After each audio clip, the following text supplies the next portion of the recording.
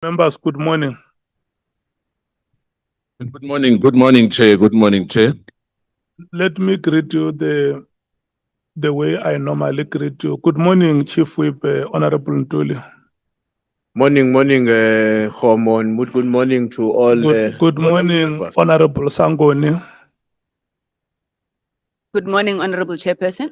I can see your agility and your presence of mind. Good morning, Honorable Sokanyile. Good morning, Slalo. Honorable Ngola, good morning.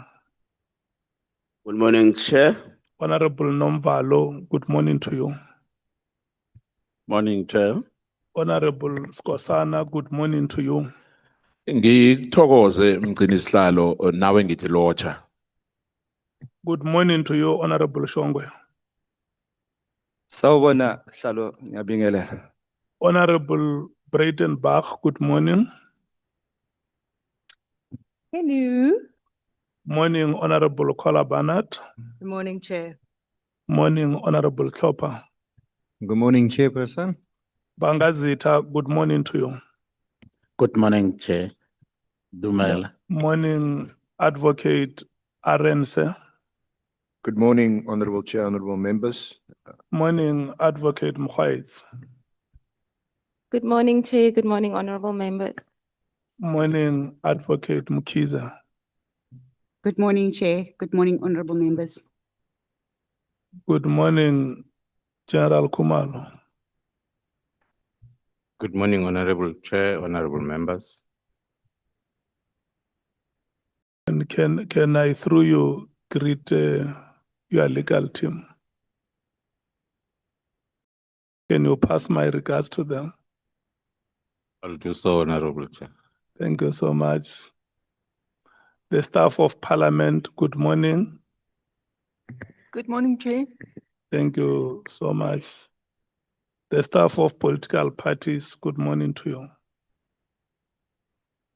Members of the media, a very good morning to you. Honorable members, today is the 15th of January, 2026. It is a Thursday, and it is a payday for members of Parliament. And because today is your payday, Honorable Ngola, I'm going to make sure that you work for the money that has been deposited to your account. Yeah, we must work until very late tonight. Honorable Matthews, good morning. I didn't hear you, Chair. I'm being distracted by the IFP here. Yeah, no, he's passing my regards to you. I sent him to greet you because we're. Oh, Yeah. greetings, Chair. Thank you so much. Tomorrow is Friday, the 16th of January. And honorable members have said to me that this year is going to be a very hectic year. And they would want to be released on time on Fridays. So even before we start with today's business, can we make it everybody's understanding that we should be done by around 1 o'clock tomorrow? To allow you time to travel, those who must travel out of Cape Town tomorrow. I'm doing this so that we also help each other to make our travel arrangements. Our witness is here. I have spoken to the legal team that let us stretch the witness up until 8 o'clock tonight, 20 hours. And the legal team has said that they plan to finish the presentation of evidence around 15 hours or the latest 16 hours today. So what it means is that you must prepare yourself to you must prepare your questions. We are going to start with questions this afternoon and probably up until 20 hours tonight. Honorable Breitenbach has apologized yesterday that she will have commitments today. She forced herself to be here, and she was whispering to me that, Chairperson, in case I encounter difficulties, please know that my apology is standing. And at any time, Honorable Breitenbach, you feel like you want to be released, you are allowed. Honorable Ngola and Honorable Sokanyile may have early commitments tomorrow morning. And if they are unable to join us in the morning, they are also released for those commitments. Can I check if we still have further apologies, except for the apologies that we received from honorable vessels of family commitments? Honorable Matthews? Morning again, Chair. Honorable Malema will be joining us shortly. We just had an organizational commitment. You know, we're in East London on the 23rd of January. Okay. Yeah. We also have the apology. And we hope SEPS doesn't spend too much money on our protest on the 23rd. Yeah, no, that is organizational. We respect that. Honorable Cameron may arrive 20 minutes after we would have started. Can I check if we have an apology from Honorable Sols? Palette?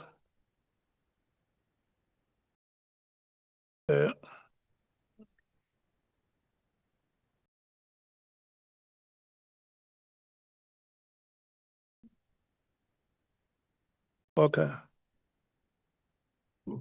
I'm checking if we are having any apology from him in the event we have not seen it. We will record it accordingly as and when it comes. Welcome, Honorable Malema. Welcome, Honorable James and Honorable Pambo. Good morning to all of you.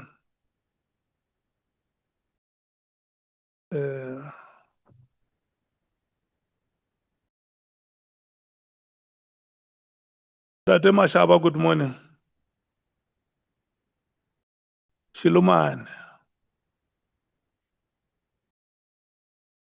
are you good? We are greeting you and your colleagues in the National Assembly. Welcome.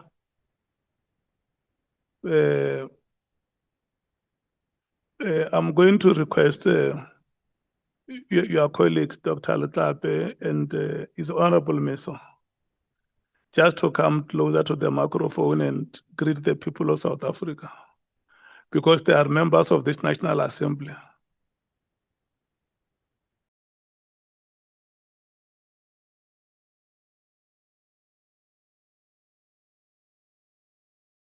Anyway, because when you are sitting where you are sitting, you are in the gallery.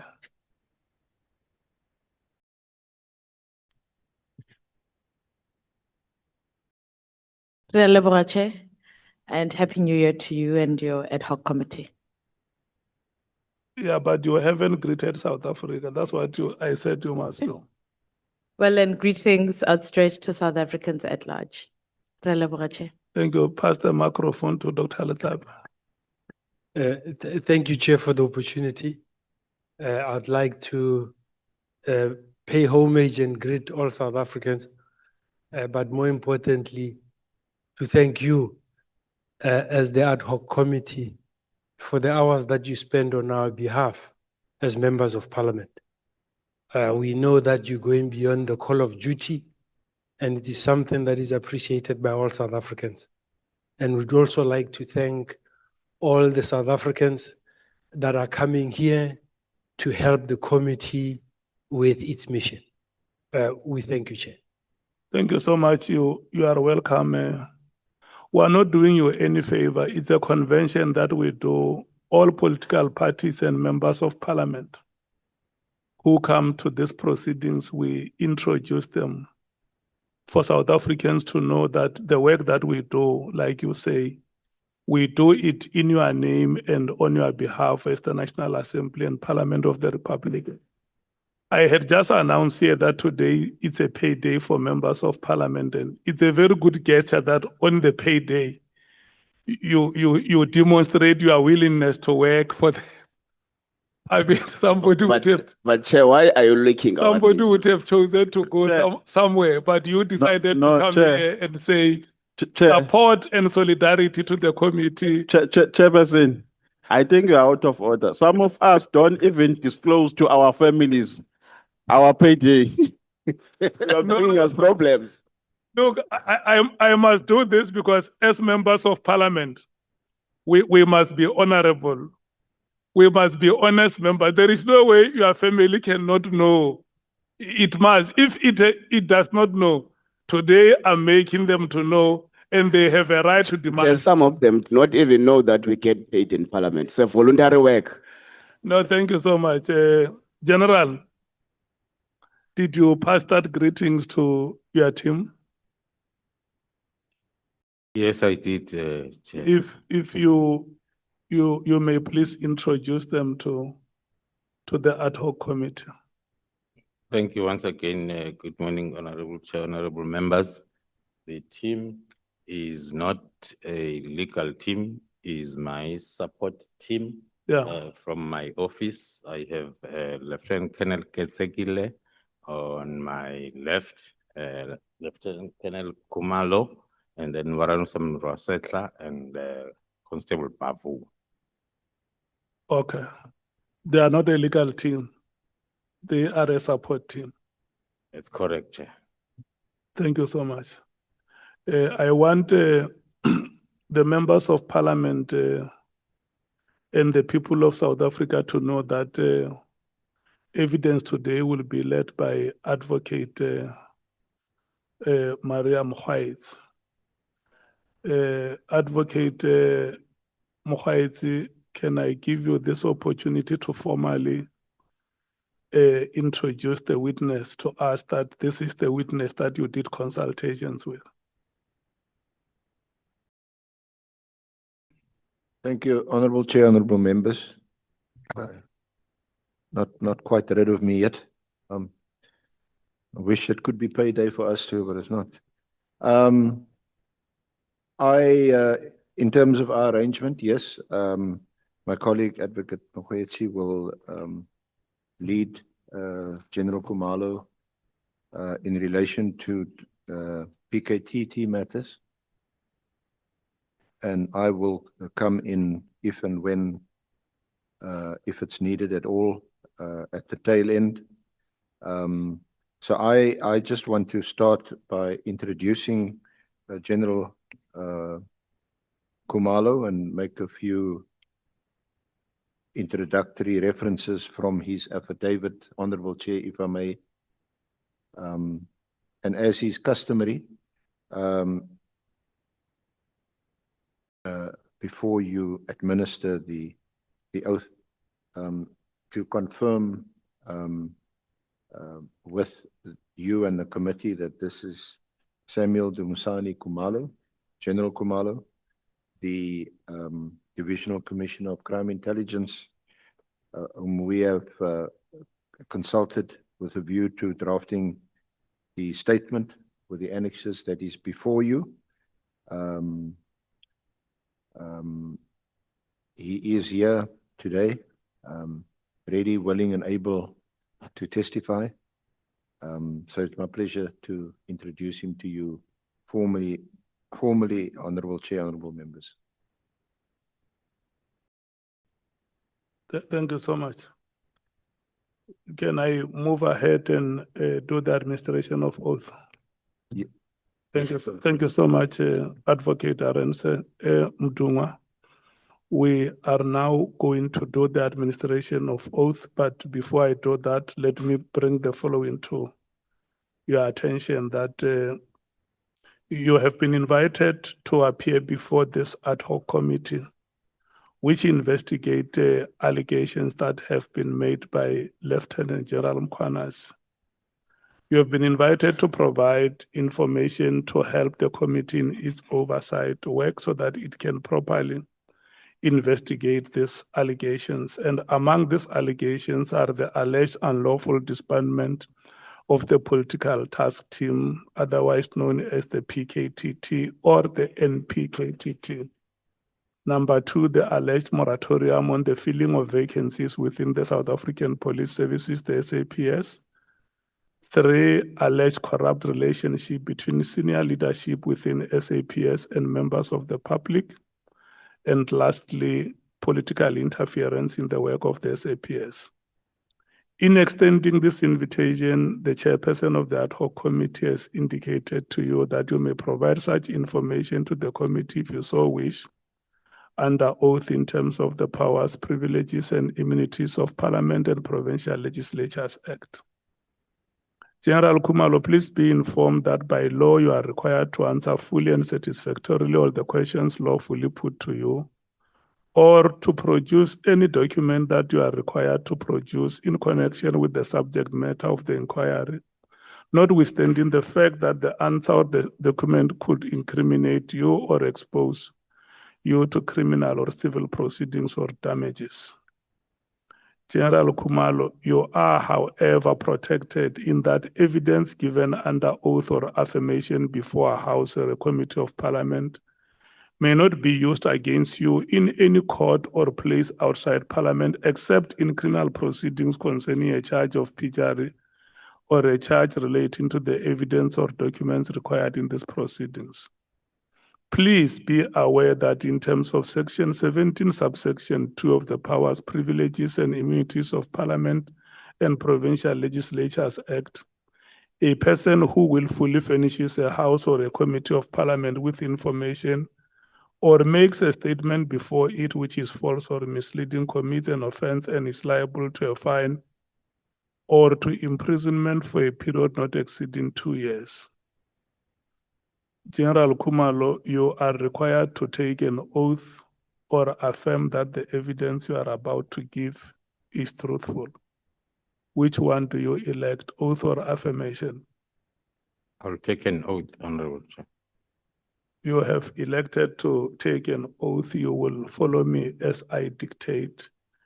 You will say aye and state your names in full. I, Samuel Dumisani Khumalo, Swear that the evidence I shall give swear that the evidence I shall give shall be the truth, shall be the truth, the whole truth, the whole truth, and nothing but the truth. and nothing but the truth. And so help me God. So help me God. Thank you so much. I'm handing over to Advocate Maria Mkhwaitsi. She will run this session until 13 hours, and then we will then make further announcements on how we're going to proceed through the course of the day. Thank you so much. Good luck to you, Advocate Mkhwaitsi and General Khumalo. Honorable Chair, if I may just continue with some formalities, or to try and get through the affidavit as quickly as possible so that we can get to the meat of General Khumalo's evidence. General Khumalo, you currently occupy the position of Divisional Commissioner of Crime Intelligence, having been appointed in that position on the 1st of December 2022. That is correct, Chair. From the inception of the political killings task team, which is very much a focus of this Honorable Committee's inquiry, you served as the project coordinator from July 2018. That is correct, Chair. In September 2018, you became project leader of that task team, succeeding Major General Ramatsoeli after his retirement in September 2018. That is correct. Now, your own service history is quite impressive. You joined the SAPS in 1991 as a student constable. You progressed to become a coordinator preparing for our World Cup year in 2010. You were appointed as coordinator 2006. That's correct. You also assisted with the Qatar World Cup, which we know also recently was concluded successfully. In 2012, you progressed to the operational response services. That's correct. Yeah, there's been some issue about you not having some detective experience.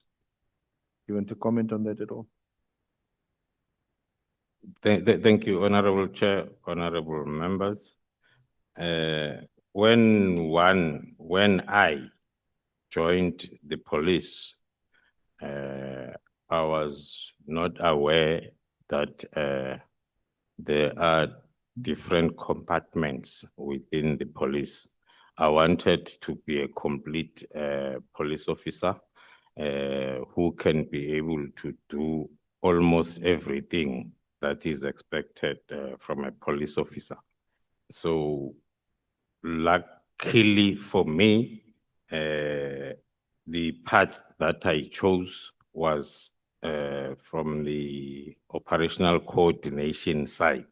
So it is that operational coordination that gave me an opportunity to be able then, because when you are coordinating operations, you are like a choir conductor who must be able to sing and direct all parts of the choir. So the theory, then I'll get from each and every operational plan that I have to implement, as well as monitor and direct. And then the coordination role gave me that opportunity then of understanding the whole operational environment of SAPS. As in my service history, it's indicated it runs from crime prevention and combating to the crime investigation as well as crime intelligence. And you hope that you can sing from the same hymn sheet. But sometimes it hasn't been the case when you're the coordinator. Anyway, so your crime prevention and combating experience is articulated in the affidavit. From 2011, your experience as a project coordinator from 2006 to 2022. And as leader, of course, of the PKTT, you continue to play that role. You also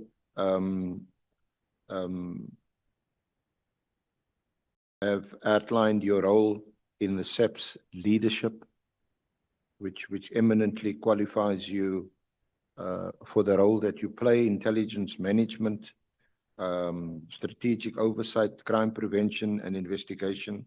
That's all in paragraph 30 through to 30.8 of your affidavit: resource management, liaison and coordination, reporting, compliance, support services.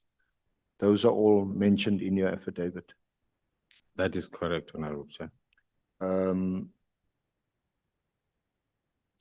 And when you were appointed, and this is at paragraph 34, at Crime Intelligence, as the Divisional Commissioner, you state that this division was still, and I quote you, characterized by the misuse of crime intelligence methodologies and resources, which were still affecting the performance level of the division, and you will discuss that in a bit more detail with my colleague, Ms. Mokgweetsi, in due course. That is correct, Honorable. There were obviously some issues which you had to prioritize and which is also detailed in your statement from paragraphs 35 to 48. Yeah, I think that's where I pass the baton on to my learned colleague, Mr. Mokgweetsi, Advocate Mokgweetsi. Thank you very much, General. Thank you, Honorable Chair. Thank you, Advocate Arendse, and good morning again, General Khumalo. Good morning. Like Advocate Arendse indicated, I will deal with the rest of your affidavit. You already started with an introduction on the history of your employment. I think it would be a good place for me to take off from your role as Divisional Commissioner of Crime Intelligence, which is referred to in paragraph 34 of your statement. Are you there? Okay. Now, there are some things that you specifically want to talk about in relation to the time when you took over as Divisional Commissioner in Crime Intelligence, because it has been noted that at the time, there was quite a lot of irregularities that happened within Crime Intelligence. And in your statement, you take us through some of the steps that you've taken and the efforts that you've made to sort of rectify the wrongs of the past. Do you want to take us just through that briefly again? Thank you, Honorable Chair, honorable members. Before I get to paragraph 34, I just want to sum up my history.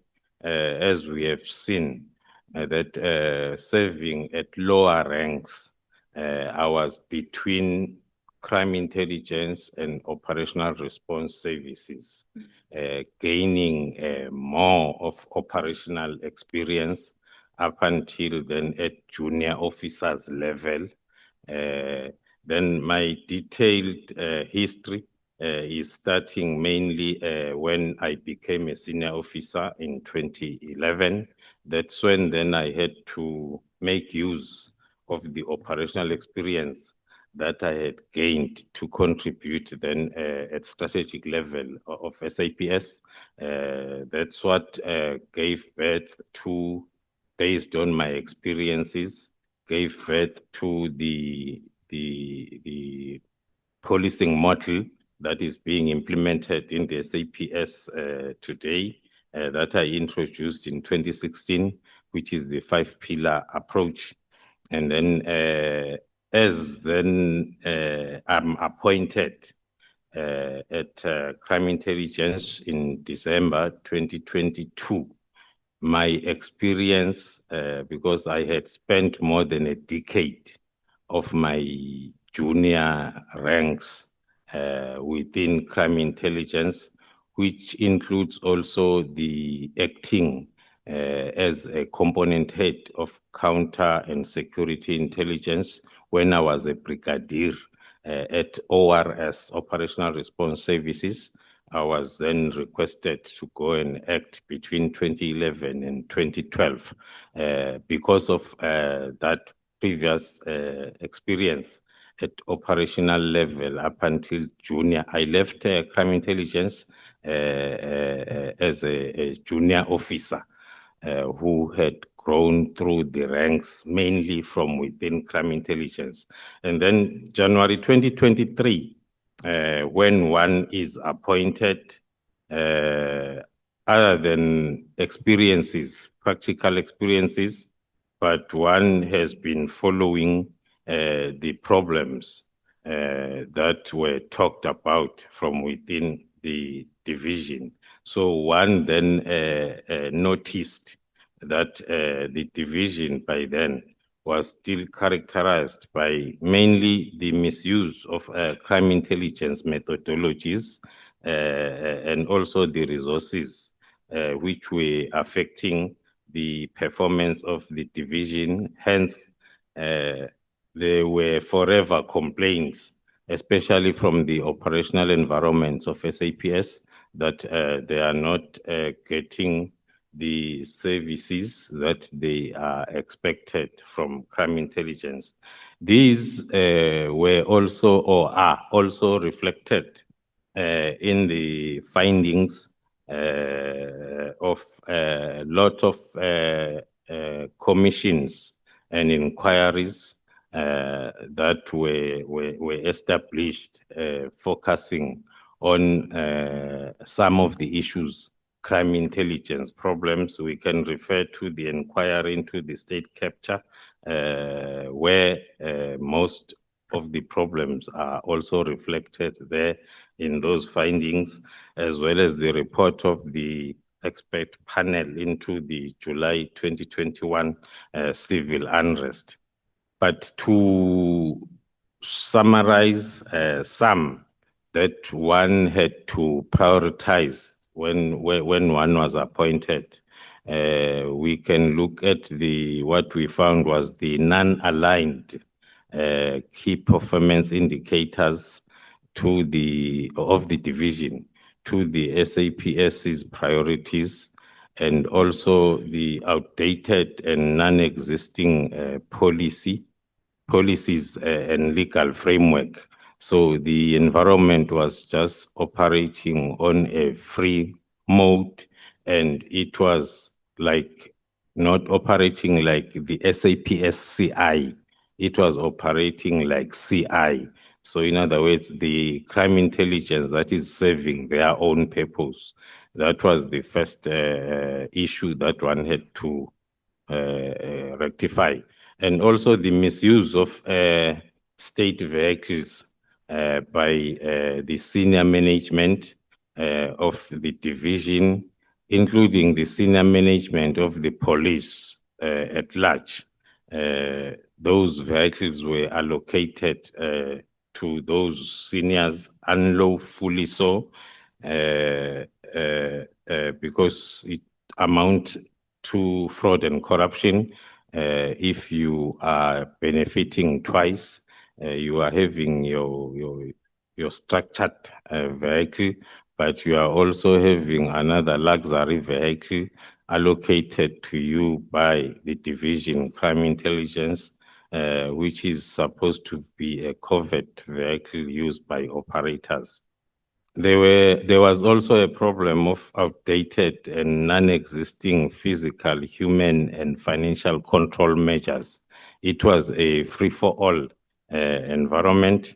The irregular appointments of relatives and friends of SMS or of management.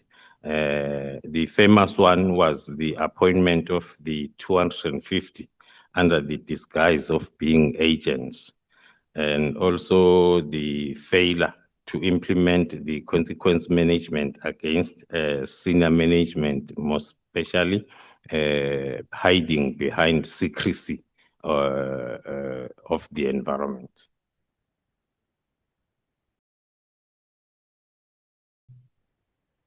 General, now you note in your statement that some of the changes that you've also made relates to legal framework and the steps that you've taken in order to develop the legal framework within crime intelligence. This is referred to in paragraph 43 of your statement.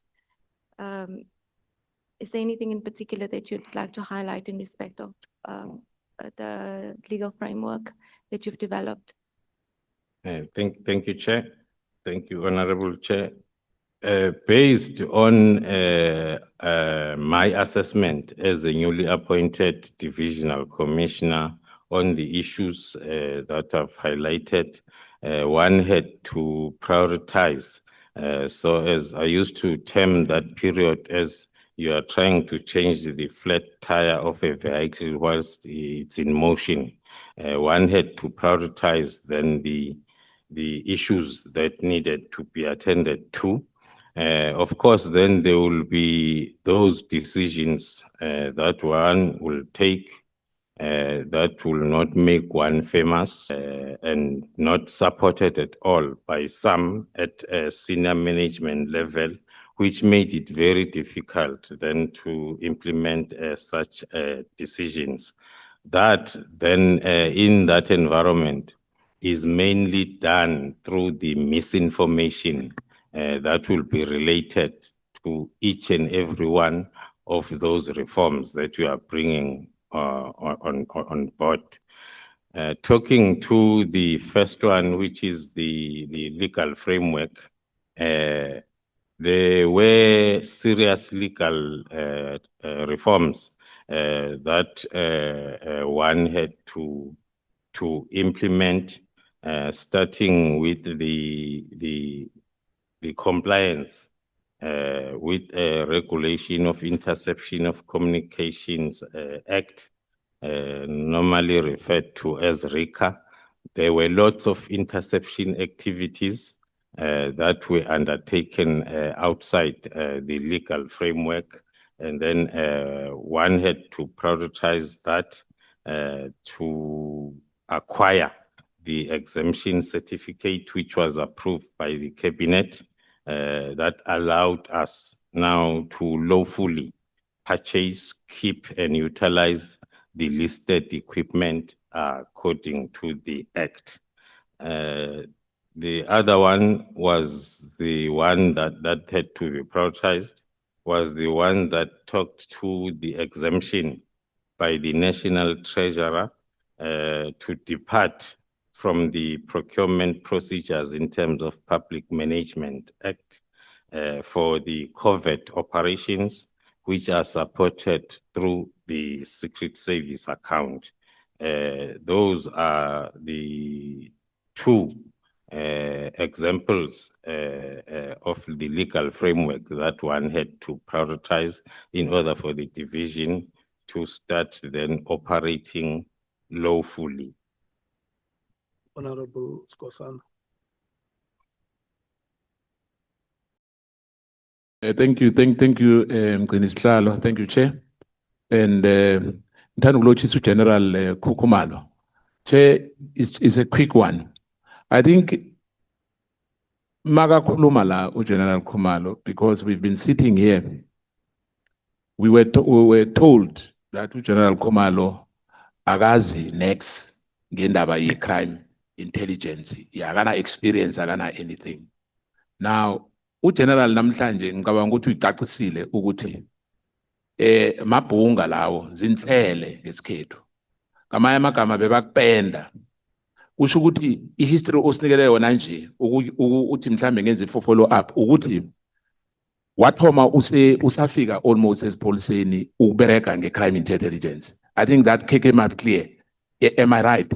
Mangifunda la ngoba satshelwa into ezinezikhulu ukuthi awu deserve, and ngicabanga ukuthi icolleague yakho uGeneral Sibiya, that's what he said in this committee. So hence ngifuna clarity, Chair, on that one to say njengoba uyibeka nje namhlanje uthi njengoba wathoma ngo1991 you go throughout the ranks, and the crime intelligence akusinto oyithome at this level where you are today. Am I right?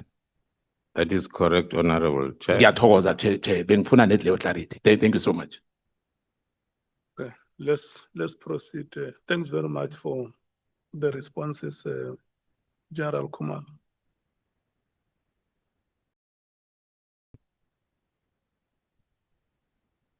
Would you like to add anything, or can I continue, General? I touched on the legal framework issues without wanting to bore the committee on a number of policies and standard operational procedures that one had to put in place, but some I'm going to touch on them when I talk on those decisions that led to the misinformation period that started then towards the end of 2024. But before we leave this topic of crime intelligence, General, in paragraph 40 of your statement, you you indicate that the decisions that you've taken were not supported by some senior management or in senior management level, which made it difficult for you to implement and achieve the desired results. My question on this is, we know that the minister, part of the minister's directive that he issued in December 2024 was a directive, a moratorium that he placed on the filling of posts in crime intelligence. How did that, with the challenges that you've encountered, how did that further impact what you were trying to achieve in crime intelligence? Thank you, Honorable Chair. Although might still talk past that part when we discuss the directive itself, but I can maybe referring to paragraph 42, that when then one had to put the priorities of the division, one had to also identify and recruit capable senior officers through transfers and promotions in order to implement then the legal framework that has been passed. So that is the period I'm referring to. That is when the misinformation campaign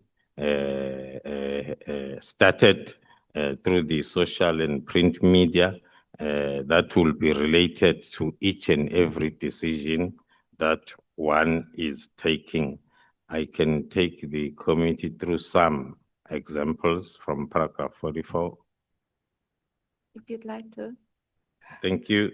I've referred to the decision that one had to take of removing state vehicles from the senior managers of crime intelligence, as well as SAPS senior managers, and redistribute them for the real purpose that those resources were acquired for at operational level.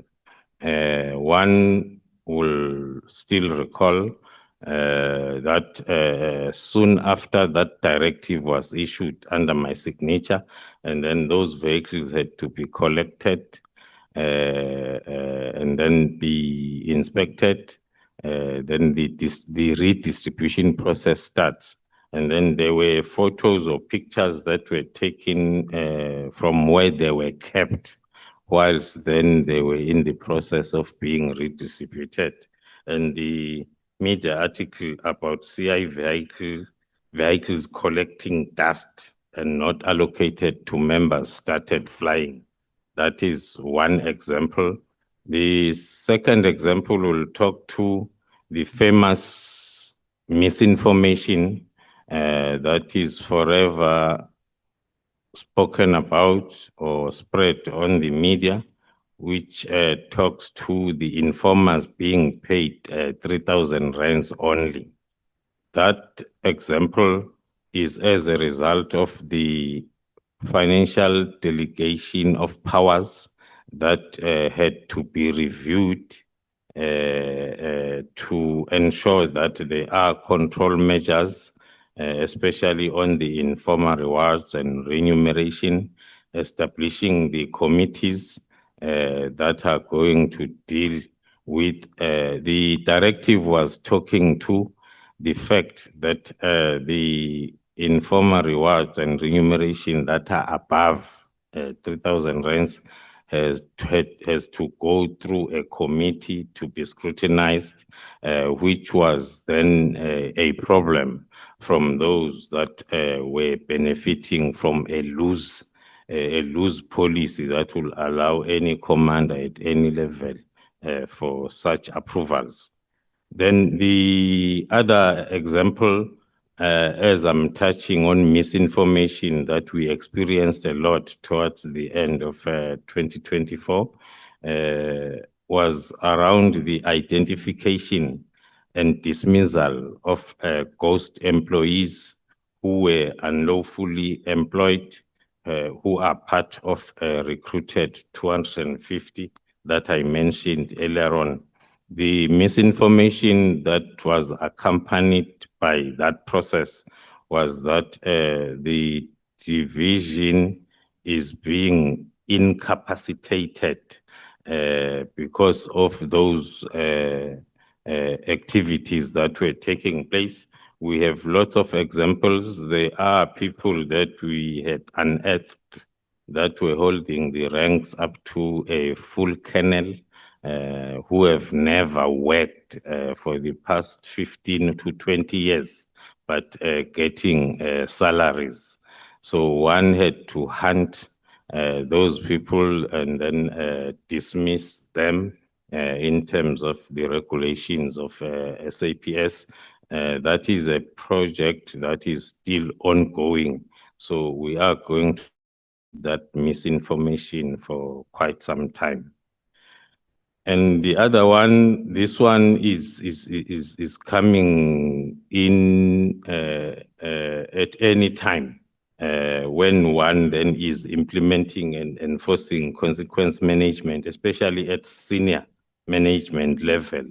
We have seen the stories talking to claims of victimization, protected disclosures, the whistleblowing, and the booking of sick for a long time in order to delay disciplinary processes. The issue there is, as I indicated earlier on, that the both disciplinary and criminal investigations in the environment were not undertaken because those involved will be hiding behind the secrecy of the environment, which does not give permission for people not to be taken through the regulations of SAPS if there is something that they've done wrong. Thank you, Chair. General Khumalo, may I refer you to page 195 of the big bundle?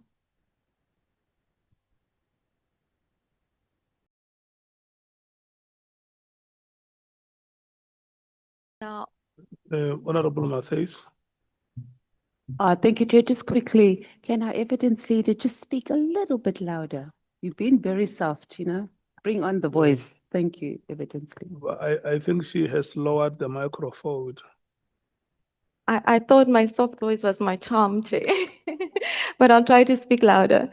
It's 195 of the bundle. It deals with the minister's directive that was issued on the 31st of December.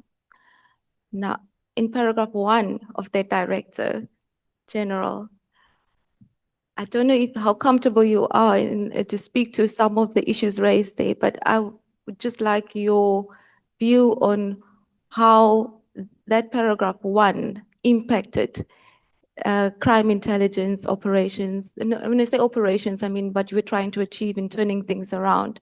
And maybe I could just read out paragraph 1, and then you could answer and explain whether that at all was of assistance or whether it made matters worse in crime intelligence.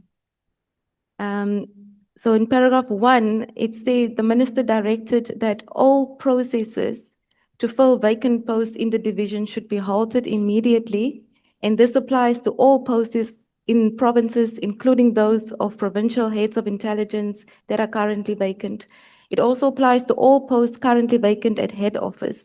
This should be the position until substantive discussions between the minister and the national commissioner takes place sometime early next year.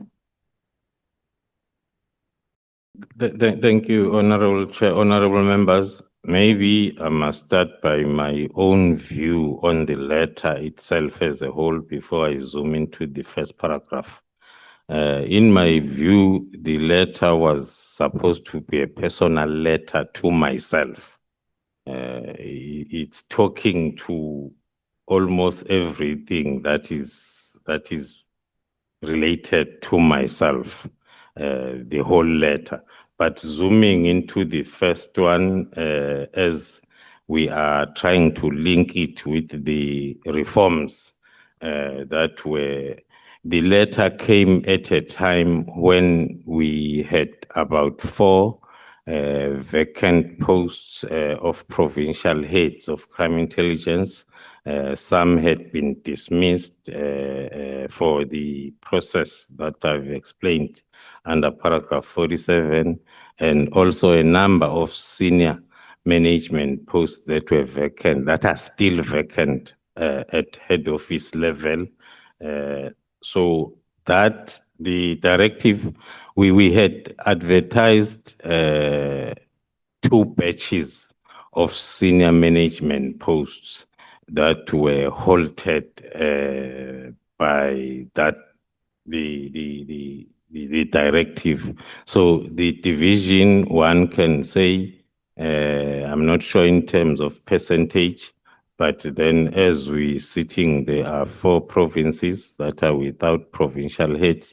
And then at national level, we also have about 2 components that are without heads, and also other very critical environment like the cyber section that is still without. It was one of the most important or critical posts that we wanted to fill since the beginning of 2024.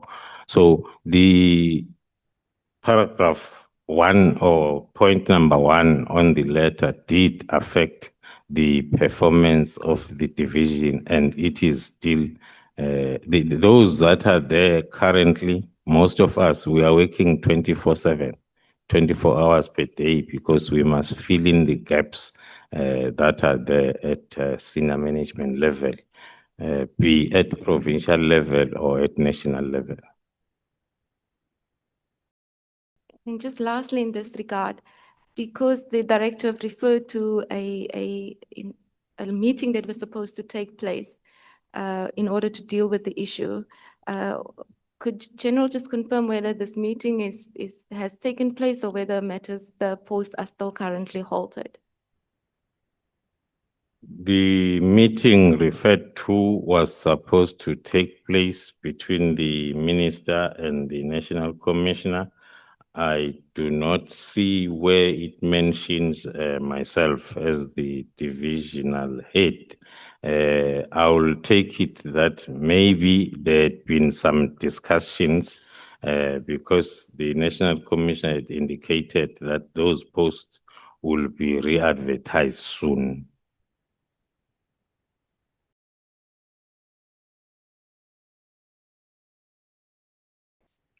General, then I think we can move on to the next topic, which is where I wanted to start, the establishment of the task team, which is referred to in paragraph 49 to 55 of your statement.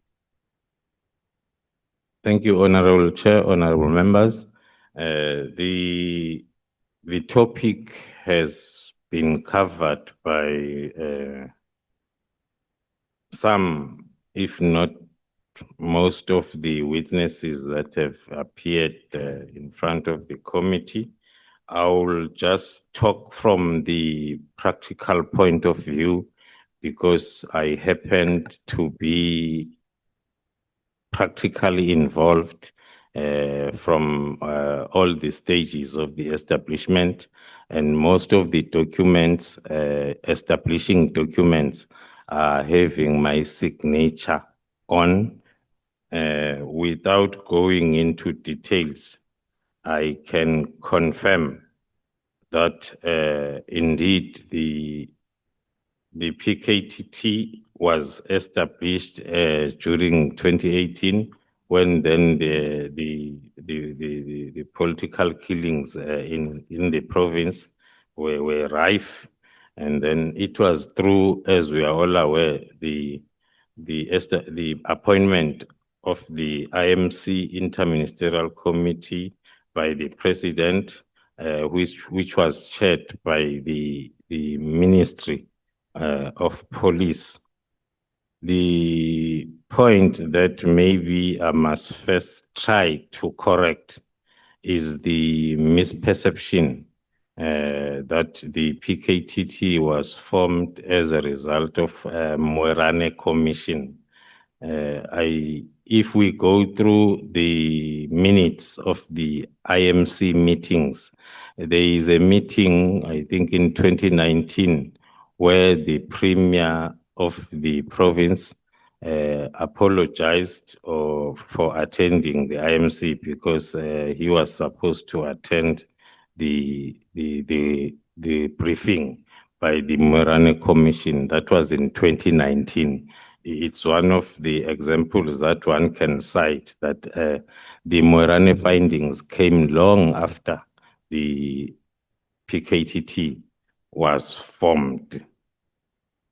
So like any other task teams, the PKTT was established or formed by the National Commissioner, not through any legislation or gazetted regulation.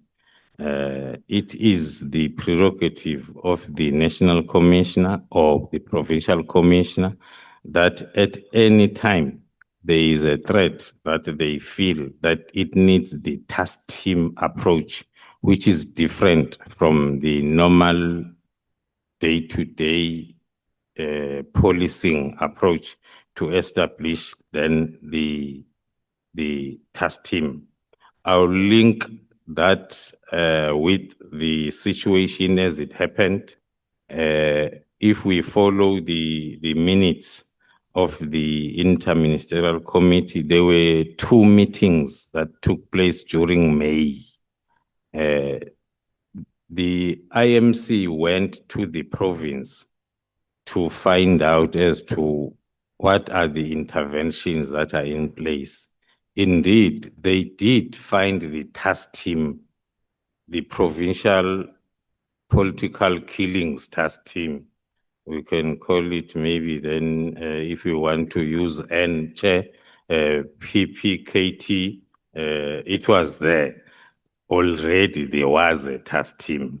The only thing that happened when then the IMC had to assess its performance, and then they realized that it was not properly coordinated. It had no investigation or prosecution strategy. And going through the minutes of those 2 first IMC meetings, there is a lot of evidence that talks to that, because you will find that the SAPS will come and present their report, and then crime intelligence will come present their report on the same topic, and the NPA will also come present their report. So the reporting was evident enough to prove that the work of the provincial task team was not properly coordinated. Those were the findings then of the IMC during May meetings. And then when one then was roped in, I think I'll just confirm the evidence by the Provincial Commissioner of KwaZulu-Natal that it happened that during that time, I was deployed in the province of KZN together with him when he was the acting provincial commissioner. But the main reason or the main purpose for my deployment was to assist him to coordinate operations in the province based on my experience that he was aware of, when I'm coordinating operations at national level. So the IMC visits coincided then with the time when I was there. I still recall as to how then I was roped in. After the second meeting, when the ministers were showing disappointment on what they saw, and then the then National Commissioner then asked as to why are we lambasted like this, Khumalo, when you are here? So you need to correct this because you are already temporarily deployed in the province. That's when then I had to develop the strategy that was signed off by the acting provincial commissioner as well as the deputy national commissioner recommended it, and it was approved by the then national commissioner General Sithole. In terms of the establishment, I'll stop there, Honorable Chair.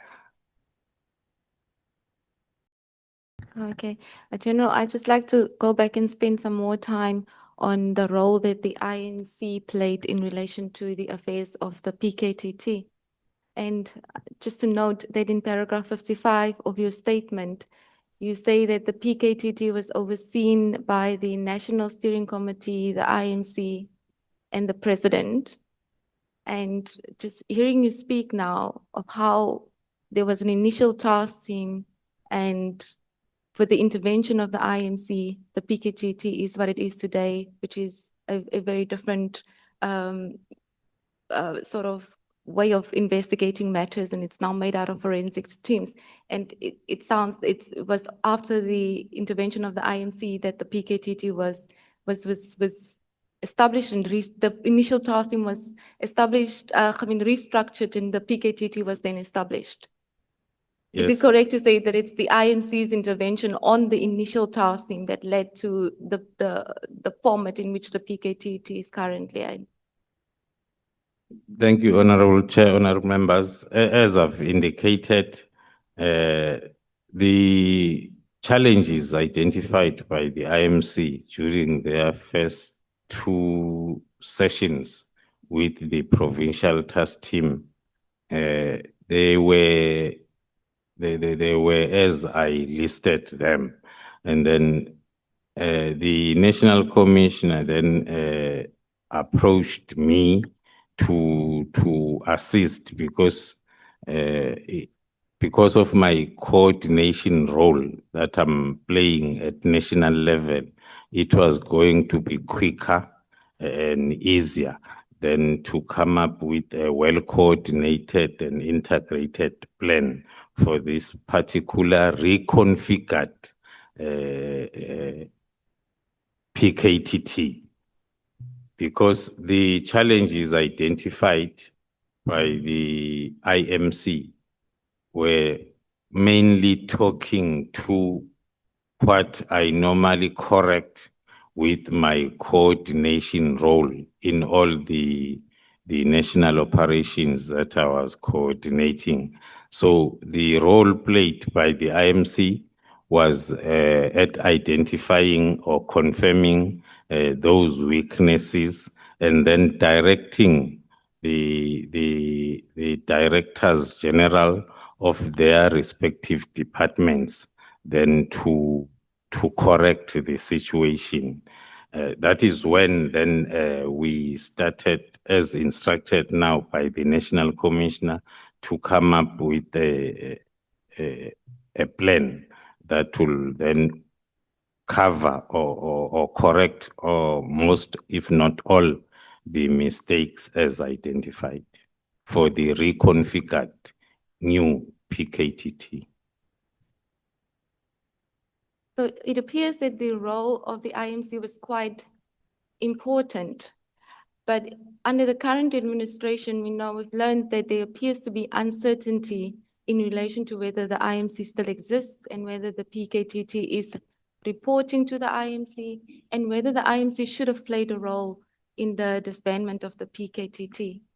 What is your view, General, in relation to the existence of the IMC and whether they still in fact play a role in the operations of the PKTT?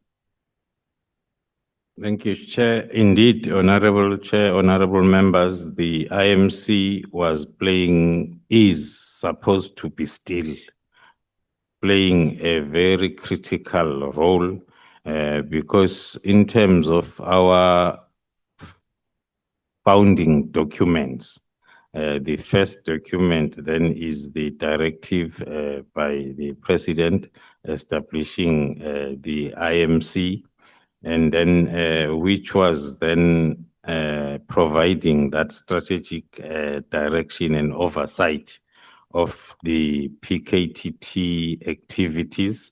If we go through the minutes, we'll realize the decisions that were taken by the members of the IMC after being briefed by the PKTT.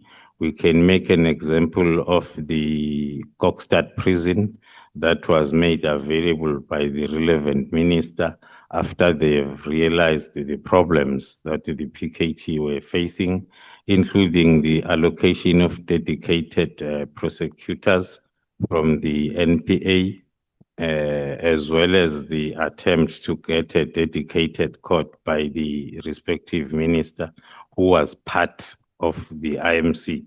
So the IMC was playing that missing strategic direction and oversight over the PKTT activities. And then under the IMC, there was then the National Steering Committee meeting that was made up of the directors general of the departments that were led by the IMC members, as well as at provincial level. That is the whole governance structure. At provincial level, there was also a provincial steering committee, which was co-chaired, which is still there, co-chaired by the provincial commissioner and the DPP KZN. The purpose, the main purpose of the steering committees at different levels was to make the resources available at from provincial and national level for the realization of the objectives of the PKTT. So coming to the last part of the question, Honorable Chair, according to that official governance structure that I've explained, one was expecting that when we get to the decision of disbanding, then the same route will be used in reverse. I'm talking mainly from the operational experience side. If you mobilize the team for 7 years, according to the books and our experience, you need another 7 years to demobilize. Thank you, Chair.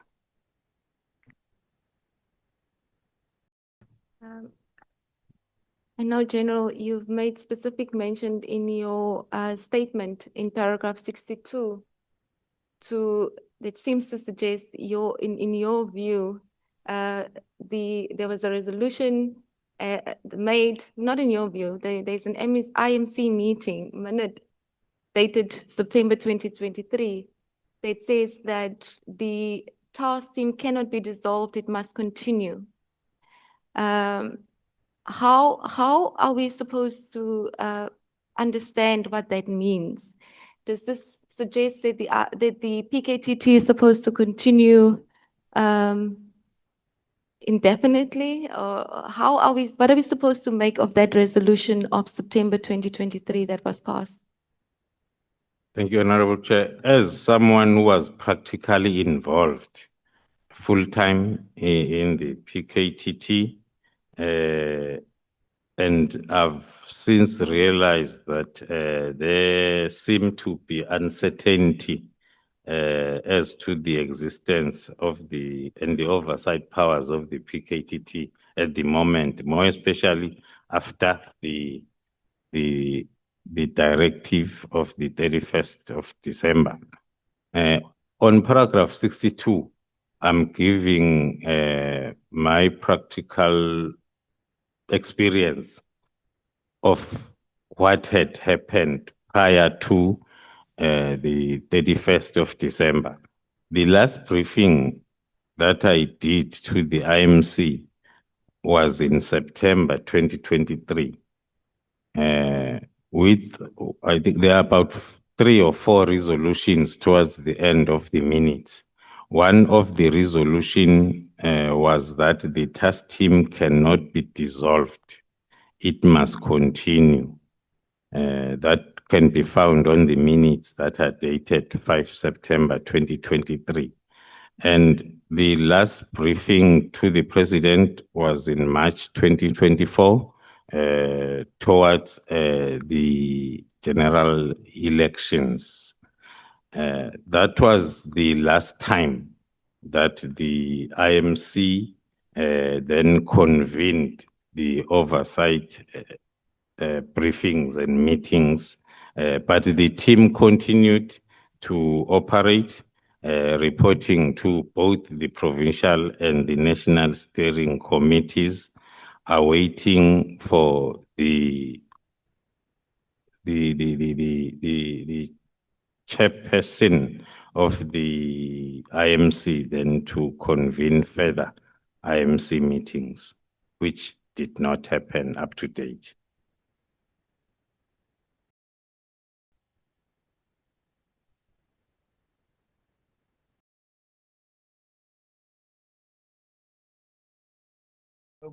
Matthys.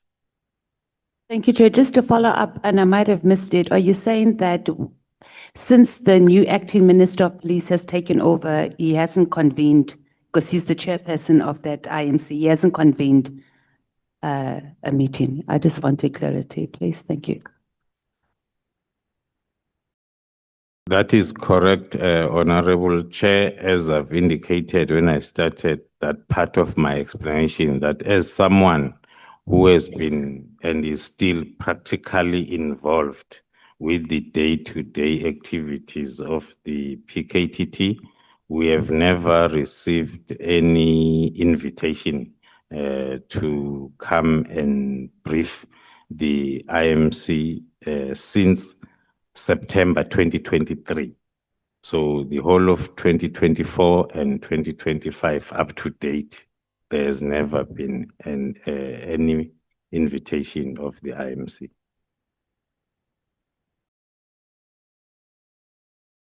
Just one more. So when you say there wasn't an invitation, does that mean it didn't convene, or to your knowledge it hasn't convened? Because maybe the acting Minister of Police decided he convened maybe just the other ministers and not the officials of SAPS, or you have to be part of it as SAPS officials? Thank you, Chair. It is for that reason that my response is structured like that, because I am not part of the interministerial committee. One will be invited with the notice of the sitting of the IMC, and then you will then be directed as to what is it that you must come and brief the committee on. Hence, my response says I've never received any notice or invitation up to date. Honorable Ngola. Thank you, Chair. Just a quick one. I see the General keeps on referring to the PKTT. And during the testimony of the Minister, he kept on correcting us when we say PKTT, and said it's NPKTT. So as the project leader, what is the official phrasing of your team? Thank you, Honorable Chair. There are different levels of interventions. Some are initiated at provincial level. Some are initiated at national level. So all those that are initiated at national level are having an N. That need not to be visible in the name, because we'll end up calling the lockdown that is currently on in Cape Town as N lockdown and N. We know that this type of operation is coordinated at which level. The other reason why we don't encourage the inclusion of an N is our approach in the interventions. We work together with the provincial commissioner. Now, if it's going to be made visible that there is an N, and then the provincial commission, because at the end of the day, the task team is supposed to be an ad hoc activity. So as we are intervening, you are imparting the skills and the methodology to the provincial commissioner and his or her operational staff. So to promote that working together, one did not really understand the emphasis of an N, because that N can be put before any other intervention that is coordinated at national level. Advocate Mokhoeti, let's proceed. Thank you, Chair. General Khumalo, we'll proceed, if you're ready, to the next topic and to go into the work of the PKTT, which you addressed in paragraph 70 to 79 of your statement. Thank you, Honorable Chair. The work of the PKTT, if we follow our timeline in terms of the paragraphs. No, so it's addressed to me. There's a complaint about my voice, though, which it's a bit soft. I was directing General Khumalo to paragraph 70 and 79 of his statement, which deals with the work of the PKTT. You can continue, General. Thank you, Honorable Chair. From paragraph 70, if we refer to that IMC briefing as the first one, we are now referring to the reconfigured PKTT. There has been previous IMC briefings by the provincial team. So the minutes of those first PKTT are attached as annexure SDK 5 in my statement. That was the first meeting when then the team had to present. By that time, the team was allocated 126 dockets. Maybe also to add that to introduce the further extensions that I'm still going to talk to of the mandate of the PKTT. The first one was to extend to the Eastern Cape province to attend to the cases that were reported in the University of Fort Hare, as instructed by the National Commissioner, in concurrence with the IMC. That extension is also reflected in one of the minutes after the president has received a complaint from there. Then, starting with the last one under 7.1.1, that extension explaining the workings of the task team, the president notified the minister through a correspondence attached as SDK 6 with regard to the interventions that were required in the University of Fort Hare.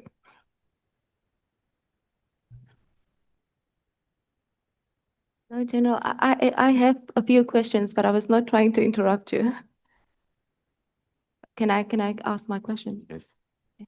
I just want to note your attention to paragraph 73 of your statement, where you indicate the number of matters that the PKTT is currently responsible for, or the number of dockets that the PKTT is dealing with. And there you say, as of 31st December, the designated team had been assigned the responsibility of a total of 612 dockets. Thank you, Chair. Yes, indeed. As at the 31st of December, the time of the disbandment letter, the team was allocated a total of 612 dockets. With that breakdown, which includes all the extensions of the mandate, the 333 dockets were those that are falling within the category of politically related cases only from KZN. And then the next one, it's parallel cases, those that are related to one of the 333 political related cases. And then there is 120 of ad hoc cases that are mainly firearm related cases. And then the fourth group of dockets, it's those that are talking to the extension of the mandate, where the team was directed to include the cases that are involving the killing of traditional leaders, also in the province of KZN. The team was allocated, as at the 31st of December, was allocated 51 of those dockets. And then from the University of Fort Hare Extension, there were 18 dockets. That gives us the total of 621. During that time, 125 of those dockets were still under investigation, and the 114, they were at various courts, and then the 297 were already finalized. Then moving on with the explanation as to the work and the success of the PKTT, it is impossible to measure the success of the PKTT through the numbers as they are reflected on top, although the numbers are also looking very good if we come to realize the diversity and the complexity of the contract killings. The contract killing is different from a killing from a shibin, where two people will quarrel and stab one another. It's much easier to investigate because you have a potential of lots of witnesses and evidence.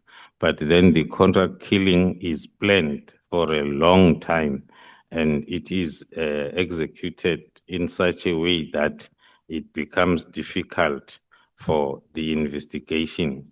So the unique value of PKTT comes with the methodology that the PKTT is using.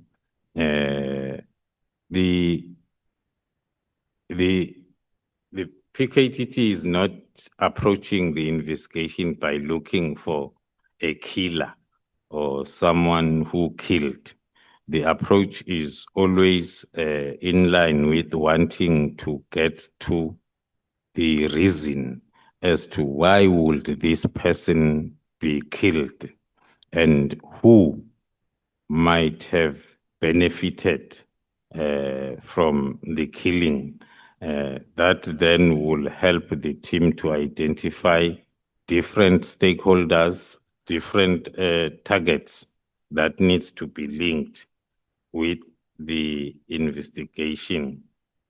There has been, whilst on that point of investigation of the motive, one can maybe add that This explanation will help some of the critics of the PKTT that will normally say PKTT will now and again go off their mandate of only investigating the killings.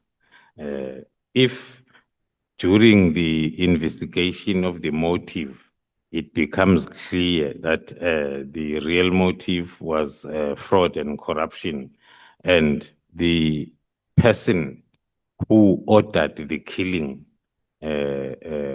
wanted to benefit in terms of fraud and corruption, the PKTT then will register, according to our methodology, a case of fraud and corruption, so as we rope in the hit orderer, even if it's not through the murder itself, but the motive for the killing will make the hit orderer to be prosecuted together with the killers. So that will explain then that critical point. And then moving on, maybe one has to show or demonstrate on page 28 of my affidavit the benefits. One of the benefits, not all of them, one of the benefits of the integrated multidisciplinary and multi-departmental approach utilized by PKTT on the status of suspects that are arrested. The picture is totally different from the normal picture that you'll find in the SAPS. In most cases, out of 200 people that we have charged, the majority, more than 50%, are on bail. But with this approach, we have managed then to have a very effective bail opposition strategy. Hence, then you'll find that under political related cases, 122 of our accused are in custody. Only 45 are on bail. In most cases, it's other way around.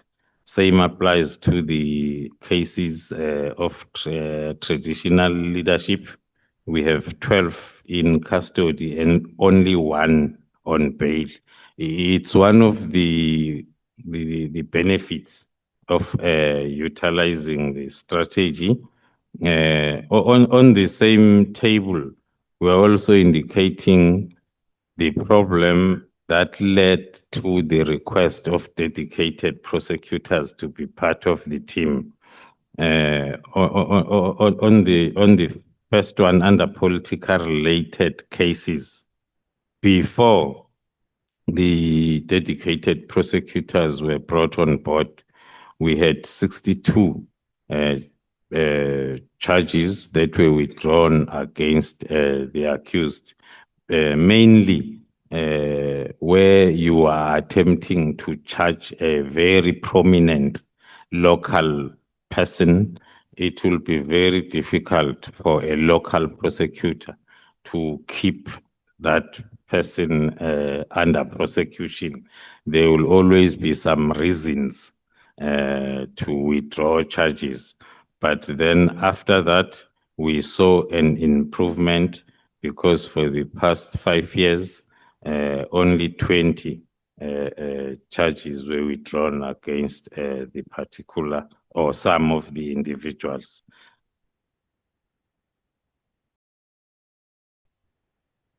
Then maybe moving on to another point under the work of the PKTT, that one feels that it's important maybe to explain to the committee, is the one that is talking to the threat and risk assessment of the threat that is being addressed. It's on page 29 under the graph that talks to yearly statistical comparison on cases reported since 2011 to date. That has been updated up to January 2026.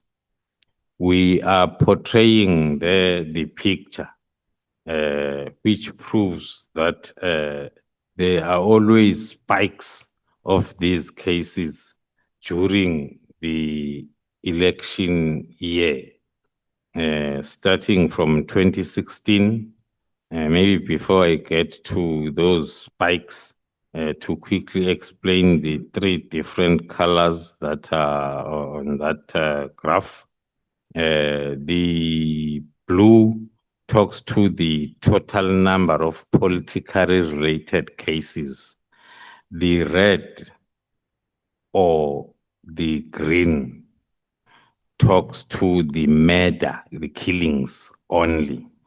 Why different colors? It's because we wanted to see as to, do we have the killings under control, decreasing? So the blue, the green will indicate that between the period 2018, that was the establishment of the PKTT, up until 2021, we managed to sustain that average of 15 killings per year, unlike before, the years before, which is 2016, 2017, where you have 32 and 20 respectively.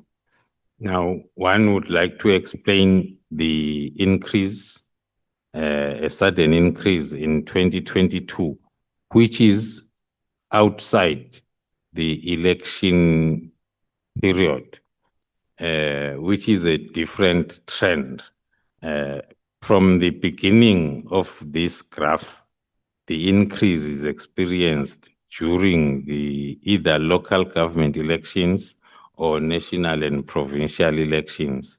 But a different trend is noticed in 2022, where there was a vast increase of both cases as well as murder cases to 27. The reason for that, according to our analysis and threat and risk assessment, was when the country was experiencing a lot of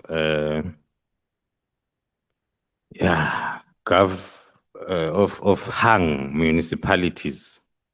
That's why there we see the cases coming thick and fast after the elections. The elections were at the end of 2021, but most of the murders came then from the beginning of 22. That was when then there was a number game that was happening, that if one councillor is removed, the score will be 2-2. Then there will be by-elections, and then so that is the reason why then we had that situation. But then the team, based on their experience, managed to update their plan so as it can fit that new trend that was starting, and then they managed then to maintain the decrease up to date. And also to indicate that on the previous report, it was indicated that there was one killing in 2025. We are showing the updated report that the total cases were 7, and then 5 of them resulted in the killing. That is at the end of the year 2025.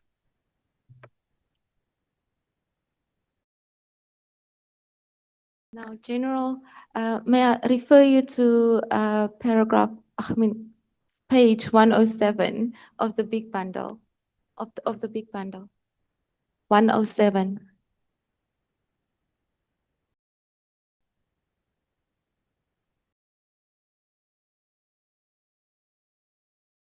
Now, what that refers to is an information note where an amount of, let me see, an amount of 94, just over 94 million was requested for the PKTT.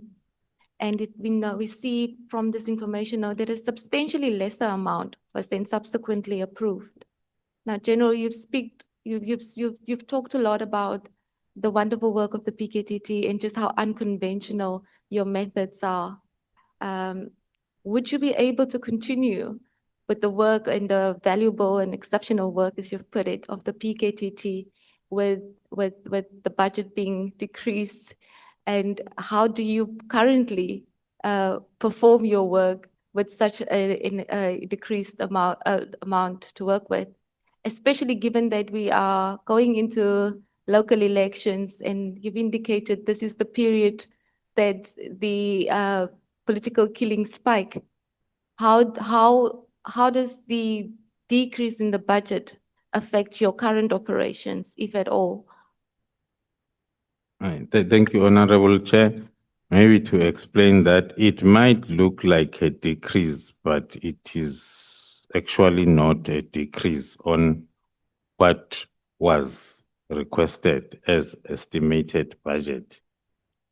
The procedure in the department is you renew all the financial authorities before the end of the financial year.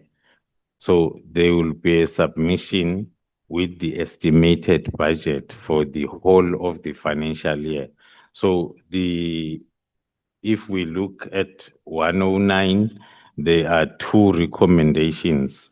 The first one talks to the recommendation that the full estimated amount of over 94 million be approved. And then the second recommendation, it's an alternative that requests that whilst the final budget allocation, because this happens when the budgeting process is still going on. And then the request, there was at least a 2-month allocation be given whilst waiting for the rest. And indeed, it happened like that. After that allocation of a small amount, and then as we can see from the approval, page 110 of the accounting officer, approving 20 million provisionally, whilst the finalization of allocation is processed, which then happened exactly like that. After that 2 months, then the rest of the allocation was given.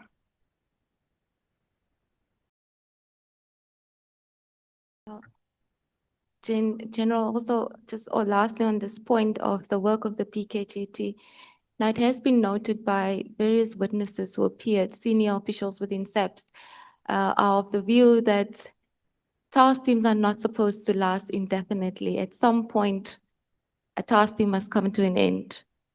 Now, in your view, in relation to the PKTT, do you think it's time? And if not, will there ever be a time? Thank you, Honorable Chair. I agree with the general view that the task teams must have timelines because task teams are established for a particular reason, and then they are supposed then to be disestablished after the problem has been dealt with.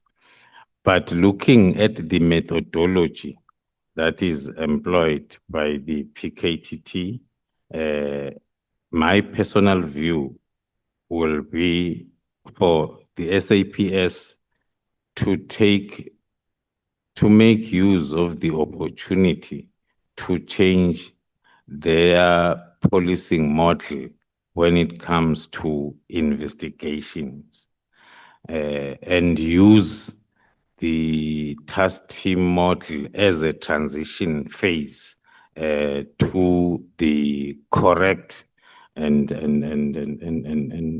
proper methodology of investigating. Our current investigation is very much outdated. It was during the time when we did not have more of organized crime like we have nowadays. So my personal view is we have been recommending that, I think even on the information note that evidence leader directed me or referred us to, one of the recommendations is that the methodology employed by the political killings task team be adopted by all environments that are doing organized crime investigation. The difference between the unit and the task team, I think I'm still going to address that somewhere down the line on my affidavit. The methodology and the setup is totally different. We have few investigating officers, but more experts that are serving as that are providing investigative aids of nowadays to a detective who is only armed with the training as to how to obtain the statement from a witness. Then my personal view is still that if SAPS can make use of this opportunity and use this model that is, according to us, tried and tested, that has been successful in dealing with any type of organized crime, to use it as a transition and then towards the both the accounting officers that has been in the office during the times of PKTT are of the same view. The previous National Commissioner, during the last briefing of the National Steering Committee by the PKTT, gave the PKTT a name of being pioneers of modern policing, modern investigation, and directed that that recommendation be implemented, but then it was not. So even the current accounting officer, as and when there is a problem that needs to be attended to, he knows that there is only one place to run to, but the PKTT, because of the model. So I'll remain convinced that instead of disbanding, at least use it as a transition to make sure that this type of investigation then is spread throughout the country, which is not in line with the argument that has been tabled in this commission, in this committee, and everywhere, that the transition must be to the murder and robbery unit. Those are two different scenarios, something that you cannot compare, as I've indicated. A murder and robbery unit, you need 20 detectives. That's all. But a task team format, we need 2 detectives and 18 specialists. So we need to form such types of units instead of sticking to the old types of units of putting detectives together with the same skill, same understanding, and which makes it impossible for them to deal with nowadays organized crime. Thank you, General. But just lastly, and maybe you, General, will deal with this when we come to recommendations. and lessons learned from the PKTT to take forward. But just maybe just briefly give an indication, are there practical steps to do what General Khumalo is proposing in relation to taking the lessons learned from the PKTT and implementing it? Is there something in place that suggests currently that there are steps being taken not to lose the value that the PKTT is currently adding to SAPS?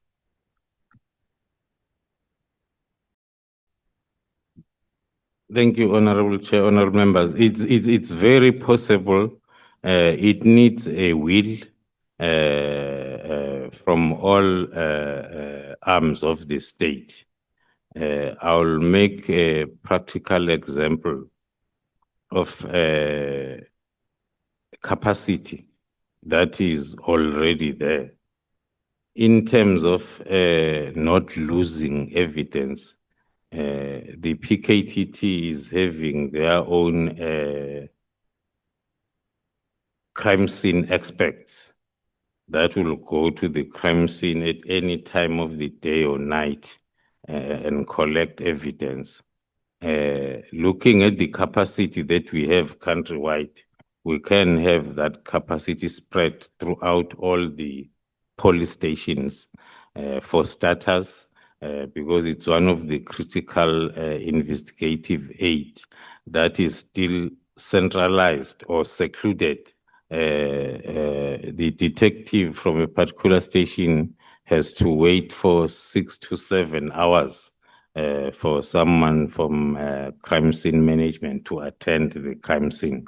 And then also we have a lot of call data analysts that are trained, but they are centralized at provincial or unit levels. So if there is a will, it's something that can happen. That is very possible, that we spread this methodology employed by the team throughout the country, but focusing maybe for starters at our 4 most troublesome provinces.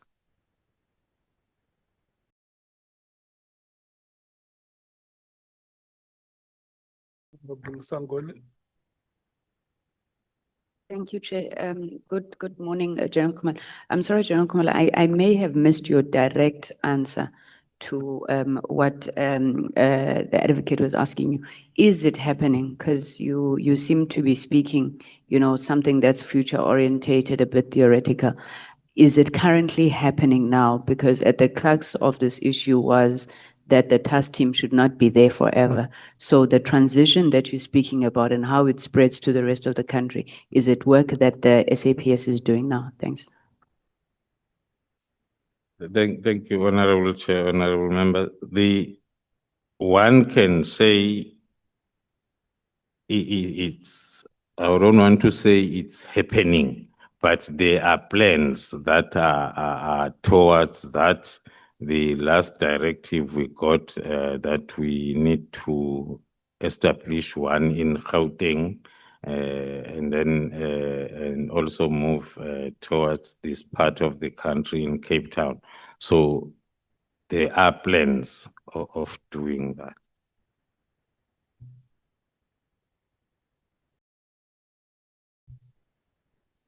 Yes, let's proceed, Advocate White. Okay. Thank you, Chair.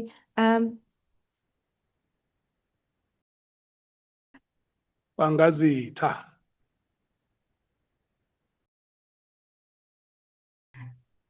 General Khumalo, I'd like to move on to the next topic, if we may, which deals with the infiltration that you've mentioned in SAPS. And this is dealt with in paragraph 80 to 91 of your statement. It deals with the infiltration and influence of organized crime in the criminal and justice system. Thank you, Honorable Chair, honorable members.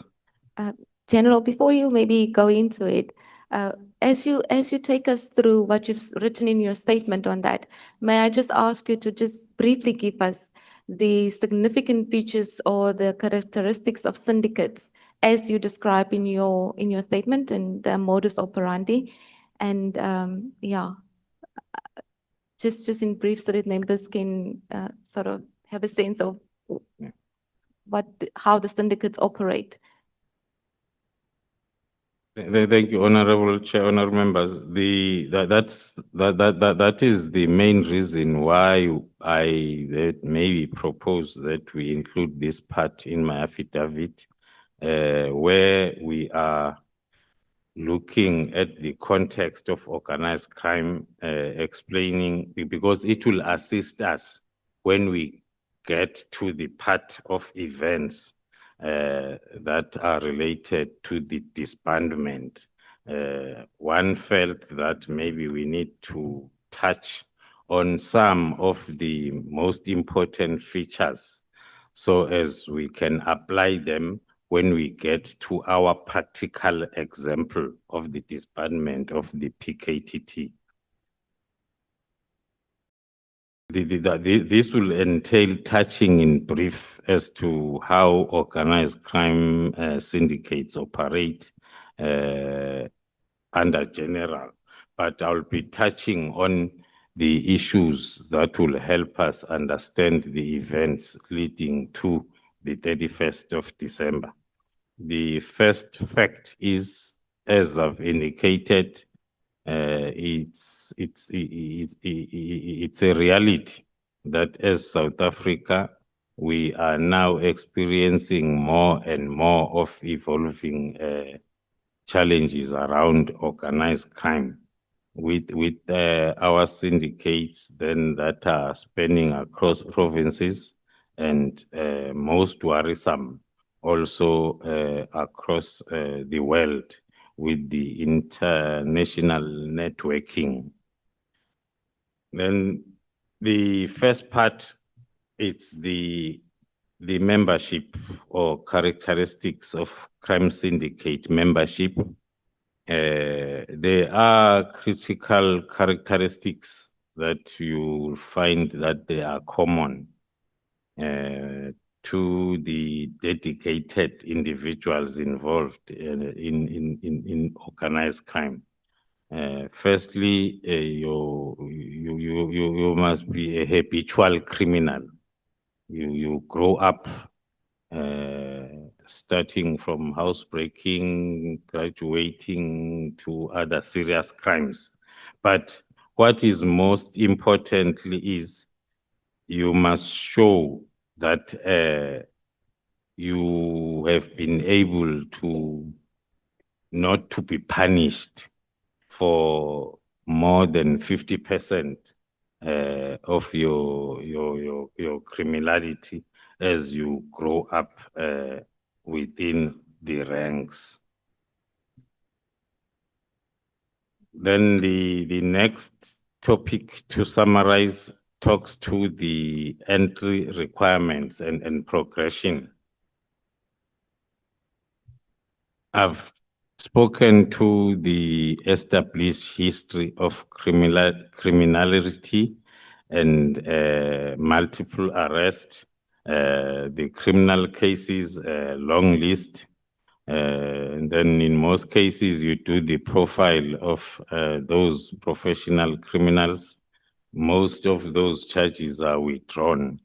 That shows then that you have mastered the art of being able to bypass the whole of criminal justice chain, starting from the police to prosecution, then sometimes even to judiciary. We have seen sentences that are not making sense at all. So in short, for you to be part, you must have, like in a normal employment, a proven track record of being a habitual criminal.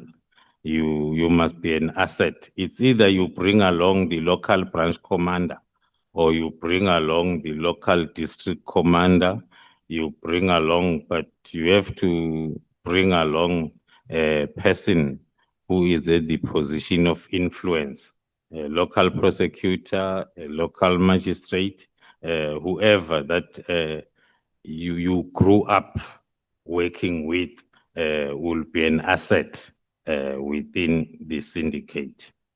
Another entry requirement nowadays that we see in all the syndicates and cartels that we are working on, it's tenderpreneurship, which is becoming a prominent feature where members own multiple of companies registered both within and outside the borders of our country. These business links make it easier for the commodities that the cartel or syndicate are dealing with, also to be able to move across the globe.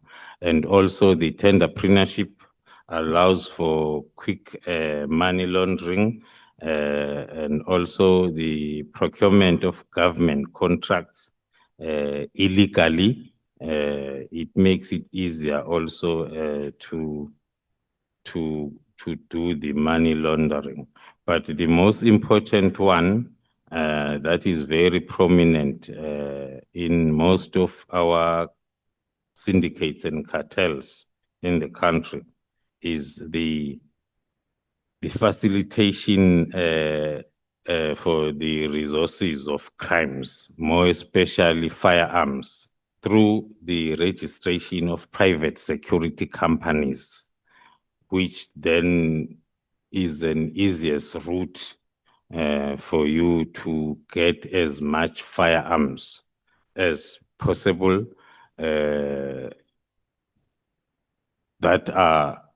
we are always asking ourselves this question as to where are these firearms that are used in all these organized hits and CITs and all violent crimes coming from.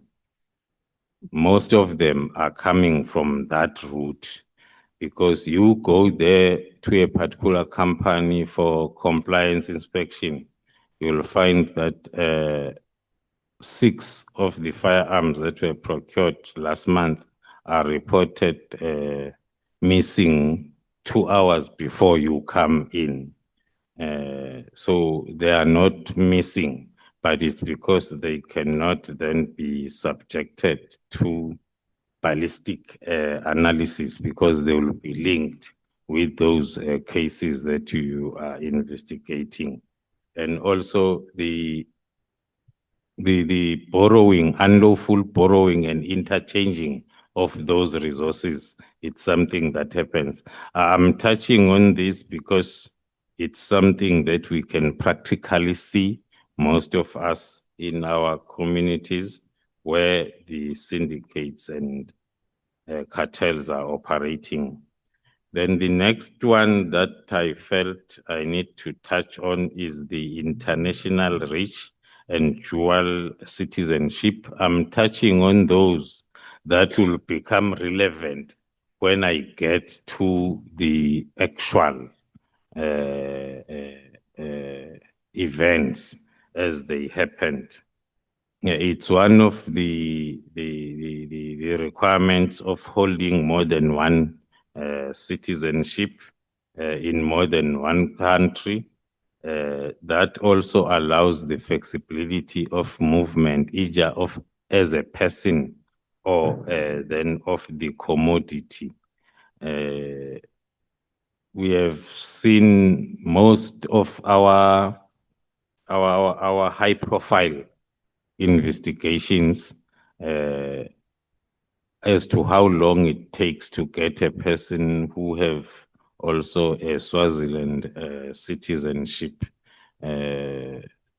Sometimes, depending on the relations you might get, I'm just making an example with Swaziland, but then the citizenship of more than one country is very important for the cartels and syndicates to access also the international network and resources also for the easier smuggling of the commodities that the syndicate is dealing with. Then on the manner of actions as to how the operations are conducted. As I've indicated, that there must be lots of registered lawful companies shared amongst the syndicate members, so as then blending of criminal expertise with a legitimate business strategy can be possible, which allows both power as well as access to the underworld. It's rare that you find a syndicate member who is not supported by local communities. It's because of what they are doing as under the legitimate business for their criminal expertise. And also the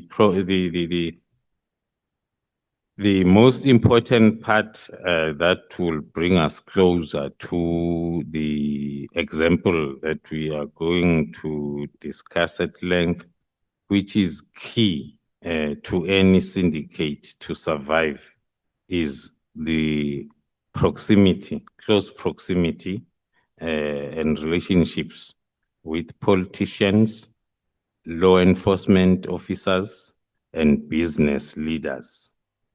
That allows the syndicates to have access to sensitive information, to have access to the investigation processes and statuses, to ensure that they are always in a position to manipulate or obstruct legal proceedings,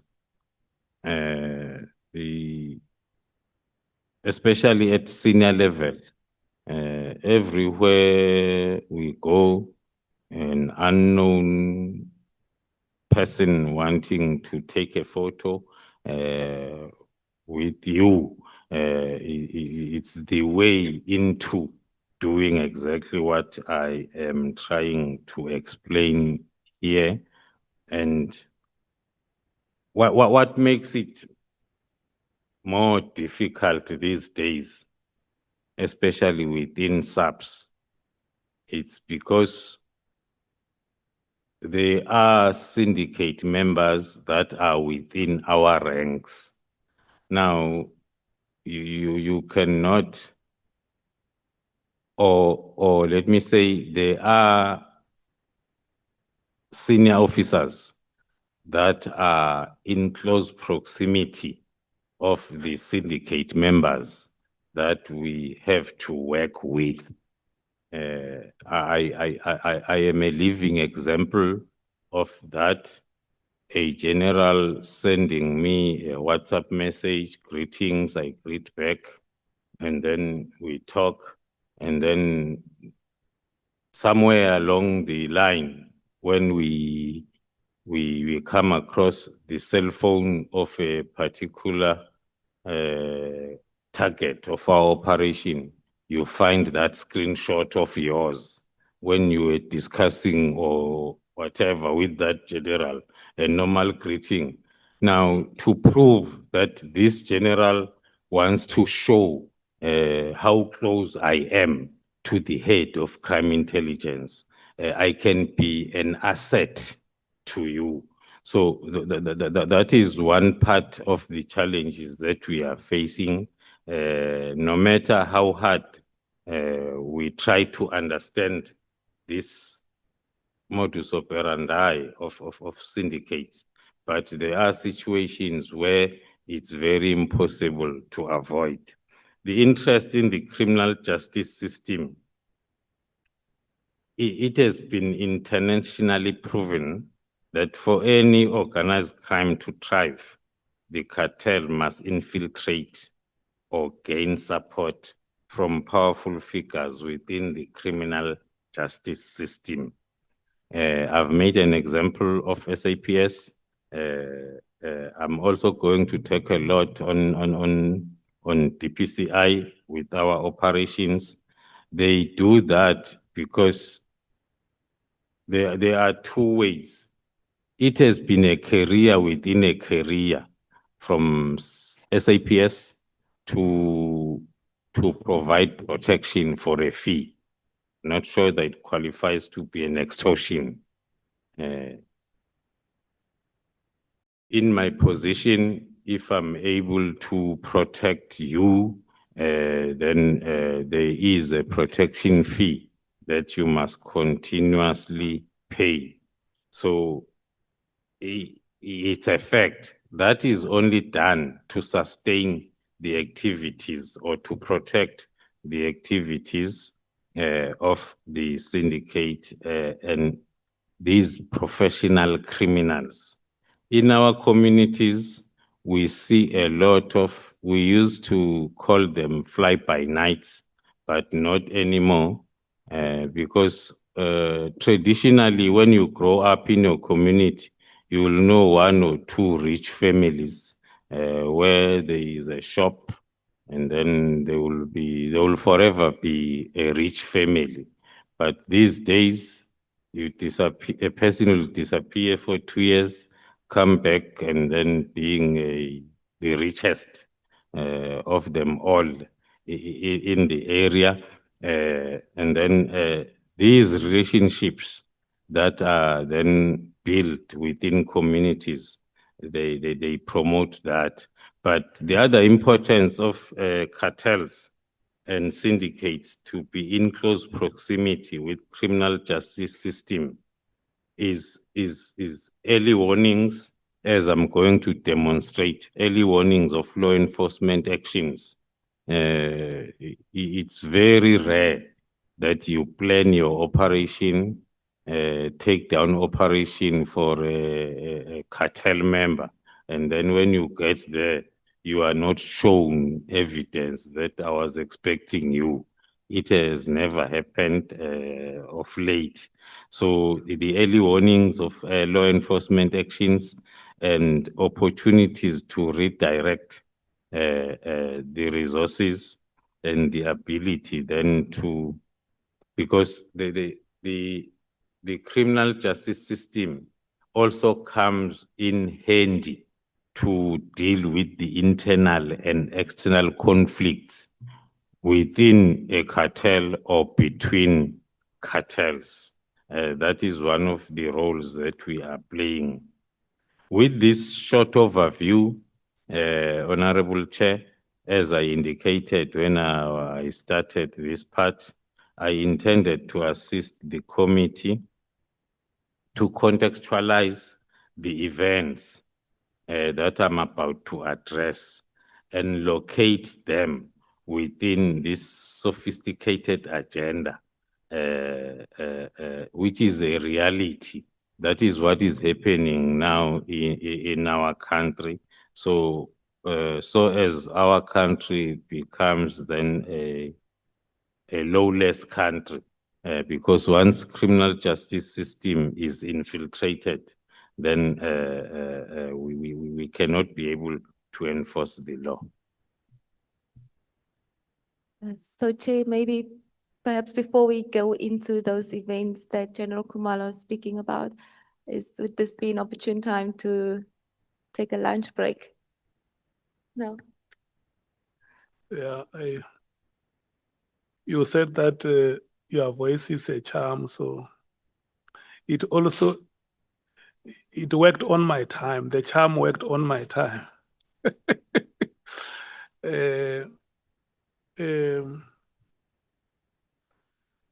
I think we have reached a stage where we should take a break, but let me take your hand, Honorable Skosana, before the break. Thank you, Chair. I think, Chair, if you remember well, with all the other witnesses, I'm going to ask General Khumalo, when he said that some other generals share screenshots, I think he must name the general who has done that. Thank you, Chair. Yeah, I think we will come to that point because what he was doing, he says it was just an illustration of how, in fact, these are observed trends from his position as a leader of a division. We're dealing with a phenomenon like this one. This is how it manifests itself. Am I correct, General? That is correct, Chair. Yeah. I was avoiding to make someone else an example but myself. But when we get to the events themselves, Yeah. we can get into it in details.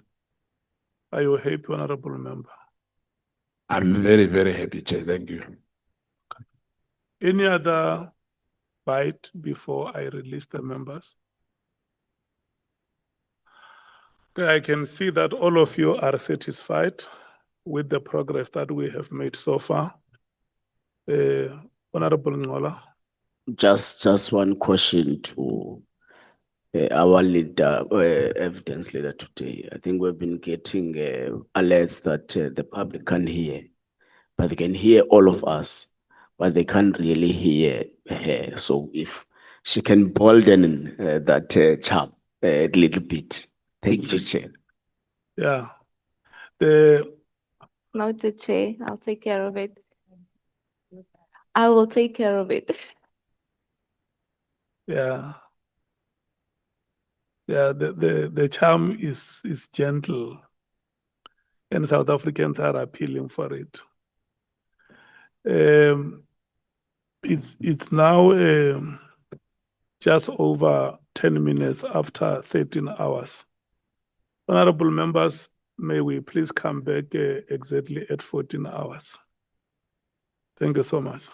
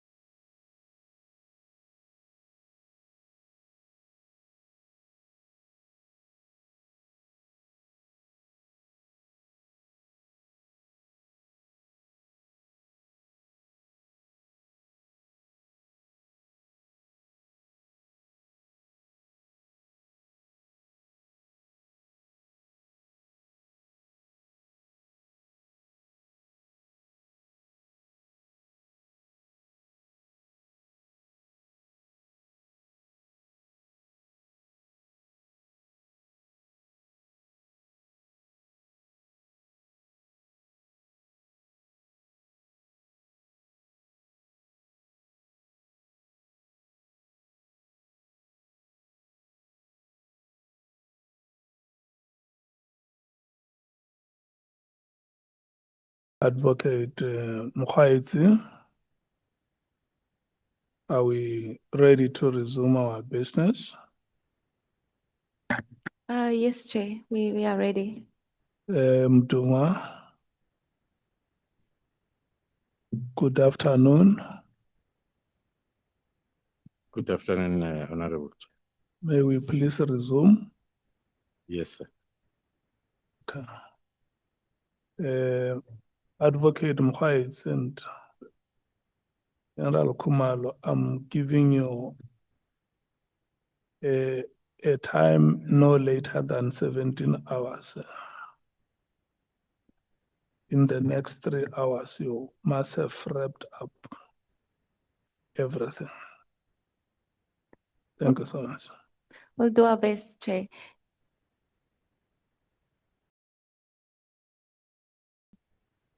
Okay, General Khumalo, before we took a break, we indicated that we left off at events leading to the GCI operations and further evidence of infiltration, which is dealt with in paragraph 92 to 125 of your statement.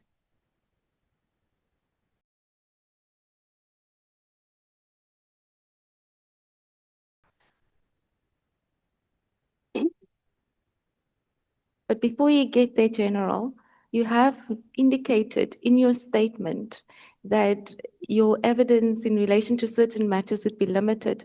And I'd just like to take you to paragraph 7.1.1 of your statement so that you could maybe just read that and explain in relation to the manner in which your evidence is drafted, why that is so, and why you're not in a position to put everything in your statement.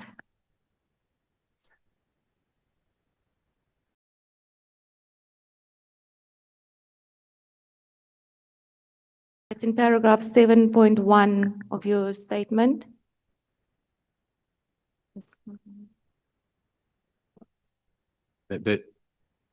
Thank you, Honorable Chair, honorable members. On paragraph 7 of my statement, I am declaring that the evidence which I will present is the one that I'm legally permitted to share in a public space, and also the fact that there is considerably more evidence at my disposal that I'm not legally permitted to share in a public space because it will expose some of our covert intelligence methodologies, and also it will prejudice the against the ongoing investigations.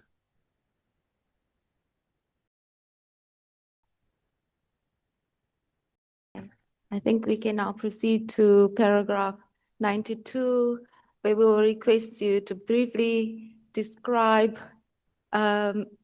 your... Just a moment, Advocate Mokhaitsi, Honorable Sangwan. Thank you very much, Chair. I think before we proceed on this point, I don't know whether we're looking for assurance from the evidence leaders, Chair, or the witness on the implication of this disclosure on the work of the committee. At this point in time, we have no sense of what sort of information is not being shared with us, and we wouldn't want a situation where we're glossing over issues and it's a whitewash. So, given the terms of reference which the General would have been acquainted with, the information that you are withholding, can I get a sense of how pertinent it is to Parliament getting to proper conclusions? I really don't want a situation where we sit here and we listen to superficial things and our report at the end of the day is superficial. Thank you, General. Thank you, Chair. Thank you, Honorable Chair, Honorable Member. The evidence that is contained in my affidavit, as well as the annexures, according to our view, will be enough to meet the standard in terms of reference, but also highlighting the disclaimer on the point number 7, that as and when it happens, that there is information that can now be shared because the investigation is ongoing. So it can continuously be shared again with the committee. Sorry, Chairperson. Chair, when we were setting out the terms of reference, we had part of our discussions spoken about the fact that we may need to hold certain hearings in camera. To date, we have not utilized that particular requirement that we have put. Now, I'm not saying that the information that the general says he can legally share is necessarily befitting an in-camera sitting, because if it's intelligence information or whatever that he feels, he would not even disclose in that set. But I truly worry. This is not the first witness who comes here and then they say, no, they can't speak about certain things. And I think at some point it's necessary for this ad hoc committee to really consider whether we wouldn't want to have, even if it's a special session where we have an in-camera hearing. General, you may not need to go into the detail. We don't want to know that Honorable Nduli did this and this and this, but we need detail of what the issues are that are being kept from us. There are issues that we know belong in the JSCI, which is fine. We are not cleared. We don't have the security clearance for that, some of us. But there are issues that we should know, because otherwise, you know, as I was saying, this becomes a whitewash. Thank you, Chair.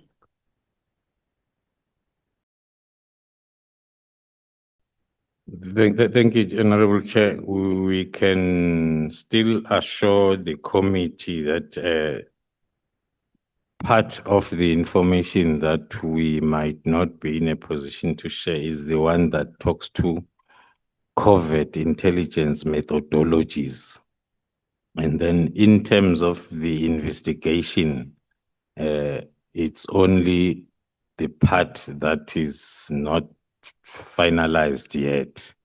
But then in terms of the whole scenario, the information that we had packaged and annexed, we can share.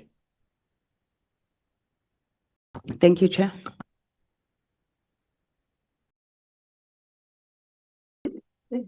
Okay, so we will then proceed to paragraph 92 of your statement, General Khumalo. I know during consultation you've indicated that before you take us through the evidence, you'd just like to give a brief description of what Gauteng counterintelligence operation was about and how it subsequently led to the discovery of the infiltration. So if you could just start off by giving a brief description of Gauteng counterintelligence operation that was undertaken. Thank you, Honorable Chair. On paragraph 92, I'm indicating that the infiltration of criminals of the criminal justice system became quite clear to me through my work as head of crime intelligence, not as a project leader of PKTT. There was an operation or investigation conducted by Gauteng Organized Crime Unit, which was a normal investigation of a murder of Mr. Aman Swart, an engineer in Vereeniging, and we were not aware of that investigation. It was just their investigation. But then, because of the, if I go to next page, paragraph 96, where we are reflecting on the letter that was written by the senior state prosecutor, addressed to the provincial commissioner of Gauteng, the deputy provincial commissioner, as well as the deputy national commissioner and the national commissioner. On that letter, the prosecutor was highlighting the threats that the investigation itself, as well as the investigating officers, were facing, mainly because initially it was mainly because one of the accused was a former warrant officer in the SAPS, and who was identified as an organizer of hits within this organized crime syndicate. And then the prosecutor went on to explain the other challenges other than the threats against the investigating officers. In paragraph 100, the prosecutor is raising the issue of the ballistic report, which was excluded whilst it contains crucial information that linked the suspects to a firearm that was used in the murder of Mr. Swart, which is another threat now to the investigation itself, to the evidence. In paragraph 101, we are indicating as to what the prosecutor said in terms of that ballistic report, that the forensic analyst failed to link the AK-47 cartridge cases with the murder weapon that they were found in possession. So meaning that if that intervention was not done, the accused were only going to be charged for possession of unlicensed firearm, not the killing itself, because there was that suspicious failure of linking the firearm with the killing by the ballistic expert. And then the prosecutor also raised the issue of officials within SAPS that were directly and indirectly involved in the efforts to destabilize the investigation. These are the concerns that are shared by the senior state prosecutor who's prosecuting the case, sharing it with the national commissioner and the provincial commissioner.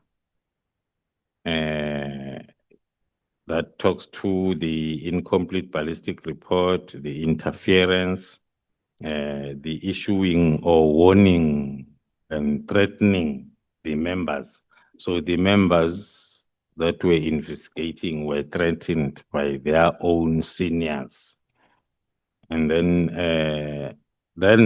that resulted in that concern or letter then given to our provincial head, Crime Intelligence Gauteng, to conduct a threat and risk assessment, which is part of our mandate against the investigating officers and the investigation, to find out as to how true are these concerns raised by the prosecutor.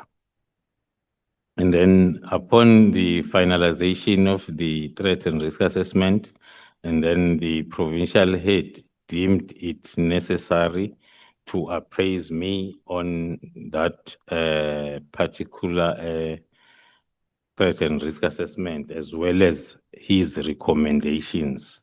And then from my side, upon assessing the recommendations and the draft threat and risk assessment, I then briefed the National Commissioner and thereafter took a decision to register a counterintelligence project, of which I did that on the 29th of August. The letter by the prosecutor was dated the 5th of August.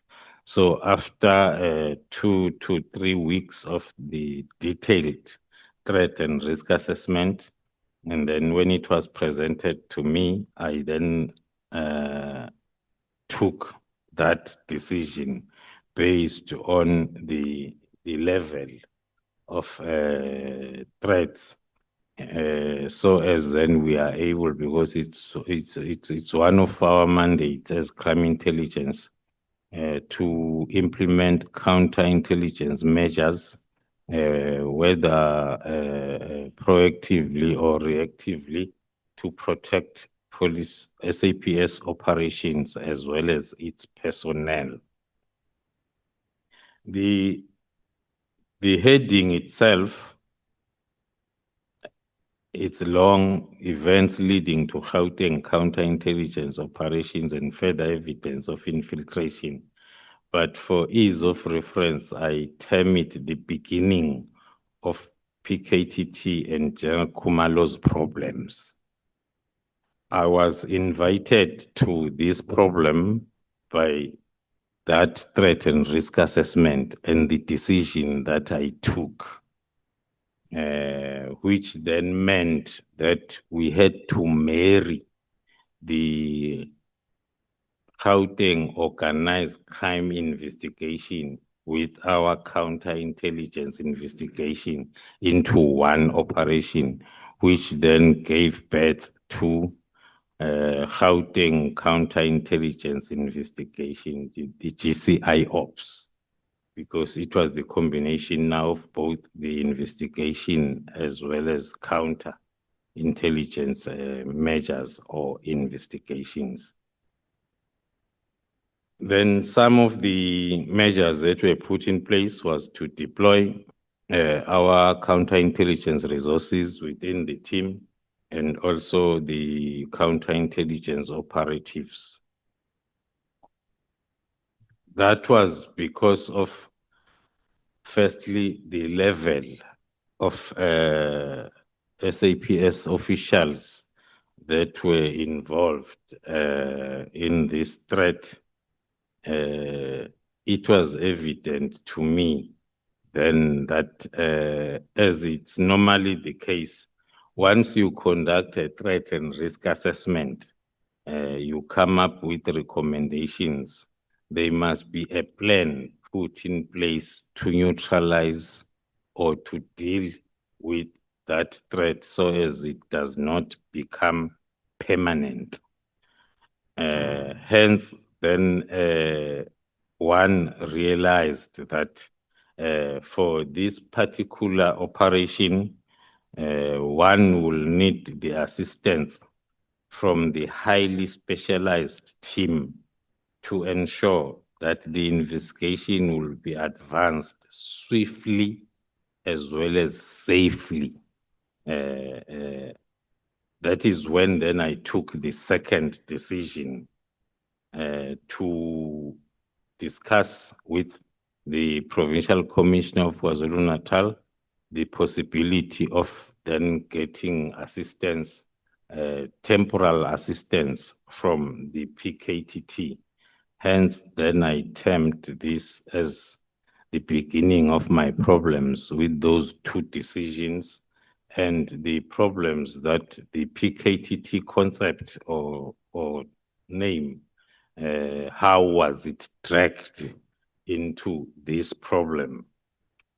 And then in response then to that request, then we agreed with the Provincial Commissioner for us to get around about 10 members to be seconded to the GCI ops in order to conduct that swift operation to neutralize the threat.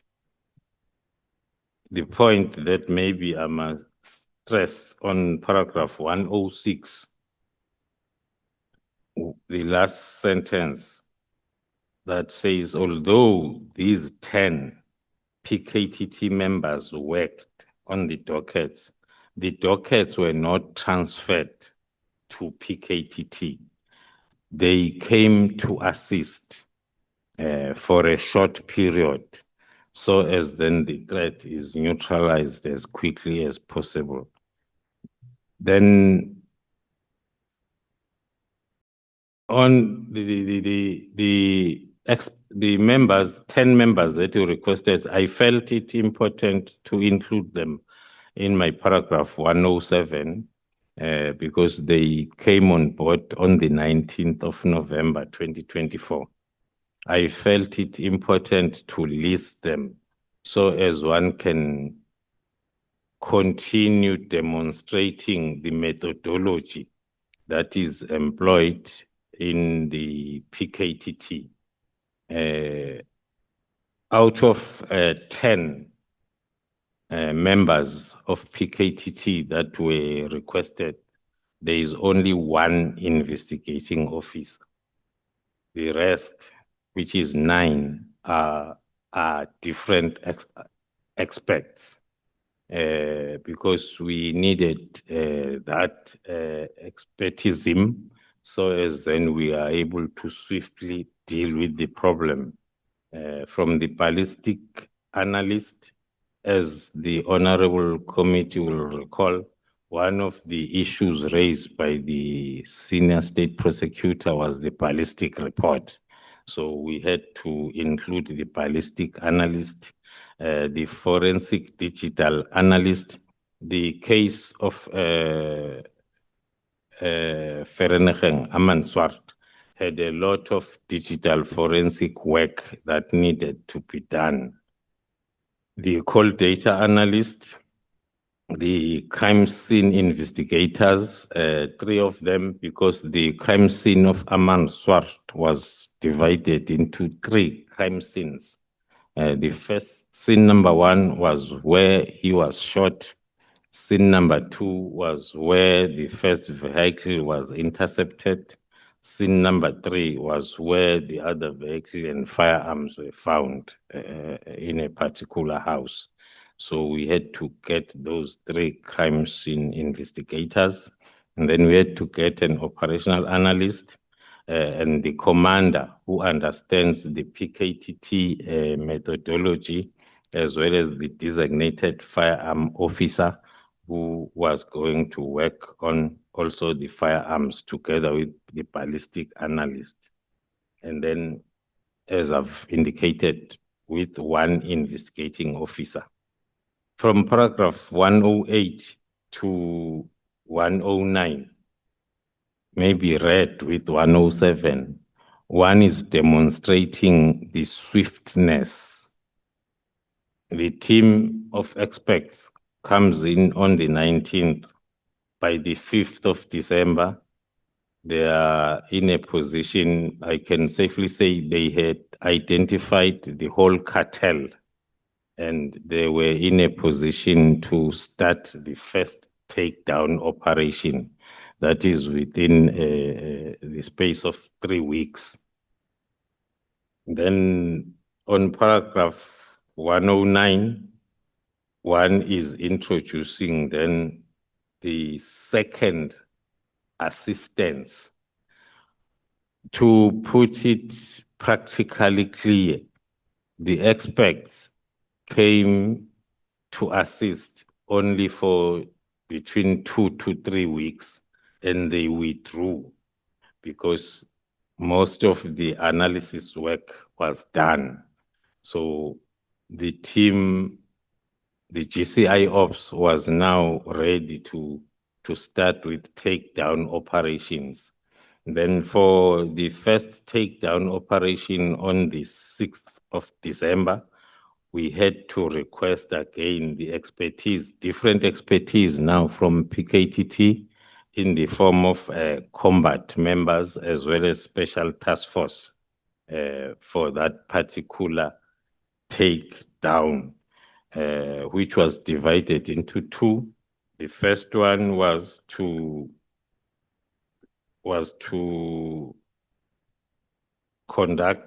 effect an arrest on Katiso Molefe, as well as the questioning of Vusimuzi Matlala regarding the parallel case, which was and still kidnapping.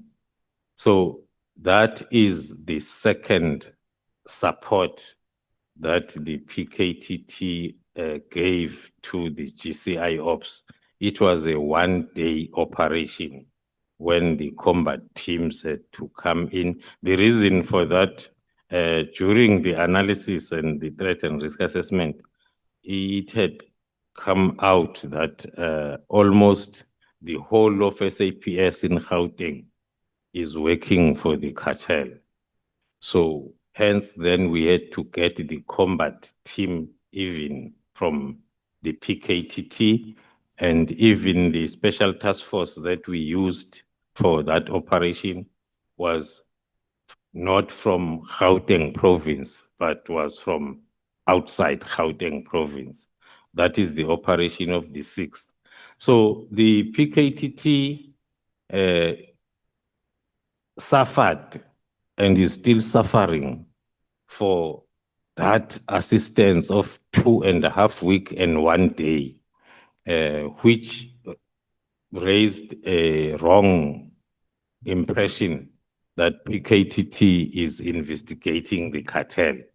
PKTT came in to assist. Just a moment, General. Honorable James.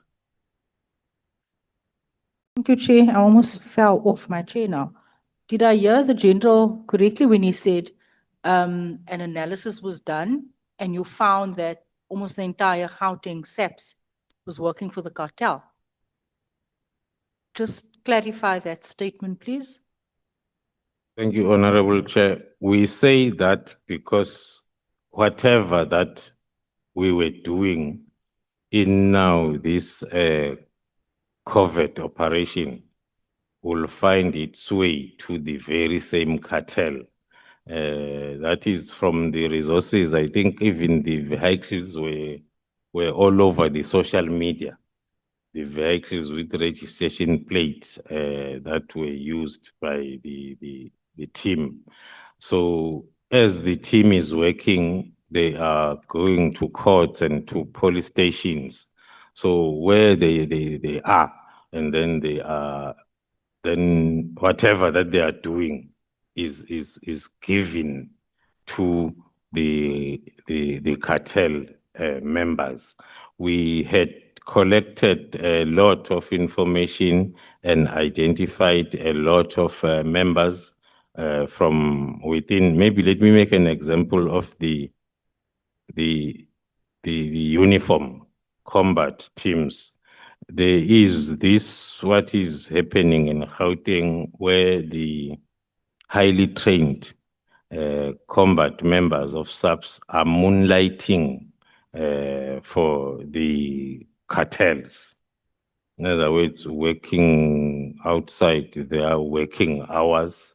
It happened to the team, I think, on 2 occasions when they are moving with the combat teams from Gauteng. They get to a cartel member, and then the member will ask, "Hey, what are you doing here? Because you were with me last weekend, working for me." So that will be my answer.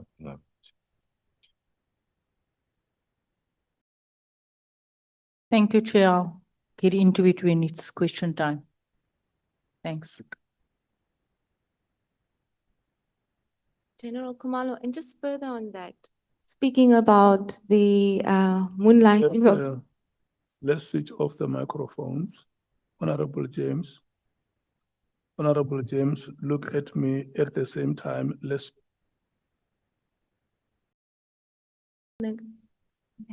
General Khumalo, just from what the question that Honorable James was asking, you mentioned specifically in your statement that when you arrived at Mr. Molefe's residence, you note that he was identified as a suspect, and when you arrived at his residence, you say in paragraph 111, on 6 December, the investigative team, including members of the PKTT, proceeded to the residence of Mr. Molefe in an attempt to locate and engage with him. And during the operation, the following suspicious interventions took place. And you proceed to describe certain events that happened at the residence of Mr. Molefe. Could you just briefly explain to us, as you take us through those events, what your perception was of the presence of these members of the Hawks, as you described, and the Metro Police when you arrived at Mr. Ket Molefe's house? Thank you, Honorable Chair. On paragraph 111, 1 and 2, I'm introducing the happenings or the events of the 6th of July, of December, during that 2-in-1 operation, maybe also to back up the point that I tried to raise when Honorable James asked the question. With PKTT, I've heard some people trying to associate us with being violent. That one, I can assure the committee, were the most professional team. Each and every operation is planned thoroughly. So when then we were at the initial phase, which is the surveillance phase of the operation, that is when then we came across a JMPD officer who is part-time working for, according to our information, for Katiso Molefe, Officer Johnny Mokhatle, who was then dispatched by Molefe to come and check this suspicious car, our surveillance car. That was that was part of our phase 1 operation, which is surveillance and monitoring. I'm introducing the second incident during the course of the search. Now, I'm still going to maybe go into details in terms of the JMPD officer. But then during the course of the search, a helicopter was then dispatched to hover on top of the house where the members were working and monitoring, and it was dispatched from the law enforcement again. It's normally dispatched then through the JMPD when or if they are CIT incidents or any other. So that was the second encounter that the team had to deal with. Before then, 2 groups from DPCI arrived at different times to the scene of crime, to the scene where members then were effecting just the arrest.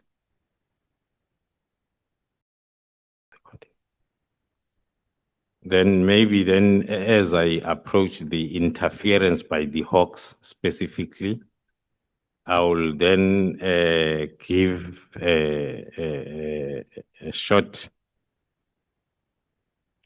narrative as to what happened.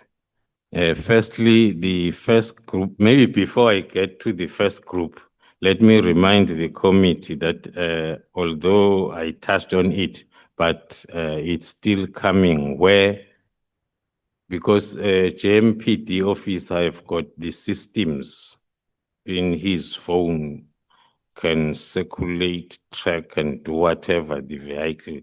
So he gave feedback. Okay, he came into Katiso Molefe's house, took him out, driving in a JMPD official vehicle to go and look for this suspicious vehicle. And then he did confirm that this is an SAPS vehicle. So I'm citing that Katiso was aware well in advance that there will be a police operation in his house. And then as then the operation starts, that's when then the first group from DPCI is dispatched by their generals to come and check what's happening. General, I don't want to interrupt, but maybe just on the Metro Police that you've mentioned, I'm not sure if it is clear what you are saying in relation to the involvement and participation. And I'm trying to get to the extent of the participation of the Metro Police. Were they interfering? What did their presence represent in relation to the arrest that was affected? I think we get an explanation that you found these officers there, but I'm trying to understand, were they trying to interfere and prevent the operations from unfolding? Is that what we- Maybe then through you, Honorable Chair, because the first paragraphs I was introducing the two types of interferences. Then my next paragraph talks to the interference by the Hawks, and then the next one from paragraph 1 to 2 talks to the interference by JMPD. That's where I was going to be detailed when it comes to. So the first part I was just introducing those. As I indicated, that was the beginning of the problems of PKTT and Khumalo. And the most important dates of December that we treasure and we make sure that in our diaries they are circled is the 6th of December as well as the 31st of December. That is Khumalo and the PKTT. When their problems started, it was the most difficult takedown operation. So maybe to go back to the support, the only reason why that operation was a success is because of the decision to request the combat teams of PKTT to come and assist on that one-day operation. Because if we did not do that, up until today, Katiso was not going to have been arrested. Because one could realize that the local resources will not stand this pressure, or everything that was happening on the 6th. Then summarizing the interference by the Hawks, I'll try to summarize it such that the honorable committee is not confused. There was the first group led by Captain Kruger that came and wanted to know what's happening, and then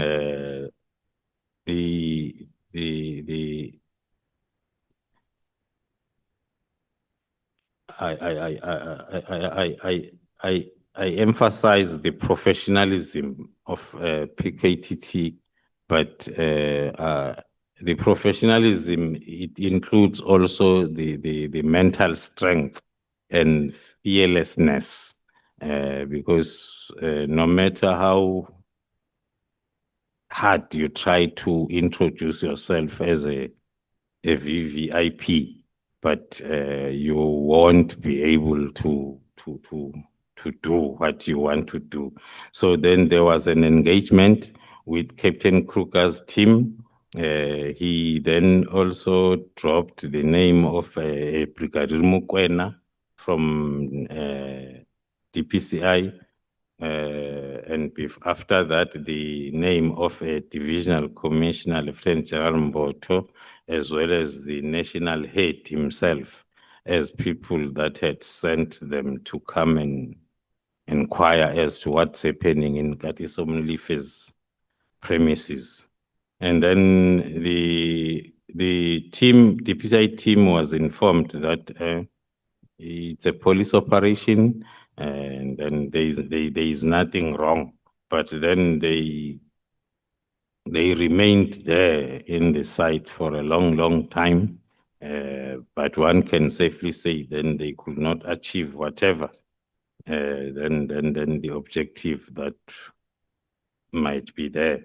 Then the second team of TOMS is a tactical operations management section, like tactical teams, combat team of DPCI. The second team also came and the same thing happened. They could not then successfully interfere with the operation. We can still call it an attempt. And then the situation was contained up until then the arrest was effected.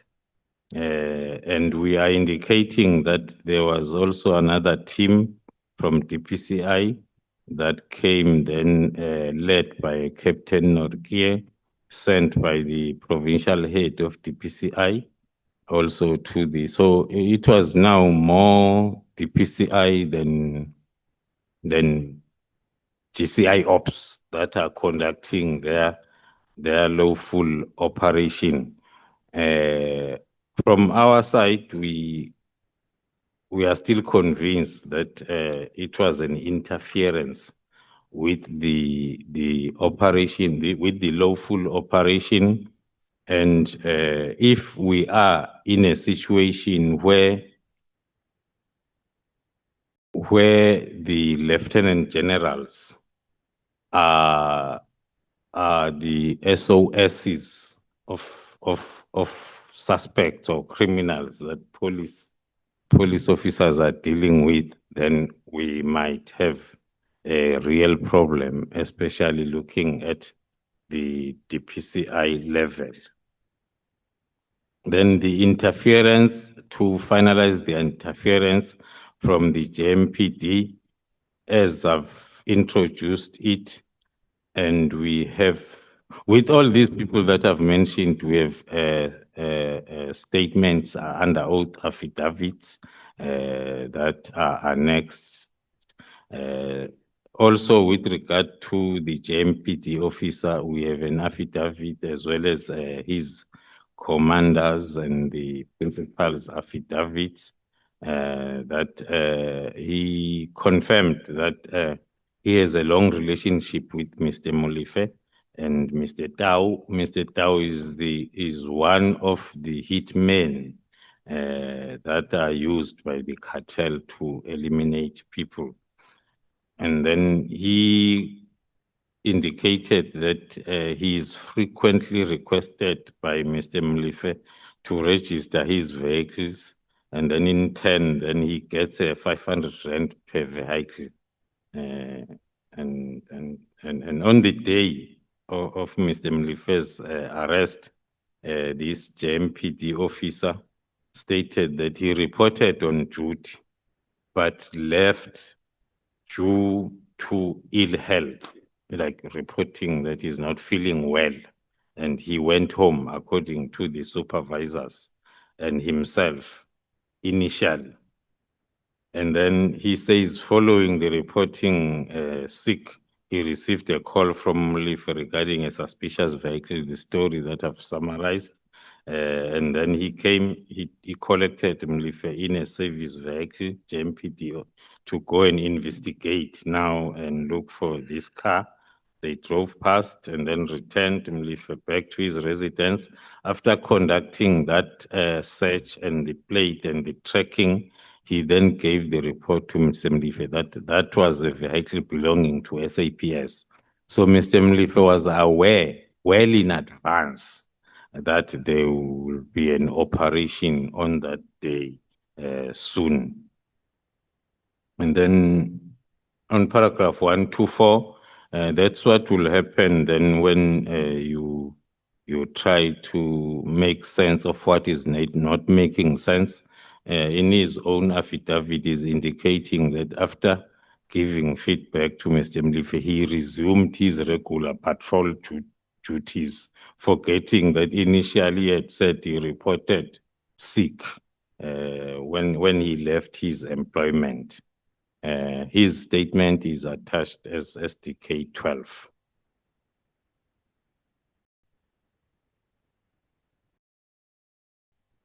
Thank you, Where Chair. is this official, General? The official that you make reference to in that paragraph? The last time we checked, because we are continuing with our interference or obstruction case investigation, the last time we heard that he was suspended or removed from the station where he was working, where it was possible for him to work for the cartel in terms of utilizing the police systems as well as being the advanced team.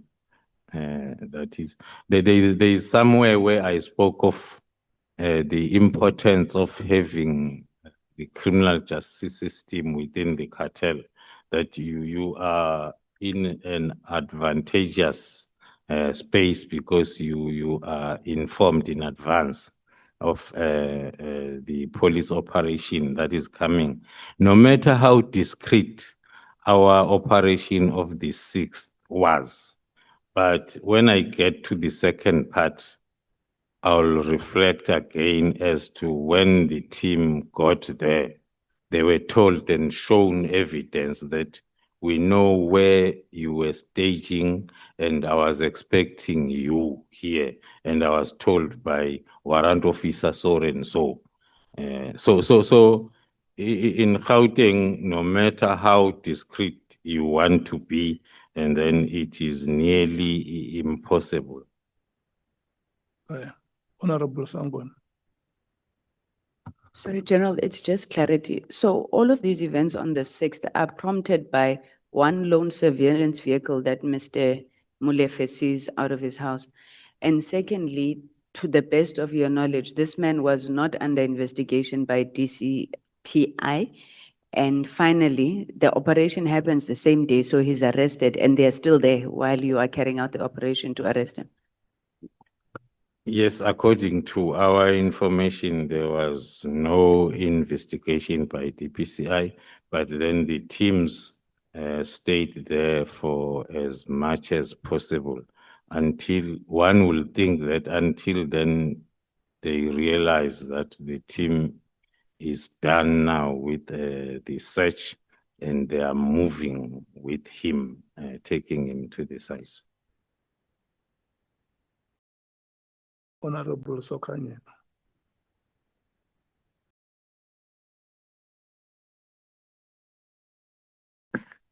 Mr. Tau, what happened to him, the hitman used by the cartels, who was with Mr. Molefe? Thank you, Chair.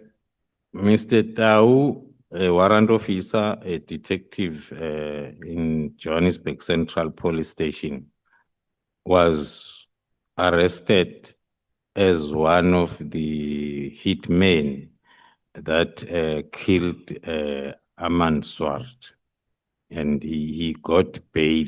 So when the SPP was sharing her concerns, was when Tau was on bail, and then that's when then the threat levels increased against the investigating officers because they are colleagues, they are working in the same place.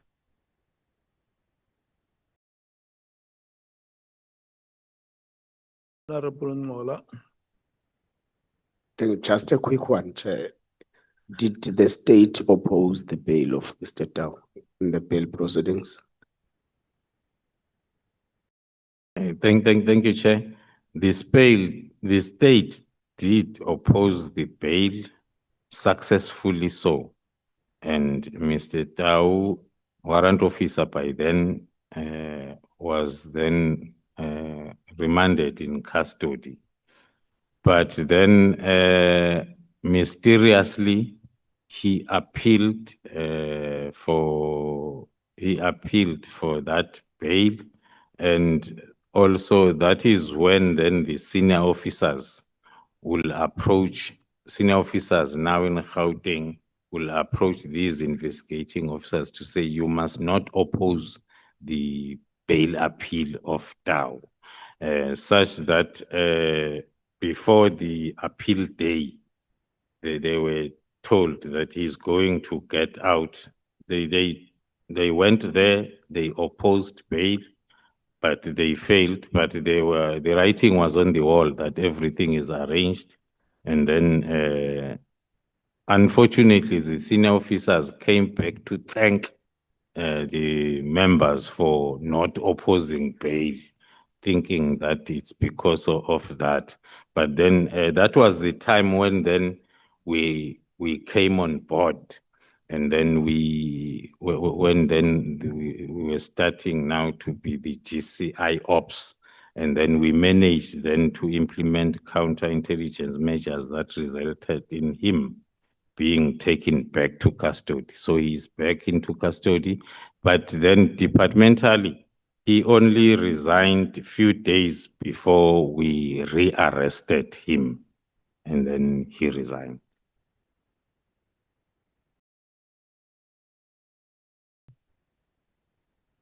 Honorable Matthys.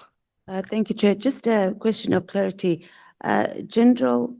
Lieutenant General Khumalo, you say everything was arranged. What do you mean that everything, you said that everything was arranged in terms of the bail when he appealed the bail application. So who was involved in arranging? Because General, we really need names. Otherwise, we're just talking in the air and we're just sitting here and it's going to be like you're giving us a lecture on what's going on behind the scenes, but we do need names. So you said everything was arranged when he was appealing bail and it was a known thing that he was going to get it. So speak to us about how it was arranged and according to you, who was involved in that? Thank you. Thank you, Honorable Chair. It started with the request via, there is a member, I might not have particulars here, but there is a member who was part of the team who was then sent to talk to the team that there is this request that you guys don't oppose bail. The arrangement came from a senior officer, a brigadier, a general, Shibiri, who is the head of organized crime at head office, who called the members and told them that whilst they are preparing for bail opposition, that there are 3 envelopes that are in place. One is for you detectives, one is for a prosecutor, one is for the magistrate. So for that bail to be, so we have sworn affidavits to that, if I can mention some few names narrating the pre-arrangement of that bail. And it was indeed successful, besides the opposition that was put at court.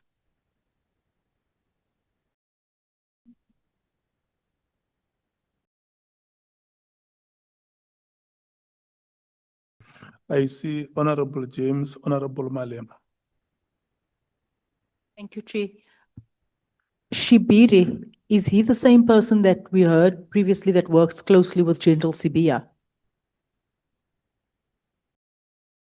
Yes, Honorable Chair, Honorable members, he is working, as I've said, as head of organized crime at national office under General Sibiya's office. Thank you.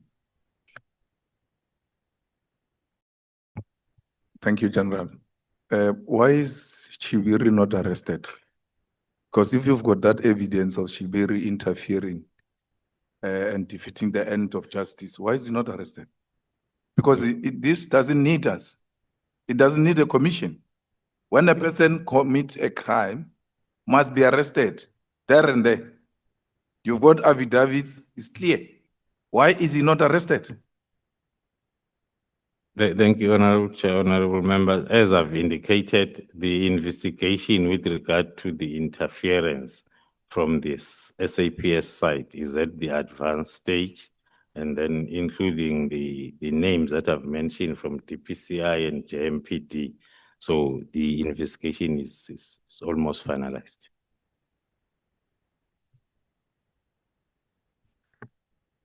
The South African public wants to know the people who do this investigation, the authorities that are being reported to, do they have this information?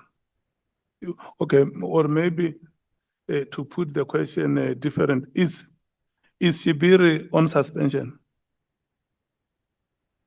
Currently, according to my information, he was moved out of the organized crime environment. I'll have to check if then the suspension process has been finalized. You are not sure if he's on suspension or not? I'm not sure. But this information that you present before this committee, the authorities of the SAPS know it is at their disposal. That is positive, Honorable Chair. Maybe what we should do, honorable members, is to write to the head of the SAPS and request for information on this matter. Honorable Malim.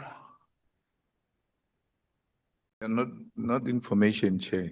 An explanation, why is Shibiri loitering in the offices of the police? Because he doesn't belong there. If there are serious issues of this nature, the disciplinary matters should have kicked in immediately, and then the criminal process should also be at an advanced stage. So the general says the investigation is at an advanced stage. We understand that language. We need to know internally what is happening. Is he still there? And if he's there, why? What are the reasons? Okay. Can I check members agreed? Thank you so much. So we will write to them, and when the committee meets on Monday, I just hope we should be having the response of the SAPS on this matter. Advocate Mkhwaitsi, may we please proceed? Sorry, General, is there something else that you'd like to add in relation to the infiltration? Maybe rounding off, I must mention one of the coincidents on the 6th, on both operations. The first one in Katisomlefi's house, the team was approached by the driver, who then asked the team, and we have an affidavit also to that effect, indicating that is the team aware that Katisomlefi is a friend of the minister as they are arresting him. Now, on the afternoon's operation, when the team now is at Kat Matlala's house, he also indicates that they are messing up his plan or schedule, because he was supposed to be meeting the minister at that time. So that is another coincidence of the 6th on two different operations.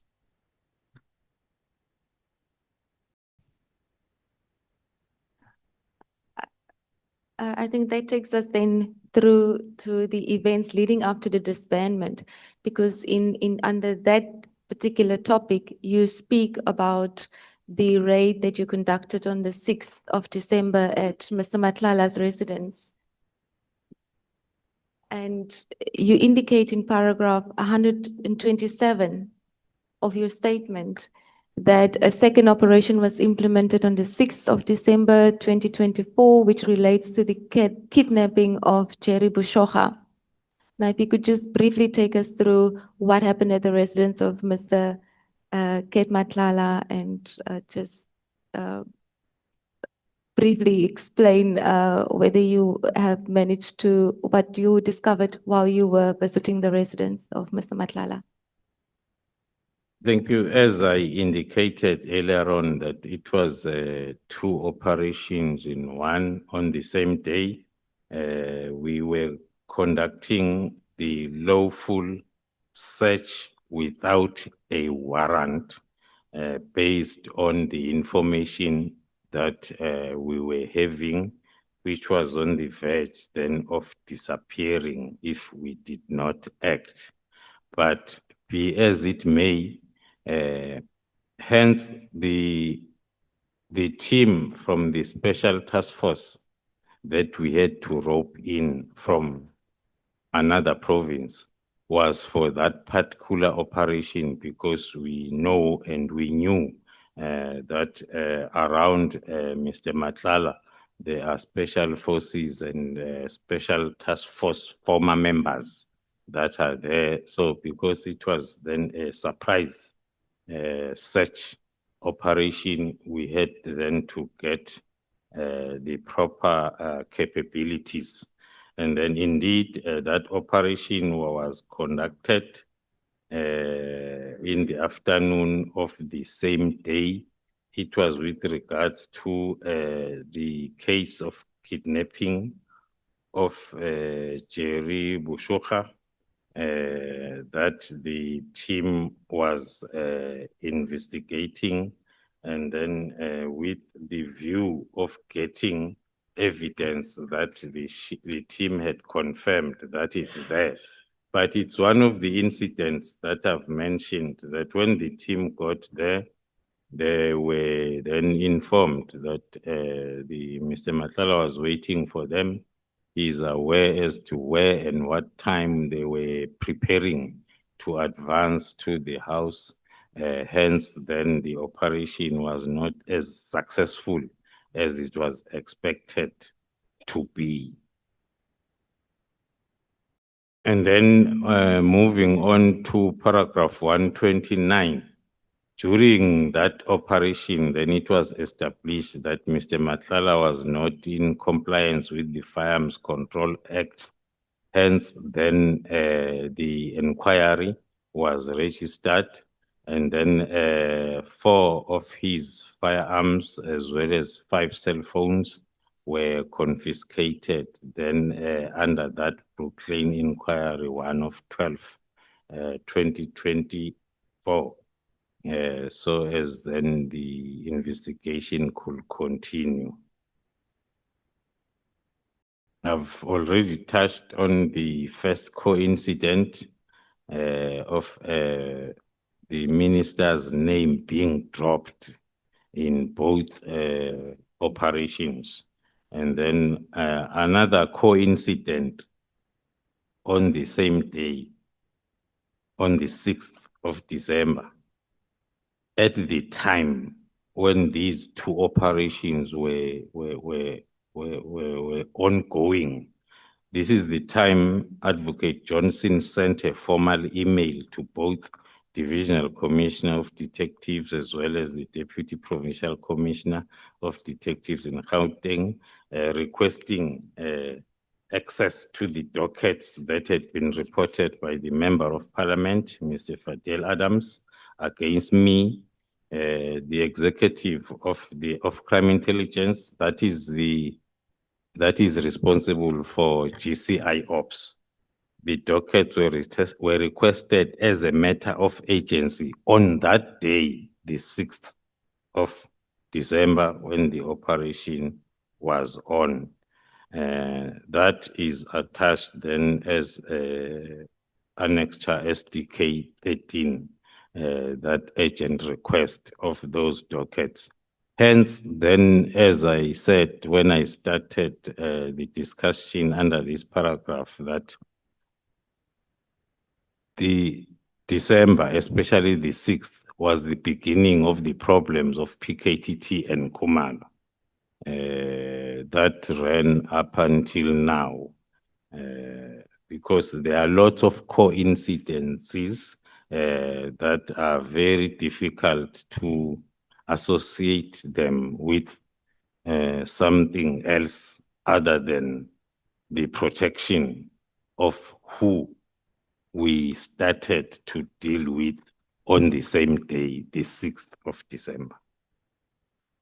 Just on that, General Khumalo, before you move on from that paragraph 130, where you refer to the letter by IDEC, which we can see on page 120 of the big bundle.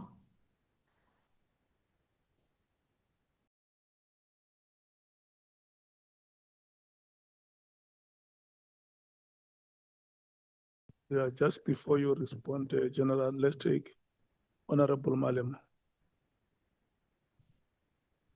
General, what's happening to the case of Jerry Boshoga? Because it has been going on, and it creates a very bad image of you and the crime intelligence and the police. That we can't find one man, the whole police system can't find one man who has been missing, identifiable businessman. Can you imagine if a villager that looks after goats disappears?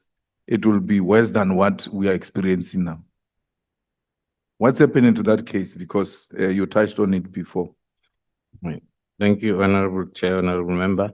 The case is under investigation, but it has been having those challenges. During that time, the team was working on that case as instructed by the National Commission. But soon after that operation, that case was reallocated by the Deputy National Commissioner, Janice Bia, to another team. So up until recently, when then the National Commissioner has directed that the team must resume the investigation of the same case. Which team, the first one or the severe one? They directed which team to resume the investigation? The team that conducted an operation on the 6th, the case was taken away from them soon after that operation, until recently, when the National Commissioner has directed that the team must be reassigned that case. So the team has started now to continue with the investigation that they were at the advanced stage in December 2024.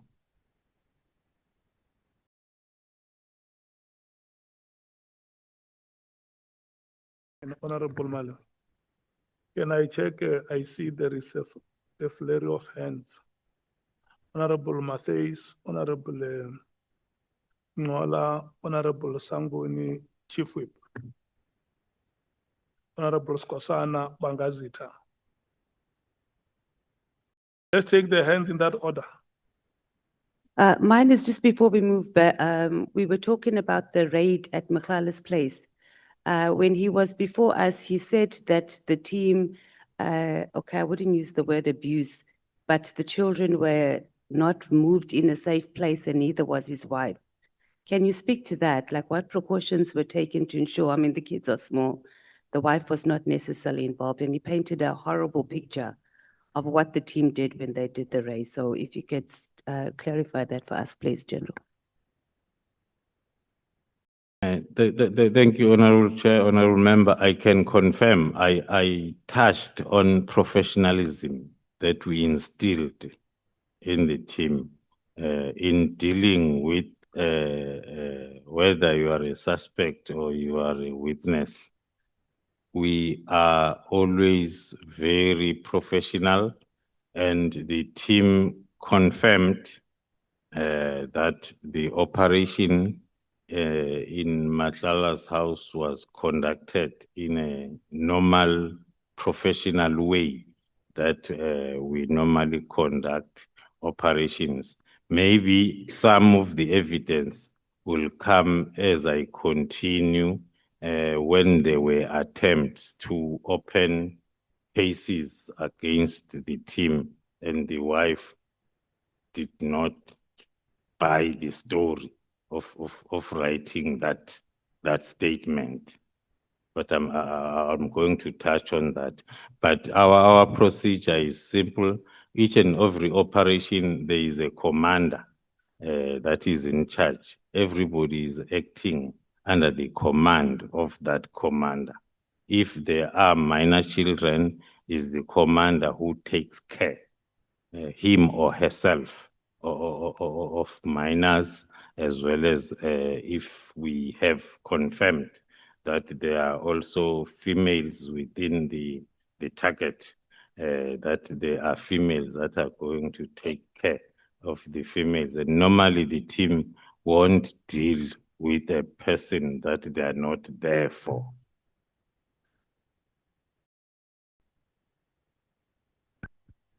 Honorable, okay, Honorable Matthys, are you satisfied?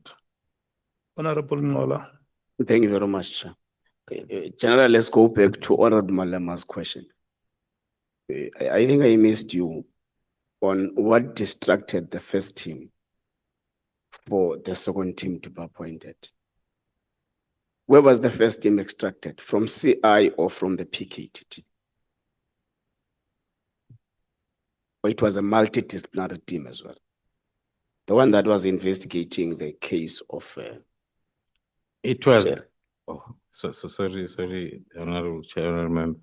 It was the GCI Ops, which is assisted by PKTT, that was investigating up until the 6th. As I indicated that from the 19th, there are specialists that came in to work on these two cases. So it happened that because on the second case of kidnapping, you needed a proper and thorough digital forensic analysis to analyze the video footages that are so there was a lot that was done during that time also on that case.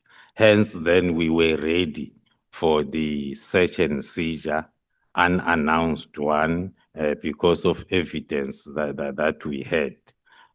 So it was the same team.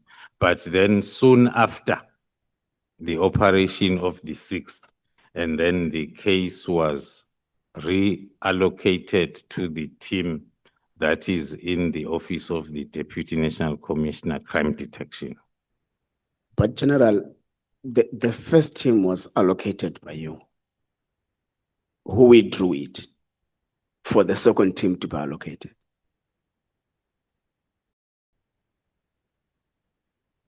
The first team was allocated by the National Commission. By the National Did the National Commission withdraw the first team for General Spear to appoint his own team? No, he did not. So it was a parallel team in a way. A parallel team, I can. So General Spear is behaving like a parallel National Commissioner. Sure. Thank you, Chair.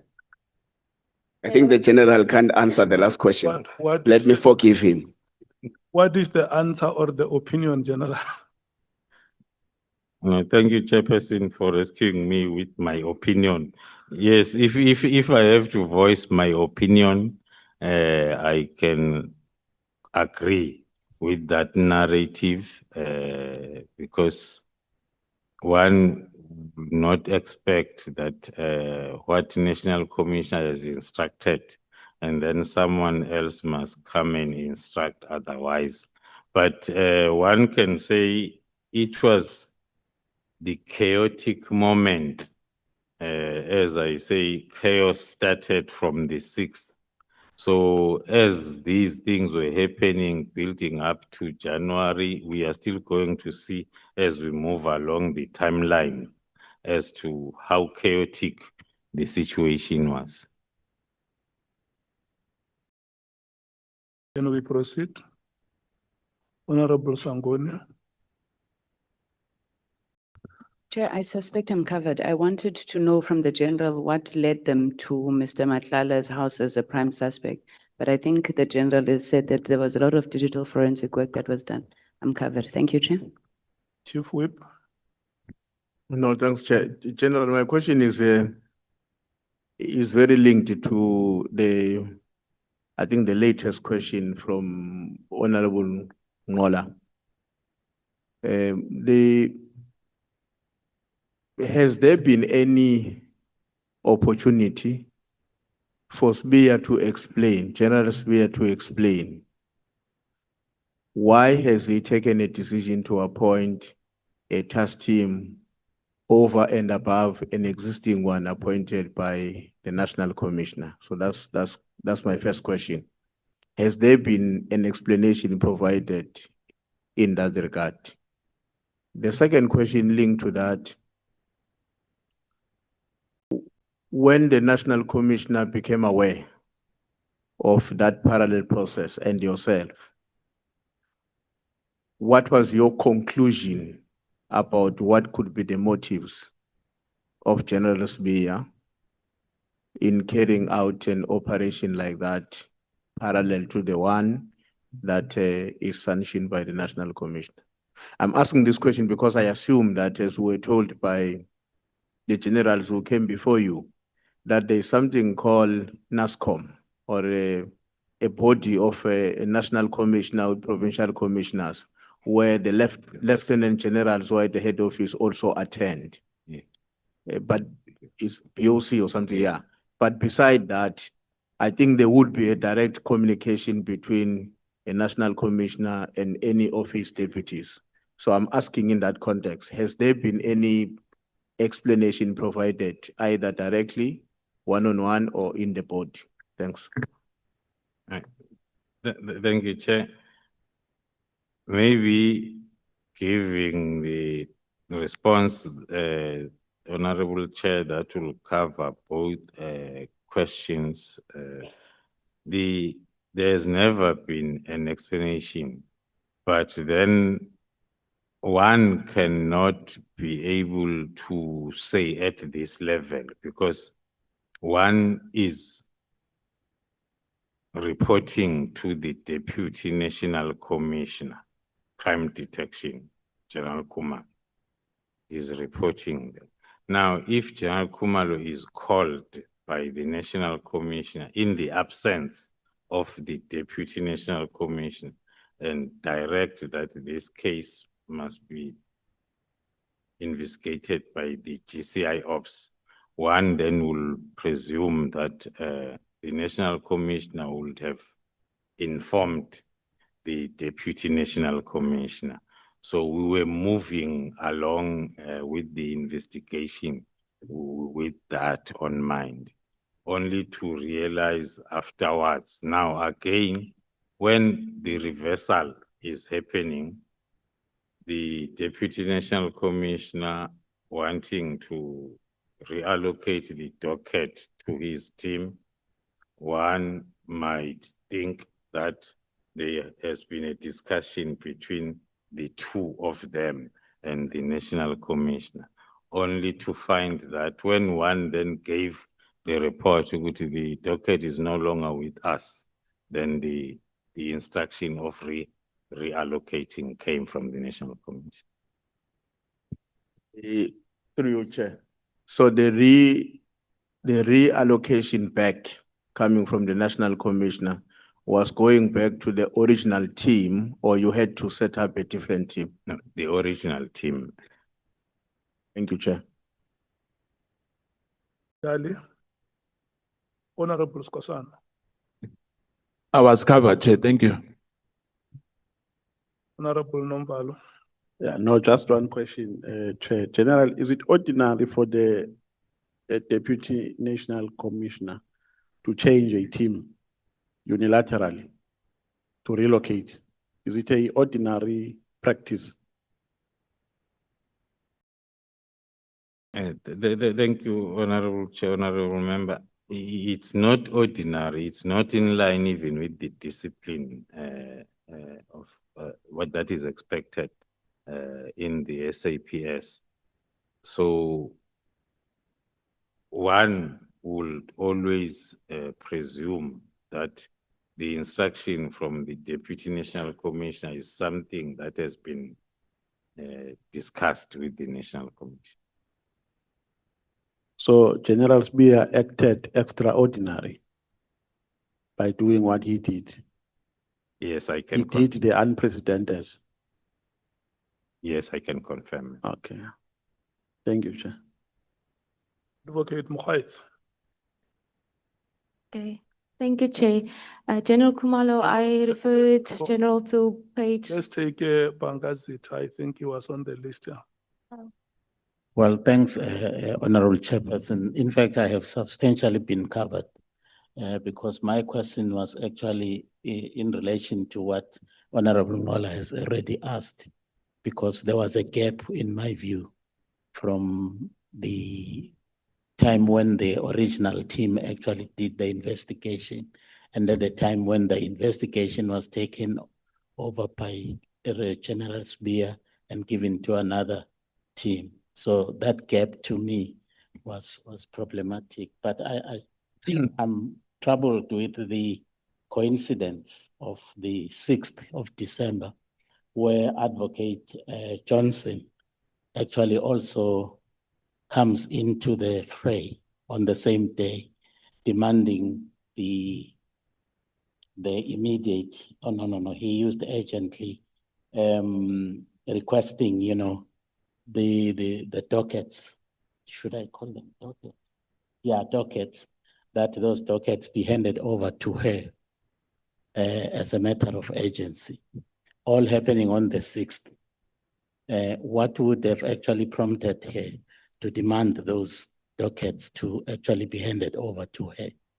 And she's raising a question of the trust deficit issue on a matter that was originally reported to the police, but suddenly she actually is raising an issue of the trust deficit with the SAPS. Why would the complainant go to the SAPS in the first place if the issue of trust was his concern?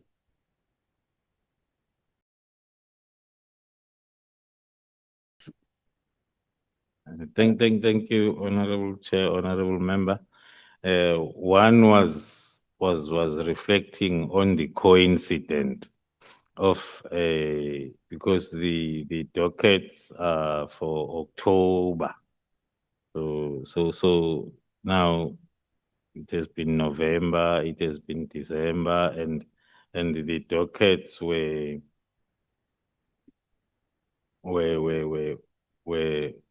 dealt with, were being worked on by the division inspectorate as it's indicated in the same letter. But then the agency comes on the 6th when we are busy with this takedown operation.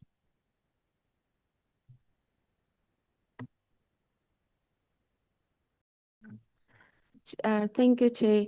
General Khumalo, just while we're there, I referred General to that particular letter because I wanted clarity on just confirmation whether the events that happened on the 6th of December, this letter that was ultimately written for the request of the dockets, this is also the very same. Are these the dockets that ultimately led to General Khumalo's arrest in June 2025? Is this connected to your arrest that happened in June 2025? Thank you, Honorable Chair, Honorable Members. Indirectly, yes, because it's the same complainant. But what happened, because on these cases, according to the report from legal services, there was nothing tangible. And then a new case was registered by IDEC other than this, which is a Brooklyn case now where we were arrested in June. General, then I'd like us to go back to the events that leading up to the disbandment, and we've got quite a bit to cover there. I'm getting concerned about time because we've been put on time by the chair.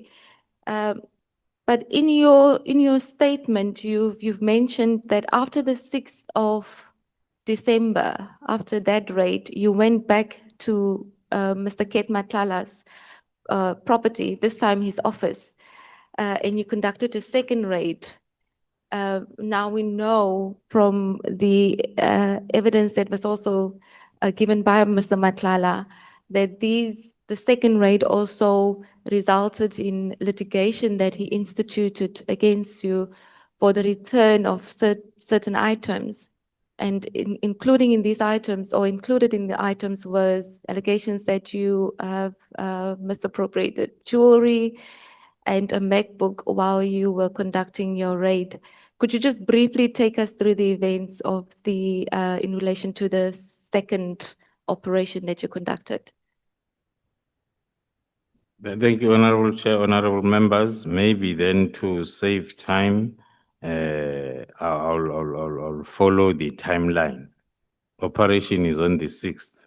On the 12th, the team returns the cell phones. There is no litigation yet, but on the 12th, the team, because as I've indicated, we are the team is self-sufficient.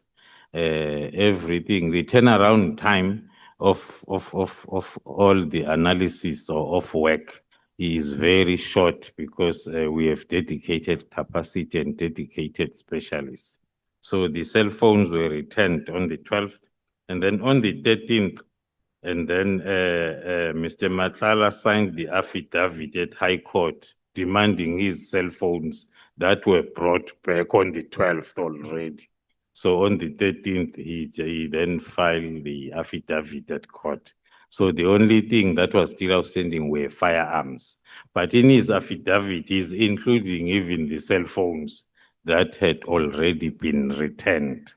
And then on the 17th, he filed then the notice of motion. On the 18th, as agreed upon between the team, Mr. Matlala and his lawyer, that was the appointment date to say that, because on the 6th, when the team took the 4 firearms, they wanted the rest of the firearms. But then Mr. Matlala indicated that they are on the sites. I reflected on the team being professional, understanding business. And then the team asked as to when can you be able then to bring the firearms together so as we can finalize the compliance inspection. And then it was agreed that will be on the 18th of December. And then indeed the team went there only to find that the responsible person who's having the safe key is not there. And then Mr. Matlala and the lawyer requested the postponement of that compliance, of which the team agreed to the following day. Hence, then on the 19th, the team went back, and then that compliance did take place, and 18 firearms then were confiscated for ballistic testing. Then on the 20th of December, that is when the team learned now of, because the previous date we saw on the papers, but we only learned on the 20th that Mr. Matlala has instituted high court proceedings for the return of his firearms as well as cell phones. To touch on the point, I think under paragraph 137, the The interdict was to prevent any further harassment and the return. I'm touching on harassment after I've indicated on the working together on the 18th and on the 19th. Now, but then on the court papers, it's harassment and the return of the following items: the Rolex watch, which was not part of what the team confiscated, and the watch, yes, the firearms, the MacBook was also not part of the cell phones. The team took 5, not 2, but he wanted 2 on the court papers, as well as 2 rifles and a Beretta 9mm pistol. That is what was listed. Then, but other than the cell phones and the firearms, the team did not confiscate, even in the form of stealing those items. And also on paragraph 138, one is tempted to also indicate, because in the founding affidavit is saying he was visited by 100 police officers from Special Task Force. No, there were not 100, there was only 8. But then, as I indicated, that when we come and then you will think that we are 1,000. And then there were 8 Special Task Force members and 8 NIU or TRT members, the members that were there according to our deployment plan. So we are confirming that other than the firearms which were taken for ballistic testing, the cell phones were returned 5 days after the 6th. They were returned on the 12th. The allegations were in fact fabricated. The only items that were removed, as I've indicated, is firearms as well as 5 cell phones, not 2. Then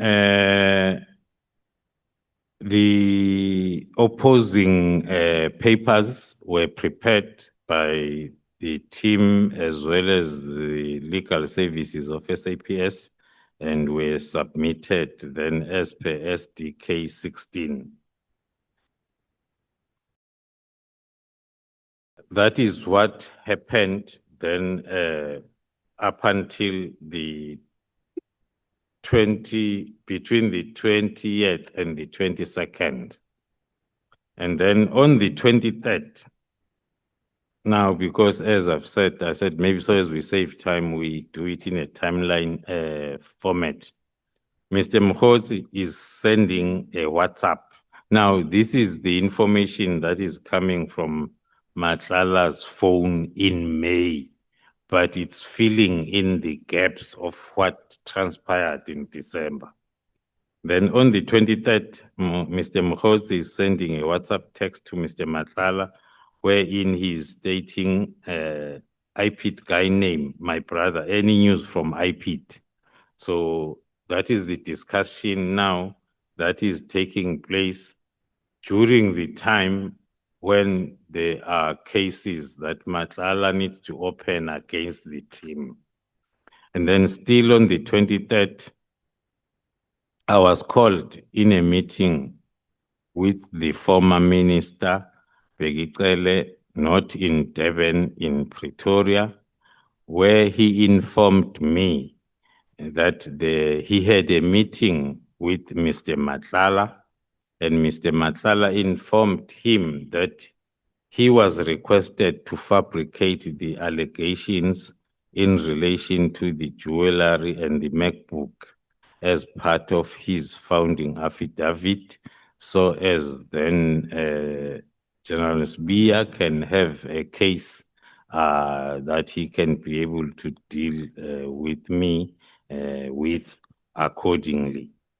And then that is what we are used to if we are operators, that there will be those cases that will be fabricated and be opened. But then, as I'm indicating on 143, that Mr. Matlala was advised to fabricate the charges against me by Lieutenant General Sbiya in order to provide General Sbiya with departmentally, including possible, with something to charge me departmentally, including then my dismissal. My response to that, I did confirm to the former minister that, yeah, that is coming from our normal operation that we conducted on the 6th and further compliance inspections that we conducted. We have returned the cell phones, and the firearms are still undergoing ballistic testing. As soon as we are done, and then if there is nothing wrong, we will return them back to him. But if there is something wrong, then we are going to charge him as it's a norm. Then that was the end of the meeting. And then the matter, then I'm going back now to the High Court matter. The matter then was set for the 24th of December. And then it did not continue because Matlala decided not to proceed with the matter. The court made an order that the matter be removed from the roll, and a copy of the order is attached also as SDK 17. The state attorney that was appointed to deal with the matter in the council on behalf of the police, they were at court on that day, ready to proceed with the matter. The allegations that there was any settlement agreement entered to with Matlala are false, because the firearms were not back yet. They were still with our ballistic experts. And then we were continuing with our plan as it was planned. But then the matter then did not continue at court based on Mr. Matlala's withdrawal. Okay. And so before we move forward, and I know you want to probably note paragraph 146 as well, and elaborate on that. But as you proceed further, I'd like you to continue with a reference to the annexure bundle, because there you refer directly to WhatsApp messages from paragraph 147. So as you proceed in your statement, maybe take us through from the big file, paragraph 1, page 174.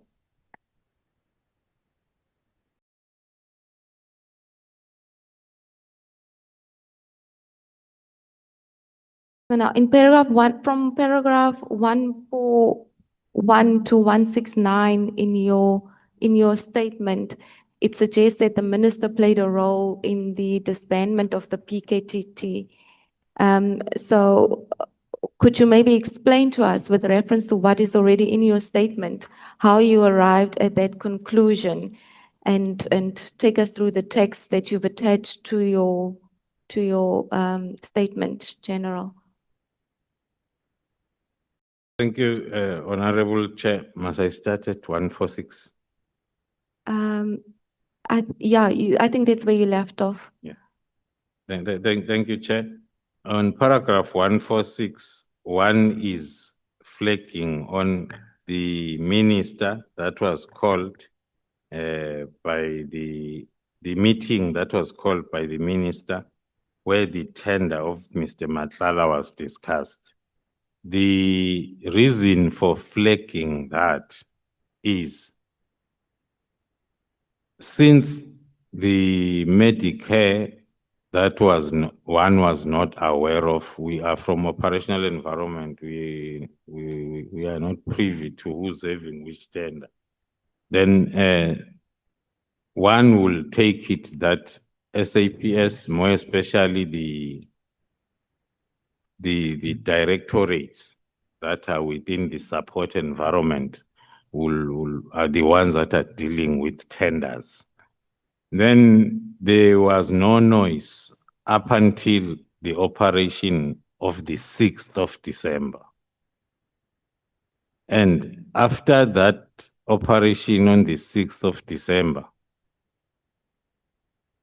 in the court papers that were submitted by Mr. Matlala, there was an inclusion of this issue of a tender. And that document, as they normally operate, leaking the documents that they submit anywhere else, it was leaked. It was all over the print and social media from the 20th. Then it made headlines up until the minister called the meeting on the 24th with SAPS management to discuss this tender. The point that one is driving to is, was this meeting, discussion, and the cancellation of the tender going to happen if there was no operation on the 6th of December, which then resulted in the High Court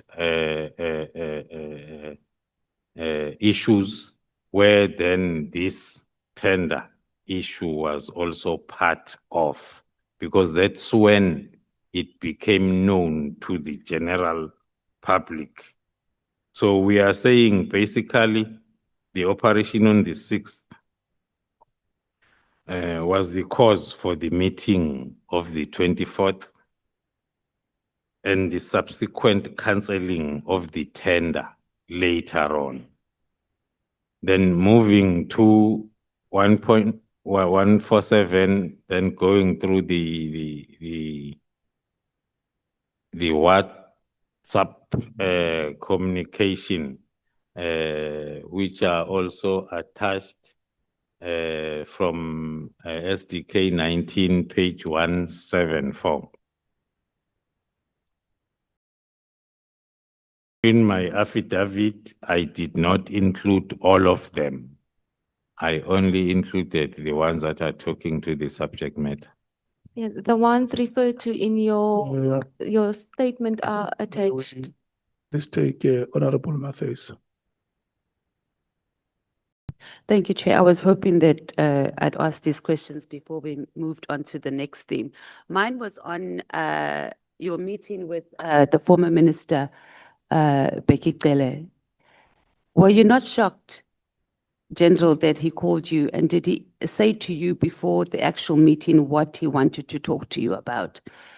And also, was the meeting around, did it come across to you that he was paid by Matlala to sort of make his situation go away? Because according to the testimony of Kat Matlala, he said he paid Bheki also to help him get his firearms back. And that was the biggest thing he was worried about, that SAPS took his firearms, he couldn't get his firearms, and he was desperate. That's why he reached out to Bheki. So you, as an official of SAPS, meeting with the former minister, I mean, I know he was your boss at some point.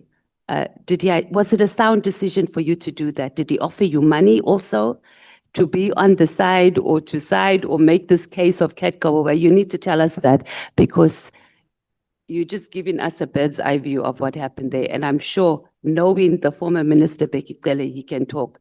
So can you give us a little bit more details there? Thank you. Thank you, Honorable Chair. Honorable members, let me start by saying, even if one can do the communication analysis, you won't find any call between me and the former minister, even during the time when he was the minister. I try my best not to learn things that I do not know. So there was no communication. I won't say I was shocked, but the message when it came and the the urgency of the matter through a person who was requested that I must make myself available. It's very important.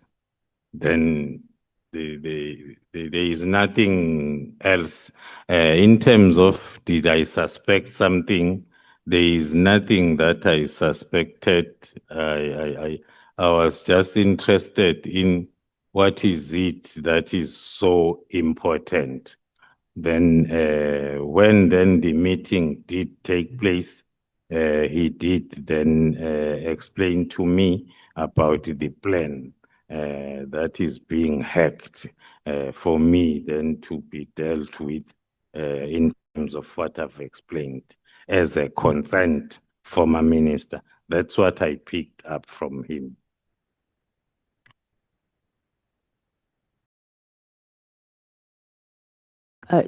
So, General, you're saying that the minister called you or the former minister wanted to have this meeting with you. Are you comfortable to tell us who he asked to give you that message to make yourself available?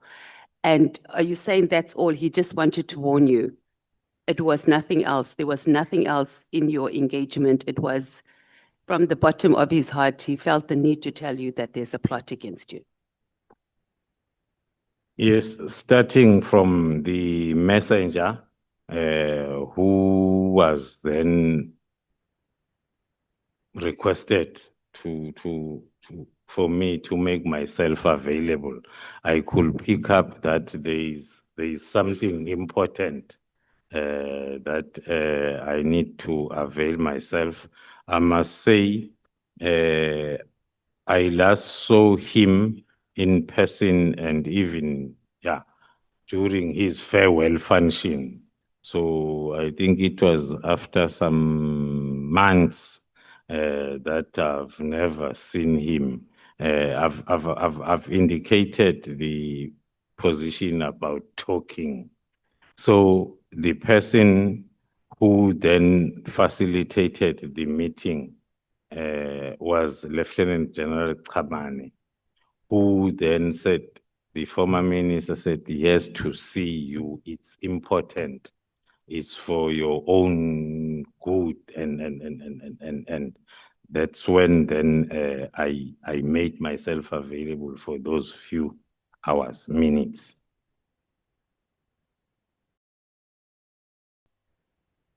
Honorable Ngola. Covered by Honorable Matthias, Chair. Thanks. Honorable Sango. Chair, I want to say I'm covered, but I don't think I'm hearing the general correctly. General, are you disputing the evidence that former Minister Ele put before this committee and that Mr. Matlala, I think Mr. Matlala confirmed, well, it was Mr. Matlala, in fact, it wasn't the former minister, that while they were together, General Ele picked up the phone and called you and said, give back this man his guns. And then the guns were then returned because Mr. Matlala said that call was made in his presence. Thank you, Honorable Chair, Honorable Member. That I heard it for the first time through Mr. Matlala's evidence. What I knew and what I know and what was already on my affidavits was what I'm explaining, that it was facilitated as an agent meeting and for my own good from the concerned former minister. That was the reason I also availed myself for that meeting. And then when he told me that, and then I took note, but I was not shocked because by this time already, as my problems and the PKTT started from the 6th of December. So it was not like I was shocked that there is this plan. I took note of it, but to confirm again, Honorable Chair, there was no call that was received. it was a meeting, face-to-face meeting. Thank you, Chair. I suppose Mr. Matlela could have been lying. I'll come back to it during my question session. Thanks, Chair. Honorable. Yeah, no, thank you very much. If my memory serves me well, because I remember a follow-up question was made to Mr. Matlala about the Khumalo he was speaking about. I think he made an indication that he was talking about Brigadier Khumalo, who works in the police station wherein the guns were kept. Because at some point I remember we were confusing the two Khumalos. And then he corrected us, he corrected the committee. He said, no, I'm not talking about Khumalo, who's the head of intelligence, of crime intelligence. I'm talking about Brigadier Khumalo.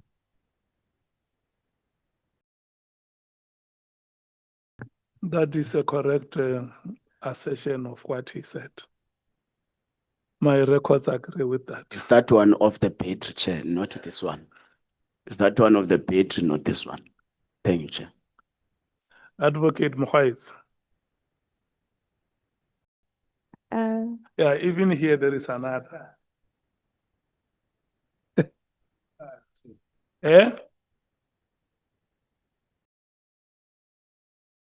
What are you saying, Jali? I'm saying the ice boy, Chair.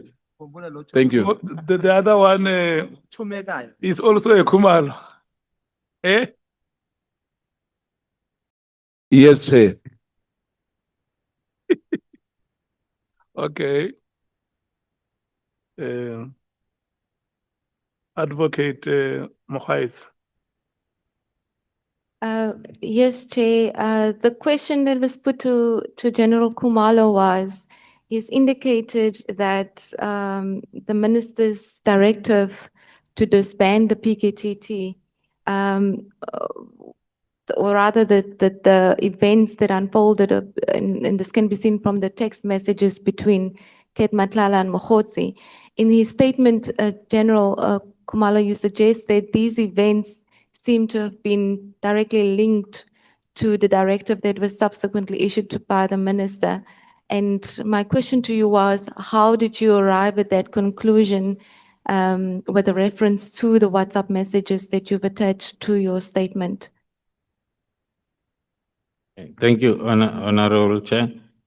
The build up to the 31st, we see, if you look at what is happening on the ground to us and what is discussed. Remember, what is discussed, we see it in May. So before May, we were not aware because we only picked up the WhatsApp communication in May during the arrest of Matlala. But then when you look at the activities as built up, hence then I started with the WhatsApp message on the 24th.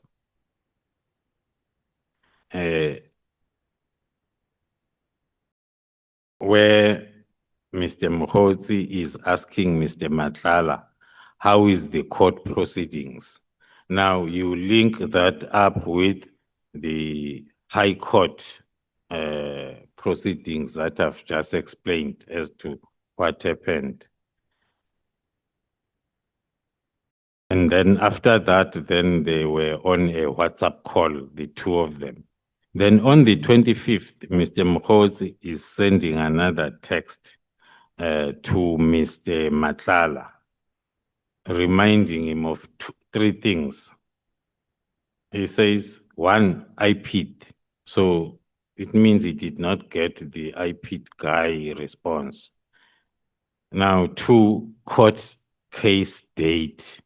So again, referring to, and then the third one is a 25%, we may lose accommodation and flight packages. That is in line with then the deal that they were having, that Mr. Matlala was going to pay for some of the delegates that were going for January 8th statement or coming this side. Then the next one, on the same day, Mr. Matlala is now responding on the previous messages. He's just saying, let me know when you are back. The bank's open tomorrow. I'll circle that deposit thing. So he's responding to point number 3. And then on the first and the second point, he says, the rest we'll discuss whenever you are available. Then moving on to on the same day, Christmas Day, when everybody is happy. Then on the same day, Mokhozi is asking again, a reminder, IPID can be a breakthrough. So this is the third time now Mr. Mokhozi is asking about the IPID progress. And then Mr. Matlala replies, there is a bit of a hurdle there, but I'll fill you in. And then Mr. Mokhozi is insisting, will it work? And then Mr. Matlala then fails to hold back the answer. Then he gives the answer because he has been saying, we'll talk about it. He says, it needs someone brave enough. So that is the response from Will It Work. Then on the 27th of December, and then Matlala collected his own personal firearm from Brooklyn. It was the first firearm that came back from ballistic. And they all came back, but he collected only his own firearm on the 27th of December. Then on the 27th of December, so the other firearms are still at the police station, but they were all, because I think we have indicated our turnaround time for firearms that are less than 20, it's a week and a half or a week when we have to do the ballistic testing. Honorable James. General, thank you. I've been vindicated because Mr. Matlala, when we questioned him, he insisted that he collected all his firearms, not just the one that belonged to him. Why was it that he didn't collect the others? Were they not registered in his name?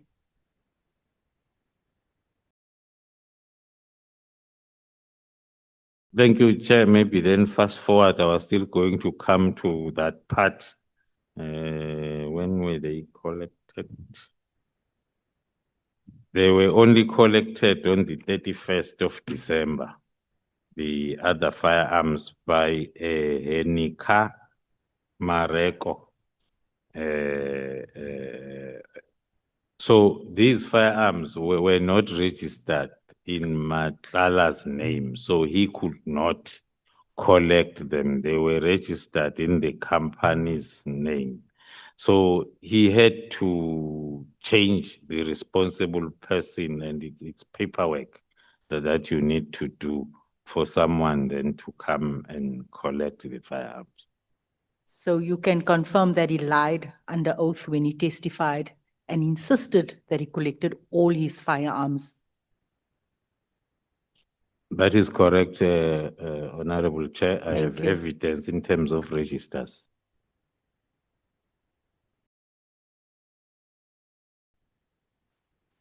Honorable Shongwe. Thank you, General.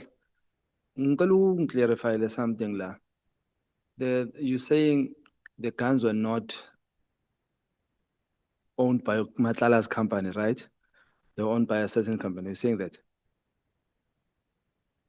No, I say they were owned by the company, not him. His company. His company, but Okay. not him. Not him personally. Not him personally. He was only having a license of one firearm. Okay. So the other licenses were belonging to a company. Is this the same company I tenge ku Maumela? Yes, sir. All right, thank you.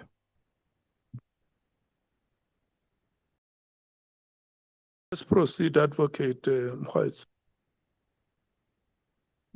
Because the General Khumalo was interrupted while he was going through the sequence of the WhatsApp text. Just would like to allow him to finish the sequence dealing with how these communications were linked to the directive that followed on the 31st of December. Thank you, Chair. So on the 27th, maybe before that, on the 25th, I highlighted the persistence of Mr. Mokgotsi to Matlala about the IPIT progress. And then at the end, Matlala is responding that it looks like it's not happening. It needs someone brave enough. Now, on the 27th, Mr. Mokgotsi sent a message to Matlala, which is a screenshot of his chat with the minister, asking if the arrest was effected. Then after receiving that, so in other words, according to our analysis and interpretation, Mr. Mokgotsi is now showing Matlala that it's not me who wants a response, it's the minister. Look at his question. And then Matlala then is forced then to respond and saying the case needs to have assault for him to effect an arrest. He's saying he can't do arrest if there is no J88 to prove assault, and my wife is not keen to open such a case. And the guards are also, that were assaulted, are also not at my house. They are only coming back in January. They went home for Christmas. So that message is a response of the question on arrest. On paragraph 155, we are demonstrating that with these two paragraphs above, we are demonstrating that the minister's response to the question of any arrest effected cannot be construed as referring to the Stilfontein illegal mining incident, as it has been presented as evidence. Then on the 30th December, the PKTT, another very noteworthy, the PKTT ballistic analyst issues the first report that is linking the Vereeniging case firearms with other cases, including the killing of DJ Somebody. The heat is getting on hotter. And then on the 31st, then as I've indicated, Henrika then collect the firearms of Cat VIP from Brooklyn and not Mr. Matlala as he alleged under oath. And then on the 31st, Mr. Mokgotsi sent a screenshot about a constitutional court case, a Cape Town case that he shared with the minister, saying that the minister or Sibiya can use this judgment to dismiss me, Samuel Dumisani Kumar. Then on the 31st, again, Mr. Mokgotsi wrote to Mr. Matlala, reminding him about the outstanding issues. Now, this again today is the day. On the other side, I also think you must stand back. Mr. Matlala replies, stand back. I don't understand what you mean. Mr. Mokgotsi says, for your safety and business, we must just fight what comes your way. And then Mr. Matlala responds to Mokgotsi, this won't change my contribution towards the minister, though. I made a conscious decision and I'm not backing down. Whatever help the minister needs from my side, I'll be happy to assist. I just don't want to fight the losing battles. Then Mr. Mokgotsi responds, here is our backlog and we now need to deal with this It's the last day. I thought we spoke about it, but we did many regions. It's only 2 regions left. Is it possible for you to intervene on the membership for 2 regions at 12.5K each? Because today we must pay. This is the activities and communication of the 31st, the whole day. Then Mr. Matala to Mokotsi, I'm sorry I missed your calls. I do not have a problem to help, but there is something I need to understand. Also hear what my concerns are. Please, like I said before, can we kindly meet whenever you have time and hear what I have to say? Then in the afternoon, the minister signs the disbandment letter. That is the business of the day on the 31st.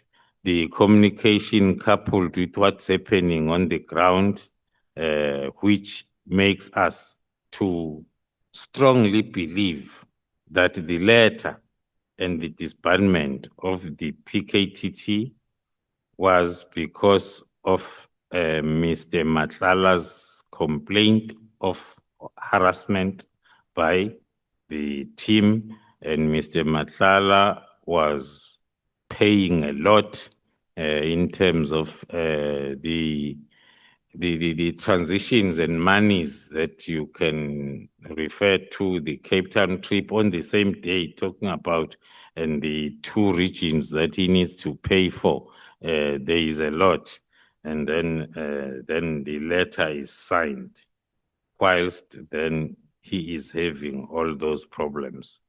To continue, on the 1st of January, Mr. Mkhosi writes to Matlala, good day, I have arranged a meeting for SBIA and Minister, must have a solution. And then Mr. Mkhosi to Matlala again at night, the task team that came to your house and harassed you has been dissolved. According to our metadata analysis. Just General. Jali. Yeah, thank you, Chair. General, I just wanted to ask quickly, these regions, did you mention which regions?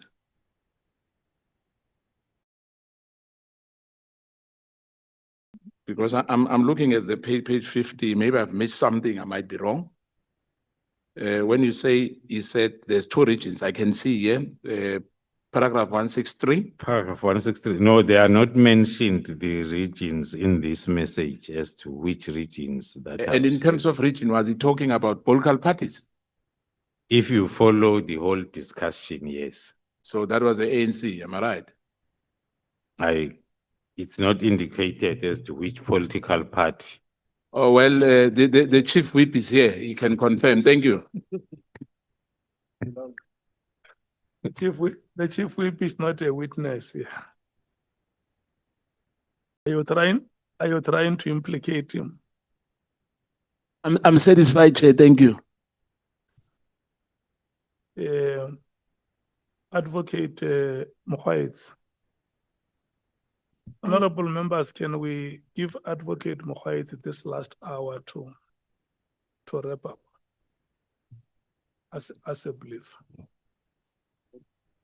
Honorable Souls, you have not spoken. Are you fine? Okay. Thank you so much, Chair. General Khumalo, you've mentioned a sequence of events that happened, and this is communication between, which includes the communication between Mr. Matlala and Mr. Mokhoetsi, and then there were the raids that happened at Mr.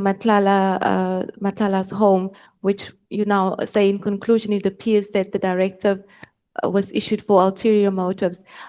The other operations that you've mentioned of Mr. Molefe, is that linked to any of this, or is the directive solely based at the behest of Mr. Matlala's operations?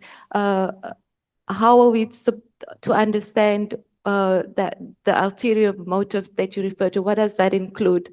To protect Mr. Matlala's interest, or to protect other operations that were also ongoing at the time?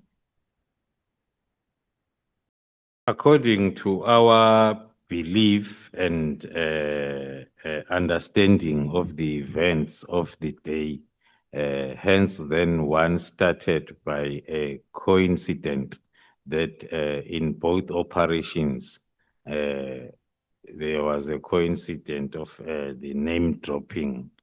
And then as events were unfolding, and then we see Mr. Matlala being more prominent.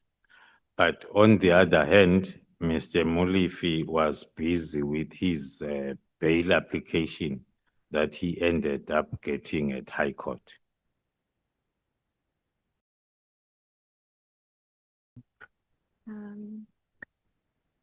Because we've only been given an hour, I am sure members will extensively take you through the events that you've mentioned and other issues that we've already addressed.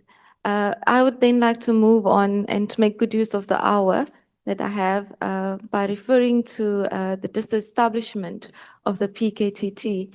Now, you've left off with your description of a sequence that led to the issuing of the directive, and then in paragraphs 175 to 210, you then describe what subsequently happened in relation to the implementation of the directive that was issued.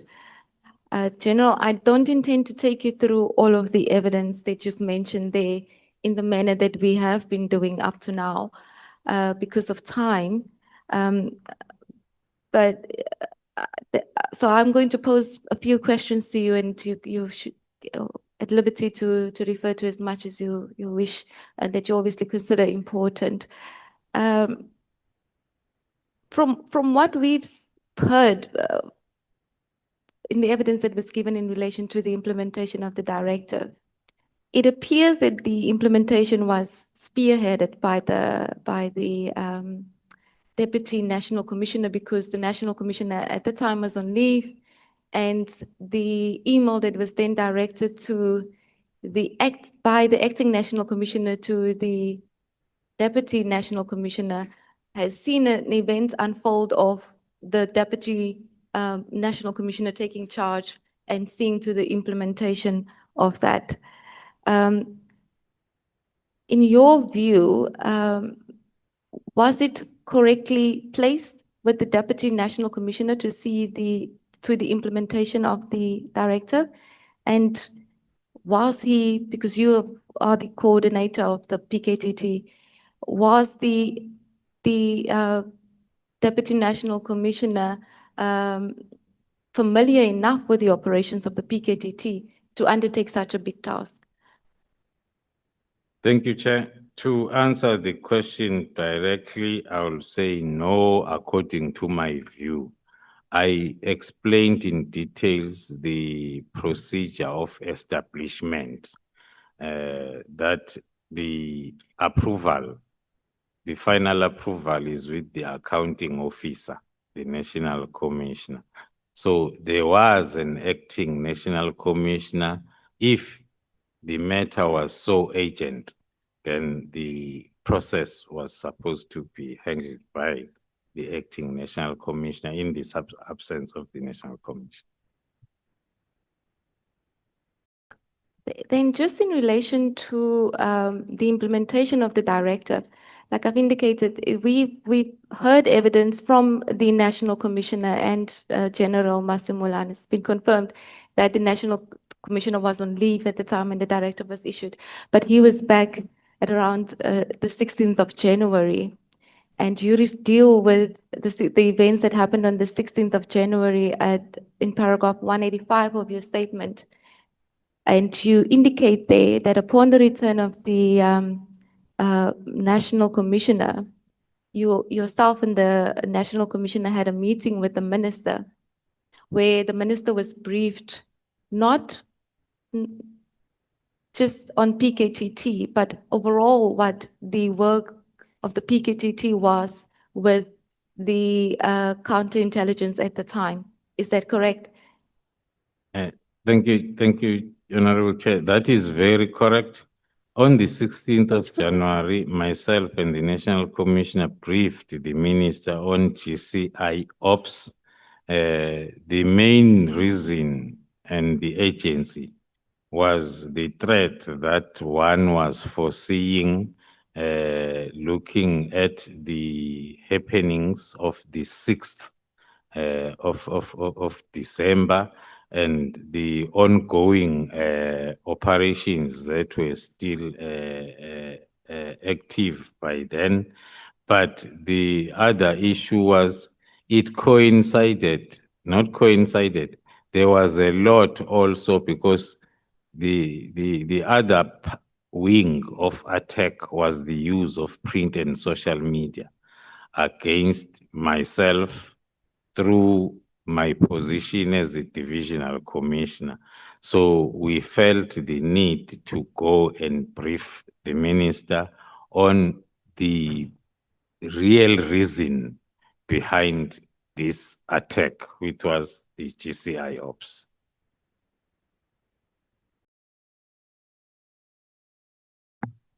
And then in paragraph 192 of your statement, you indicate that at the time and not being aware of the WhatsApp messages between Mr. Matlala and Mr. Mokgotsi, which you've just read to us, you said you found it peculiar that the instruction letter from General Sibiya required the closing out report to include information that the minister ought to have considered at the time when he made the decision to disband. So it appears if one reads your statement that when you briefed the minister on 16 January and subsequent events, or at least for January, there was no indication that you now considered that there was a ulterior motive behind the director. At which point did you form this conclusion while you were engaging with the minister? The National Commissioner came back from leave on the 14th. That's when then we had a discussion on the disbandment letter, and then he gave me the direction then to start writing a preliminary report. So on the 15th, 16th, 17th, 18th, all those days, we were in a process of drafting the report. So the agency of briefing the minister on GI Ops came before the preliminary report. And then soon after the briefing on the 16th, and then I received then the directive from the Deputy National Commissioner on the 17th, that is having a list of issues that I need to include in the preliminary report. I've analyzed some, but basically they are all talking to the confliction of the disbandment directive from the Deputy National Commissioner's office now with the actions that he says I must take. I'm summarizing them from 1 up to 30.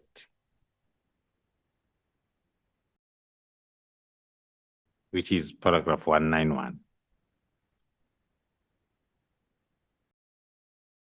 And then maybe with one breath to sum up also the other confusion that was on that long directive.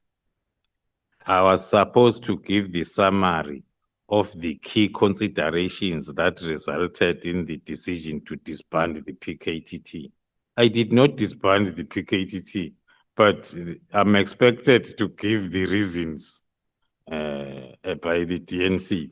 And then secondly, also on the next page, I was expected to do the analysis of the PKTT's effectiveness and impact on crime reduction. Already the letter was saying the team is having no value, but then afterwards, then I must give that impact analysis. And then the most concerning aspect was that I was expected to include in the report according to the Deputy National Commissioner was to include the stakeholder feedback from organizations such as NPA and SSA in response to the announcement of the disbandment. In other words, I was supposed to ask them, how do you feel? How did you take it? And then write back in the report, and which I found it very impossible for me to do. So that is all in terms of the summary of the directive on the 17th. Then as I've indicated, paragraph 193, that's when then we were busy with the preliminary report with the National Commission. Maybe do you want to briefly take us through that? Because the request to you that came through that you've now discussed or mentioned that asked you for things which you obviously did not agree with. You did not agree that the PKTT did not add any value. You did not agree to the disbandment of the PKTT. So in your report, do you want to take us briefly through what you then recommended or what you said in response to the request for the report? The report is attached as SDK 23. It's a very detailed report, but importantly, I'll go straight to the way forward that was proposed by the National Commissioner in case then the disbandment is undertaken, where he proposed that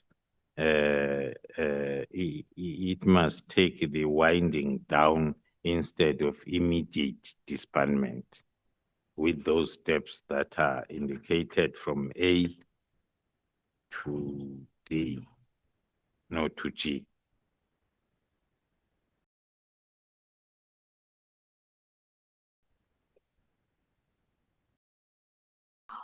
One other issue that came up, which we've also learned from evidence that was given from other witnesses, is there was criticism in relation to your specific role on the PKTT as coordinator and as the head of crime intelligence.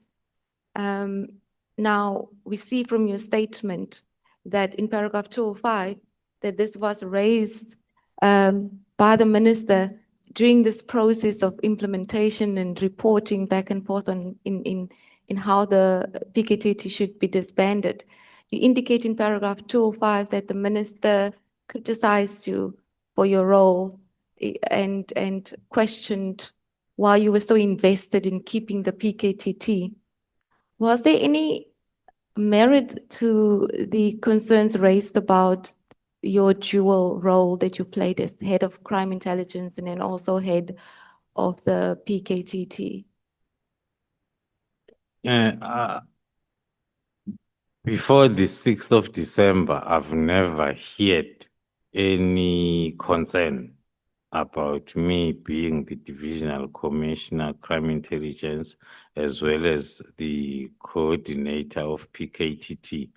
As senior officers, it's one of the expectations that you can carry more than what you are appointed for, more especially when it comes to interventions.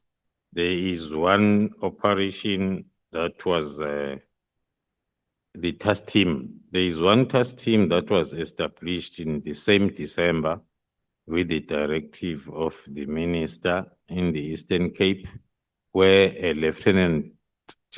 Major General Zulu, who's appointed as the head of specialized operations in Pretoria, was then appointed to be the coordinator of that operation. So it's part of the package for us as senior officers then to be, unless if you approach the National Commissioner and then raise some concerns that you cannot do it.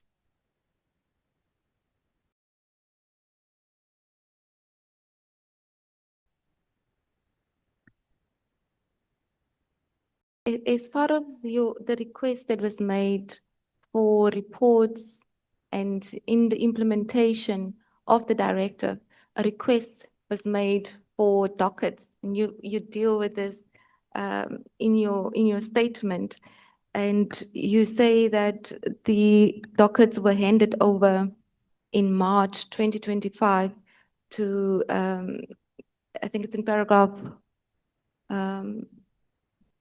can't seem to see it, but it was said that the dockets was handed over in March 2025. You mentioned this specifically. Is there anything peculiar about a request that the dockets be handed over as part of the disbandment process? Why is that a peculiar issue to you that they would make such a request?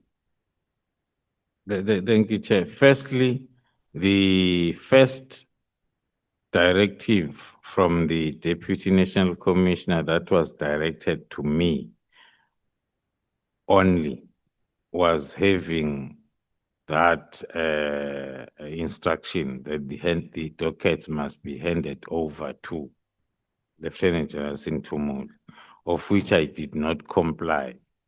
And then the second instruction then was directed to General Sintumule only, now directing her then to take the dockets from me, of which then that was in compliance then of that instruction by General Sintumule on the 28th of March. Yes, you addressed that in paragraph 206 of your statement. And as I related to my previous question, and the reason why I asked whether there was anything peculiar in the request for dockets is because in paragraph 207, General, you mentioned that there was a request on the 16th after you've handed over the dockets in March. There was a further request that came through on the 16th of April by Brigadier Nkwashu, where he made an attempt to retrieve a criminal docket pertaining to a case in which Mr. Molefe is charged. Is there anything, was there anything suspicious about this request? Yes, thank you so much, Honorable Chair, honorable members. After handing over of the dockets on the 28th of March, and then on the 16th of April, Brigadier Nkwashu made an attempt to retrieve the docket where Mr. Kadiso Molefe was charged. That is the Anand Swart docket Vereniging. According to Brigadier Nkwashu, this action was taken following the instruction from the Provincial Commissioner, who allegedly mandated that the docket be handed over immediately. So that gave us suspicions that it is because this docket was not part of those that were handed over on the 28th of March. Hence now this instruction is specific to that docket. What was Brigadier Nkwashu's involvement in this implementation process? I believe his name hasn't been as prominent as other names. So what was his involvement and why would he request, how did he initiate this request? Brigadier Nkwashu is the Deputy District Commissioner of the district within which Vereniging falls. So he was complying with the instruction from the Provincial Commissioner's office to the District Commissioner that the docket must be brought back according to him.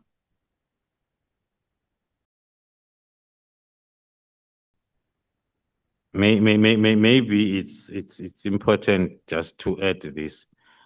the Brigadier Nkwashu is the same Brigadier Nkwashu that is also appearing in some parts of my statement as a brigadier who visited Katiso Molefe in prison, driving a vehicle without registration plates, taking clothes and food to Katiso Molefe in prison.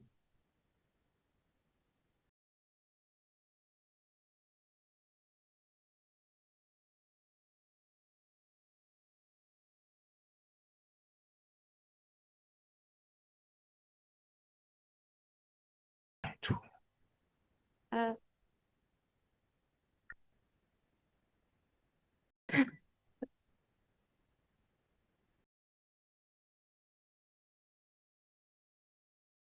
That's correct, Honorable Chair.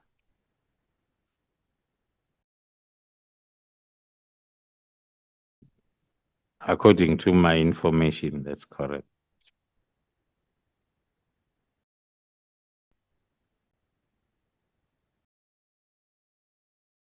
Um, General Khumalo, you indicate further that on 22 April 2025, the Deputy National Commissioner gave further instructions. This is now while the National Commissioner is already back in office. The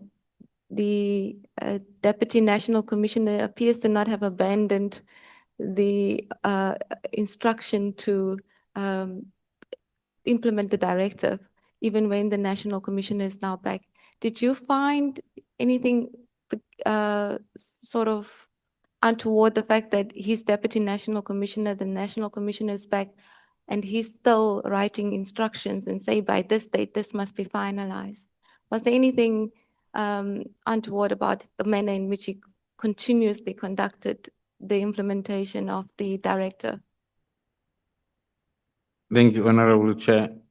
Yes, it was still difficult to understand, more especially because I was now working with the National Commissioner on this issue. And the Deputy National Commissioner was informed, was aware, and I think in one of his affidavits, he has confirmed that he was told by the National Commissioner to leave this process or whatever away to myself and the National Commission, but still there are letters. But maybe what I can also add here, the events that are making us to believe or to confirm now that disbandment of the PKT was a mistaken identity. On the 28th of March, we hand over the dockets. On the 16th of April, now a direct instruction for a particular docket of Katiso Molefe. Now on the 22nd of April, another letter now from the Deputy National Commissioner demanding all dockets now, including those that are in court. So Katiso Molefe's docket was in court. We had submitted as per the proposal only those that were under investigation. So these activities made us to believe that the disbandment of the PKTT was the mistaken identity indeed.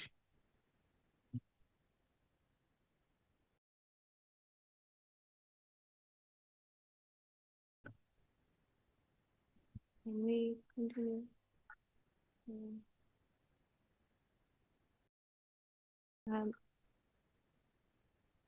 General, I have sort of taken you very quickly through the statement for the past 30 minutes because I was trying to cover the time, but I don't want to sort of do you some sort of injustice. If there's anything in particular that you'd like to highlight to the members, in particular in relation to the dockets, We know that the dockets were subsequently returned, and this is dealt with by yourself in paragraphs 2011 up until 2019.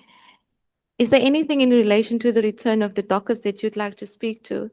We have, the committee at least, has heard quite extensive documents about evidence about the return of the dockets. So I'd like to give you an opportunity if there's anything in relation to the return of the dockets that you'd like to emphasize other than what is in your statement. Nothing in particular with regard to the return of the dockets.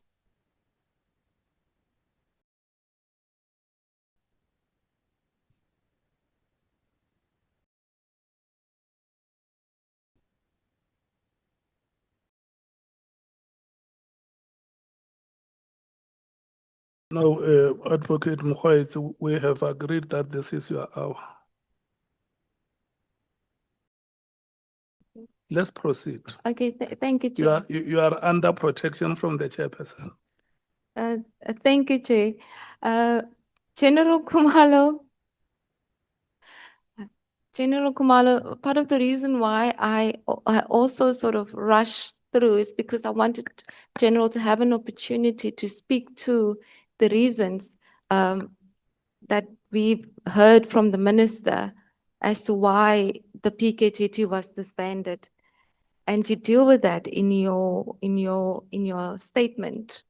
And I know a lot of questions are probably going to arise from that, but I wanted to give General Khumalo an opportunity to just take us through whether the reasons mentioned by the minister were in fact justified, and if not, in what respect were they lacking, or could they not have been a valid justification for the disbandment of the PKTT? You've mentioned a few in there, and so if you could just, from paragraph 220 in your statement, maybe if you could just start off with each item that was mentioned by the minister and address us briefly on why these reasons are not valid or doesn't have any merit. Thank you, Honorable Chair. Maybe then to try and summarize my input with regard to the decisions, let me start by saying, after one learned of the reasons provided to the disbandment letter, one could not believe, because one is involved. One knows that the team is adding value, because that was the only reason that was there.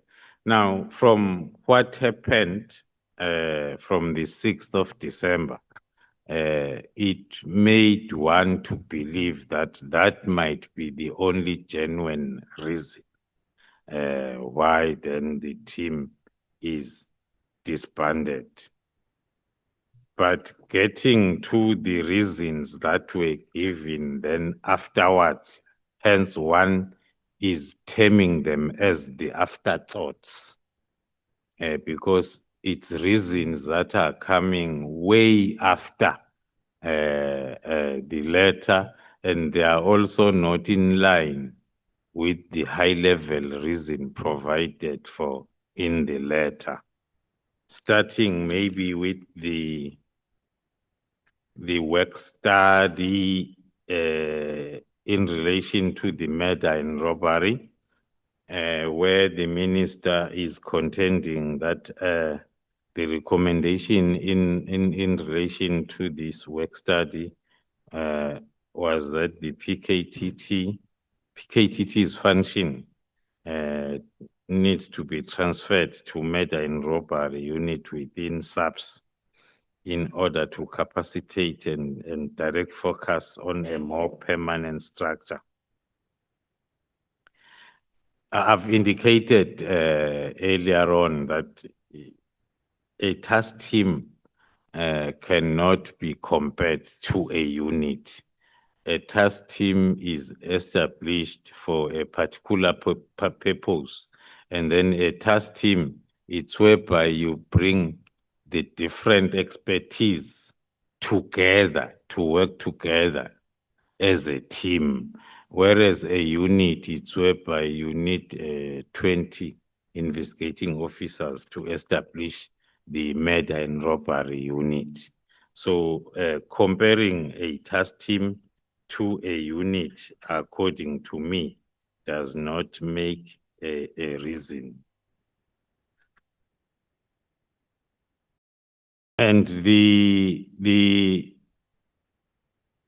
purpose of the 2019 work study, if you go through, was to check the feasibility of the establishment of specializing units within detective services. It was not meant for the assessment of the task teams. Another misinterpretation by the minister on the work study is where he recommends the current task teams to be subjected to an impact analysis by OD and strategic management in the provinces to ensure the feasibility and the existing of teams. So even that document is not recommending the disestablishment. It recommends the impact analysis and feasibility studies to be conducted, but to the provincial task teams. It's not talking to the national. The purpose of the implementation report by Colonel Mare was to determine the implementation status of the specialized units that were established. The minister further misinterpreted paragraph 8.9 and 8.10 of the recommendations. No task team be established without a written or approved documentation. That is one of the recommendations, which is contrary to disestablish the existing task teams. Instead, it says any task team that is established at provincial level must be with the approval of the provincial commissioner. And the second one talks to the current task teams to be subjected to an impact analysis, as I've indicated. That is what was supposed to have happened with the correct procedure of disbanding the national task team. The impact analysis was supposed to be conducted first. In terms of budgetary constraints and lack of oversight of the work of PKTT, I explained in my affidavit at length the oversight mechanism that was and still in place for the PKTT. Out of all the task teams that are currently on, it is and it was the PKTT that was having such oversight mechanism than all of them. So the budgetary constraint issue, that one was addressed by the CFO during her testimony, but one can confirm that during that time, PKTT was not the only task team that was in place. We had and we still have others that were in place since 2017, long before the PKTT in 2018, and they are still in place even today. So the issue of budgetary constraints cannot be applicable to the PKTT only.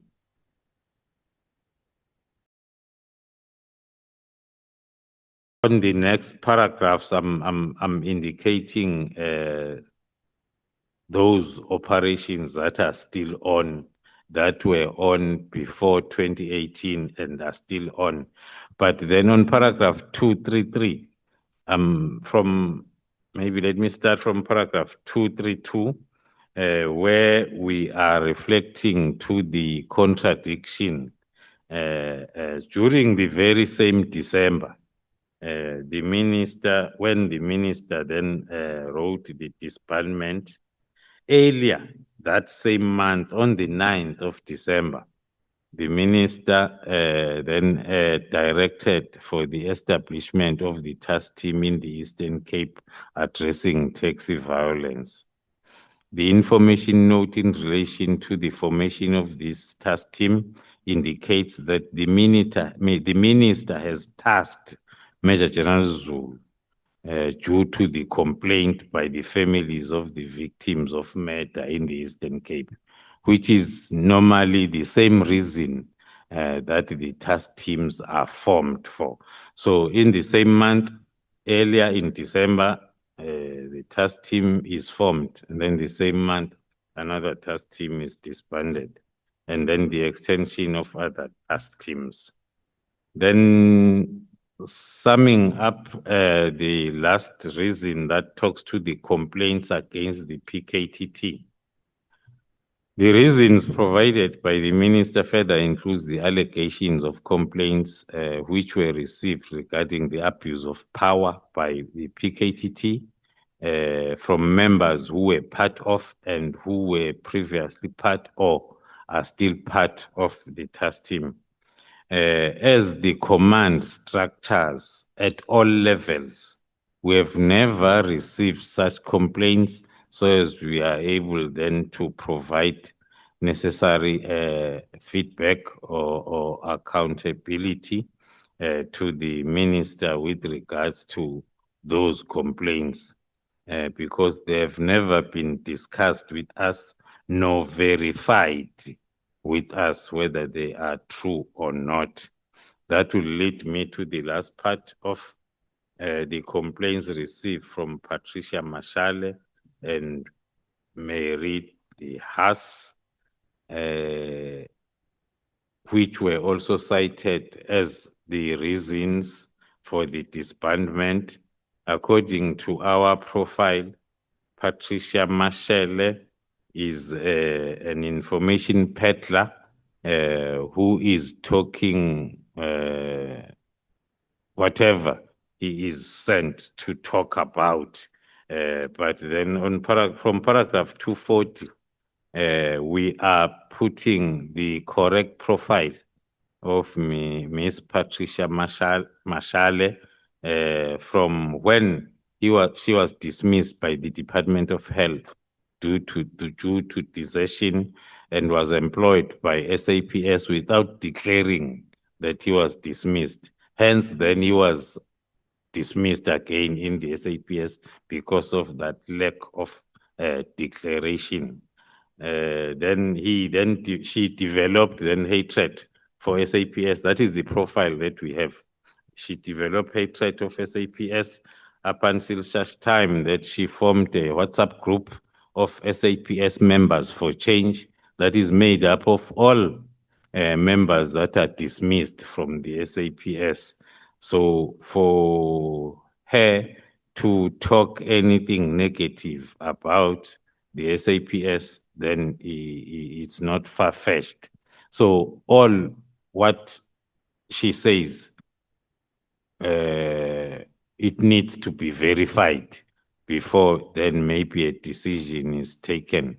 On paragraph 240, we are mentioning just one example where Mr. Mashale, where Miss Mashale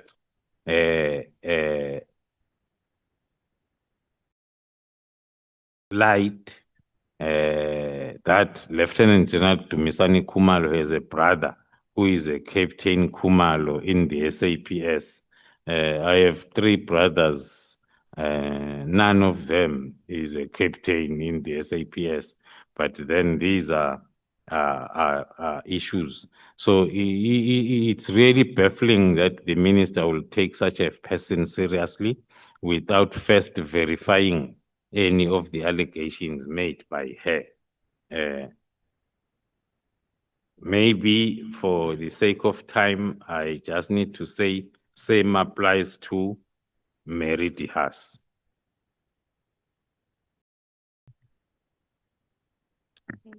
Then General Khumalo, just to also briefly touch on some issues that came through from the evidence that were given by other witnesses in relation to the raid that was that happened at Mr. Matlala's residence and the seizure of his phones. Now, when Advocate Johnson appeared before the committee, it was alleged that the phones of Mr. Matlala was already on, and there were concerns that items might have been deleted. Now we know in Mr. Matlala's evidence as well, there was an allegation that some items were deleted and then there was some tampering with his phones. Now, in paragraph 256 of your statement, you do not deny that the phones were on, but you provide an explanation as to why this was, and you deny that the phones were tampered with. Do you want to just briefly provide an explanation for why the phones were in fact on when it was collected from the PKTT? Thank you, Honorable Chair. I wish to place on record that the allegations that data was deleted from the phones of Mr. Matlala are false. No one else other than us that were interested in all the information that we could get, because we were the only ones and are still the only ones that are investigating Mr. Matlala. Then addressing the issue of maybe why the cell phones were on. From paragraph 254, the phones were seized from Mr. Matlala on the 14th and were received by our digital forensic investigator on the 15th of May. And then on the 30th of May, the cell phones were handed over to IDEC as instructed by the National Commissioner. The digital forensic was still busy working on the phones. There were suspicions that there might be other reasons why IDEC is so urgently needing these phones, but then we made sure that the proper chain statements and processes are followed, whereby our digital forensic investigator, whilst the phone was still on, they were handed over to IDEC because he was still working on the phone when the instruction came that the phones must be handed over. But the process of handing over in terms of resealing and completing the necessary handing over documents was done.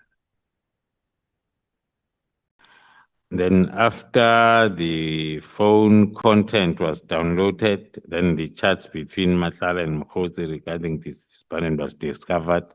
Some of it is the one that I was talking to. So addressing the issue of possible deletion, the screenshots of these chats were taken, which explains that it's possible for a person to say, my phone was still active even after my arrest, because the metadata activity is still recording when our DFIs are working on the phone. But it's not an indication of tampering. Okay. And then, General, just to go through some of the evidence that also came through during Mr. Matlala's evidence before the committee. And this is from paragraph 258 of your statement. Now, Mr. Matlala, in front of the committee, denied that he has dual citizenship. and he denied that he has an Eswatini ID. But in your statement, in paragraph 263, you said that the statement made by Mr. Matlala was false and that he was publicly, it was false that he doesn't have dual citizenship, and you, in your statement, attach some documentation which confirmed that he in fact does have dual citizenship and that he was not being honest before the committee. Do you briefly want to just explain the nature of the evidence that you've managed to obtain to support the statement that he does in fact have dual citizenship? Thank you, Honorable Chair. Indeed, it is us who identified through our investigation that there is a possibility of Mr. Matlala having the second identity book. And then we followed up that investigation, and we can confirm now that Mr. Matlala made a false statement in Parliament as well as at court on paragraph 28 of his affidavit for bail, alleging that the police had planted that photo of that second Swaziland ID in his phone because that was his reason that it was planted. But then on our further investigation, together with the Eswatini authorities, and then Eswatini Ministry of Home Affairs confirmed to us that the ID of Mr. Matlala was issued, and that it was issued with a major procedural errors and irregularities. The Eswatini authorities confirmed that Vusimuzi Dlamini is not a citizen of Eswatini by birth, which is Kurt Matlala. They further confirmed that the personal identification number was created on the 12th of February 2024 and used to issue the identity book before the birth date was registered. The birth record was only registered 8 days later, which is the 28th of February. The investigation team in Swaziland, which is in constant communication with us, had already arrested a person and charged the Home Affairs official who facilitated that issuance of fraudulent ID, Swaziland ID, to Mr. Matlala. And is attached, confirmation to revenue authority is attached as my SDK 39.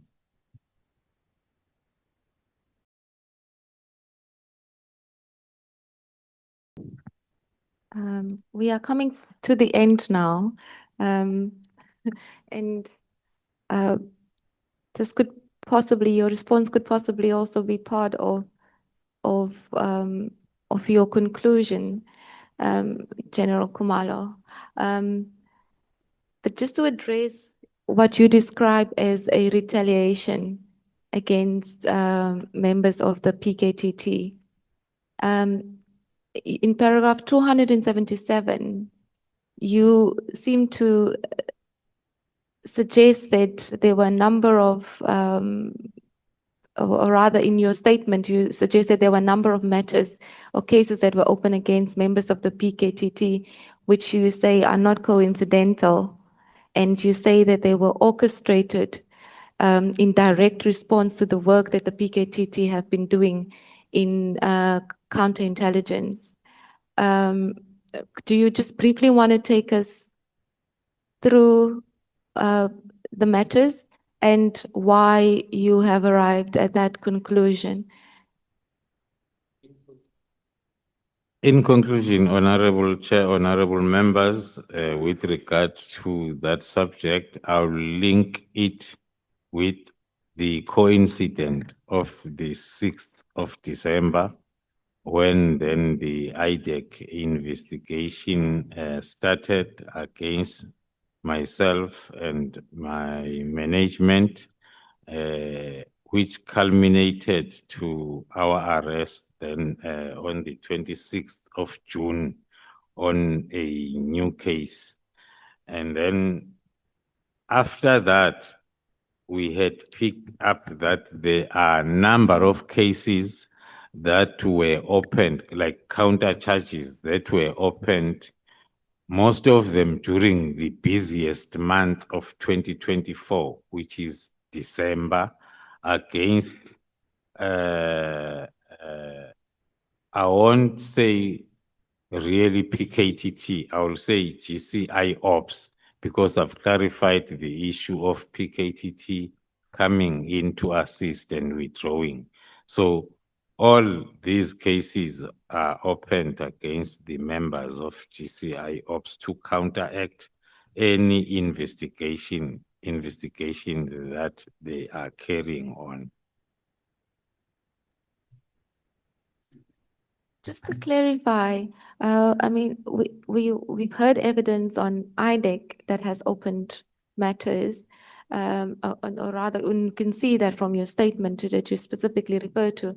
But in so far as IPIT is concerned, you've taken us through a WhatsApp correspondence between Mr. Matlala and Mr. Mokhotsi. But there was, in fact, no case that IPIT pursued against members of the PKTT or the counterintelligence operation members? Or was there a case that IPIT also pursued against the members? According to our information, there was an attempt through IPIT, as we have seen on the WhatsApp chats, and also there was information that there is a case that is supposed to be opened around Orlando. But then, of course, if you have a case opened against you, you will confirm the day the investigating officer approaches you, then you confirm that indeed there was a case that was opened and it's investigated against me. And then the other cases that were opened in December again by the Katisom Life's family members, 3 of them. And then in January, Captain Makhotle, who is the ballistic expert, who failed to provide the report I briefed the committee on, also opened then a case of kidnapping against the team, when the team then approached him to accompany them to his office to seize the hard drive as part of the investigation. And then during April 2025, also the PCI Eastern Cape was requested then to investigate another charge or case of corruption Act against PKTT members, which according to us is still forming part of this witch hunt and retaliation. Thank you, Chair. And then, Chair, I just wanted to find out before we close off, or as we're closing off, whether General Khumalo has any closing remarks that he'd like to make before the members have an opportunity to question him. But if he doesn't have any closing remarks, Chair, that would be the end of my evidence. You will give those remarks tomorrow after the last question. Can we? Sorry, Chair, it's not my evidence. I'm reminded, but my questioning, leading of evidence. Yeah. Can we give Advocate Mkhwetsi a round of applause?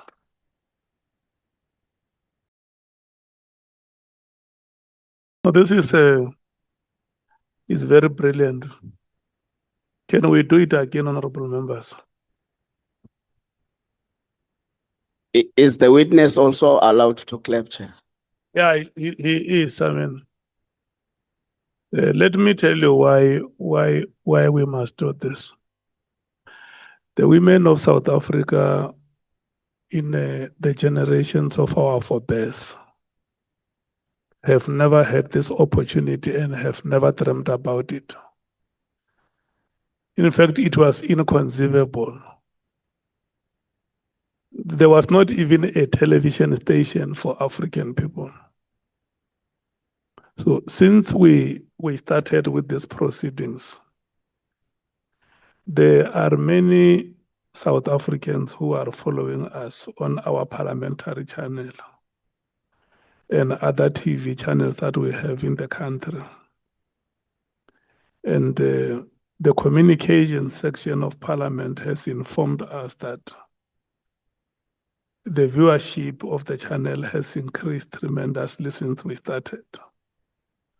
So it means that there is something good that we are doing, but to give young African females coming from disadvantaged and marginalized, the hinterland of this country, an opportunity to show their abilities like the way Advocate Mokhaitse has done.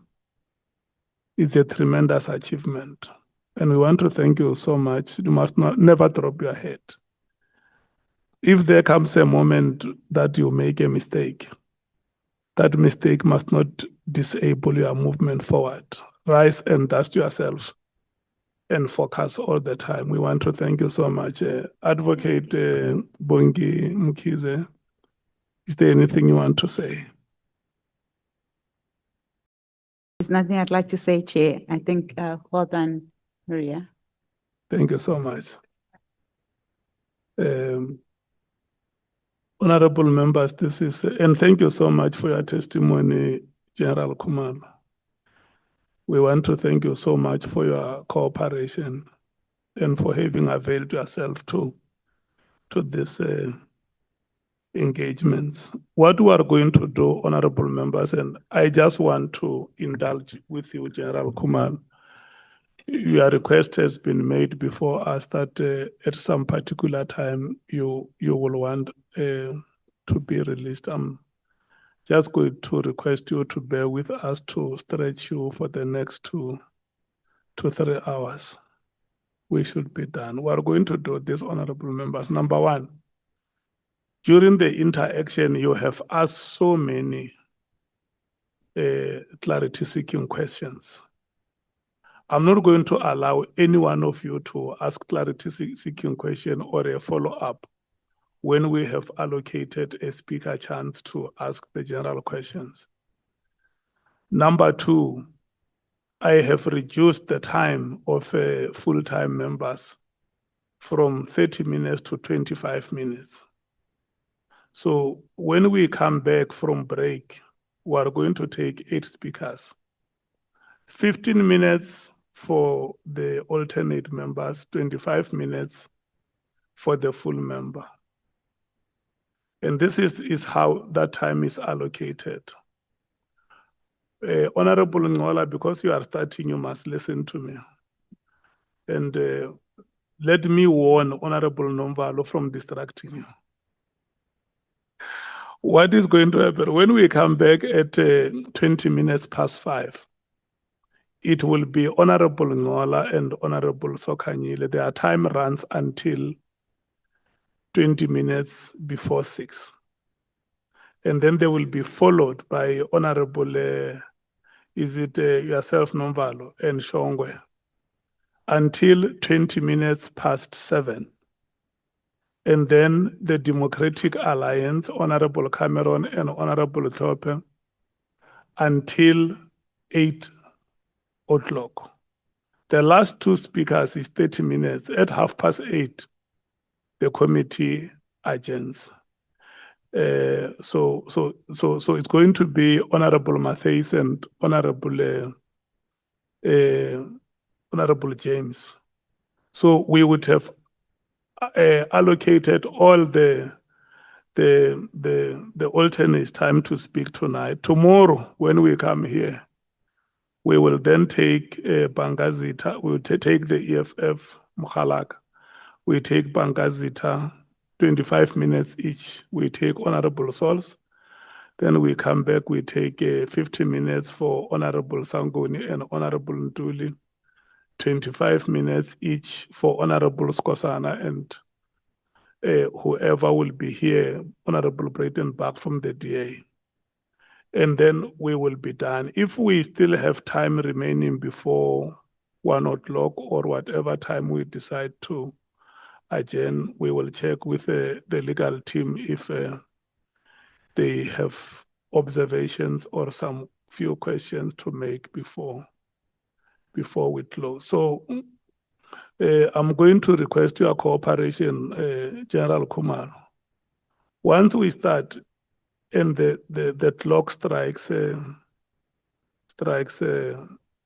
once it's 7 o'clock, it means the 40 minutes for the ANC would have come to an end, you stop speaking. And when it's 20 minutes to 8, you stop speaking. The time of the MKP would have ended. I'm just saying the two of us, you and I, let's manage that time. Yeah. Honorable Souls. Chair, thank you so much. Chair, I just want to register my my concern and my vehement disagreement. The approach we used from the start of our committee was that we will spend enough time probing and interrogating.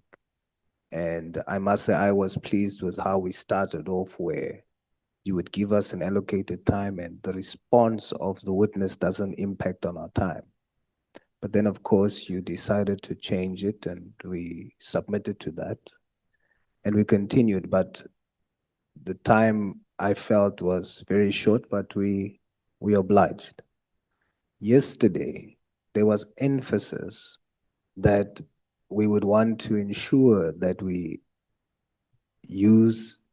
exhaust, we focus on probing and ensuring that we do what we can, we work as hard as we can to get to the truth. Today, the time is cut again from 30 to 25. And General Khumalo is not just any witness. General Khumalo is a prime witness. He's not a secondary witness. It's a key witness. And for us to be cut, it's as if we're now saying we're more focused on finishing, and we've allocated 2 days. So I'd like to register that and perhaps ask that maybe as a committee we should talk about that and see what the general feeling is. But I disagree vehemently. Thank you, Chair.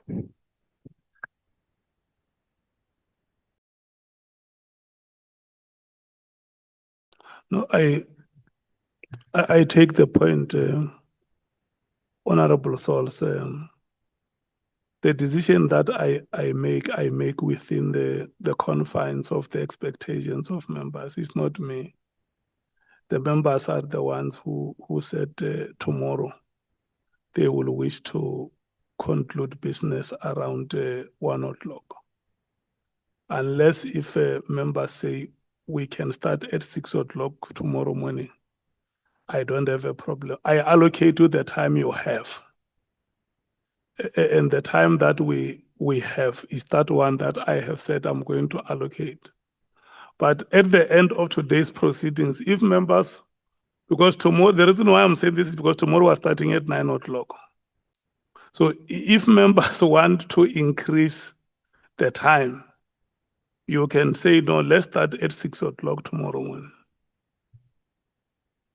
It's something that you can caucus during the break. You will come and give me a feedback what time you want to start tomorrow.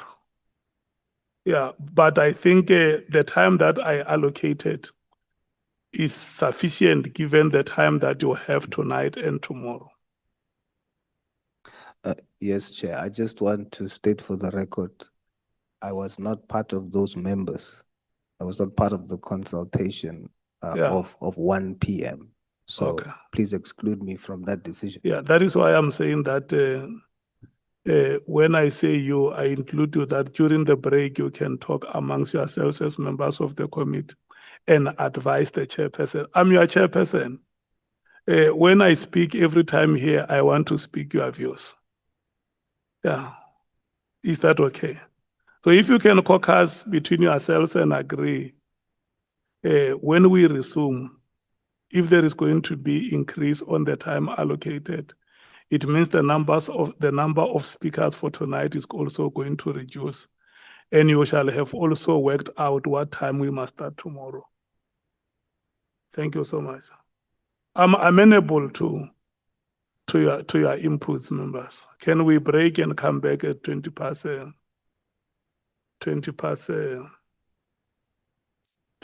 5? Yeah. Yeah. It was eaten by yourselves. Yeah.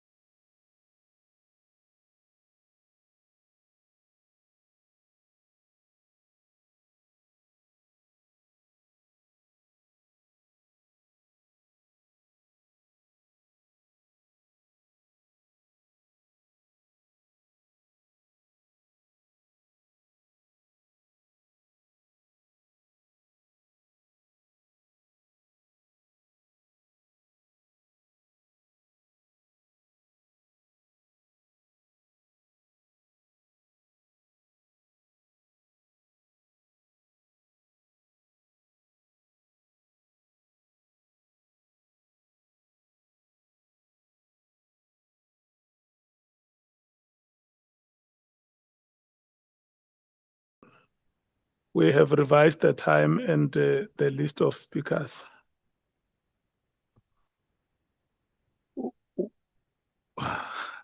We are only going to take 6 speakers for tonight, but have added extra 5 minutes to the full members of the committee.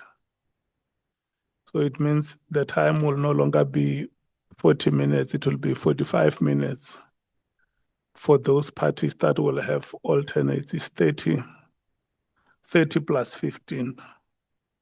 So it's now 27 minutes after 5. So what it means is that the time of the ANC will expire at quarter past 6. And then the MKP will expire at 19 hours and the DA at 19:45. And the rest of the members will come tomorrow. We are starting at 9 o'clock tomorrow morning. Yeah, and we have agreed that there are not going to be any interjections. There is no member who is going to ask a follow-up question. If there is any member who asks a follow-up question, don't respond to that member. You just keep quiet and pretend as if you don't hear them. Yeah. What else have I not said, Chief Whip? I have said everything that you agreed on as parties. Okay. Let me identify the speakers. Is Honorable Ngola. 7 o'clock, you stop. Honorable Sokanyile, 7:15, you stop. Honorable Nomvalo, from 7:15 to 7:45. And Honorable Shongwe from 7:45 to 8 o'clock. That is your time.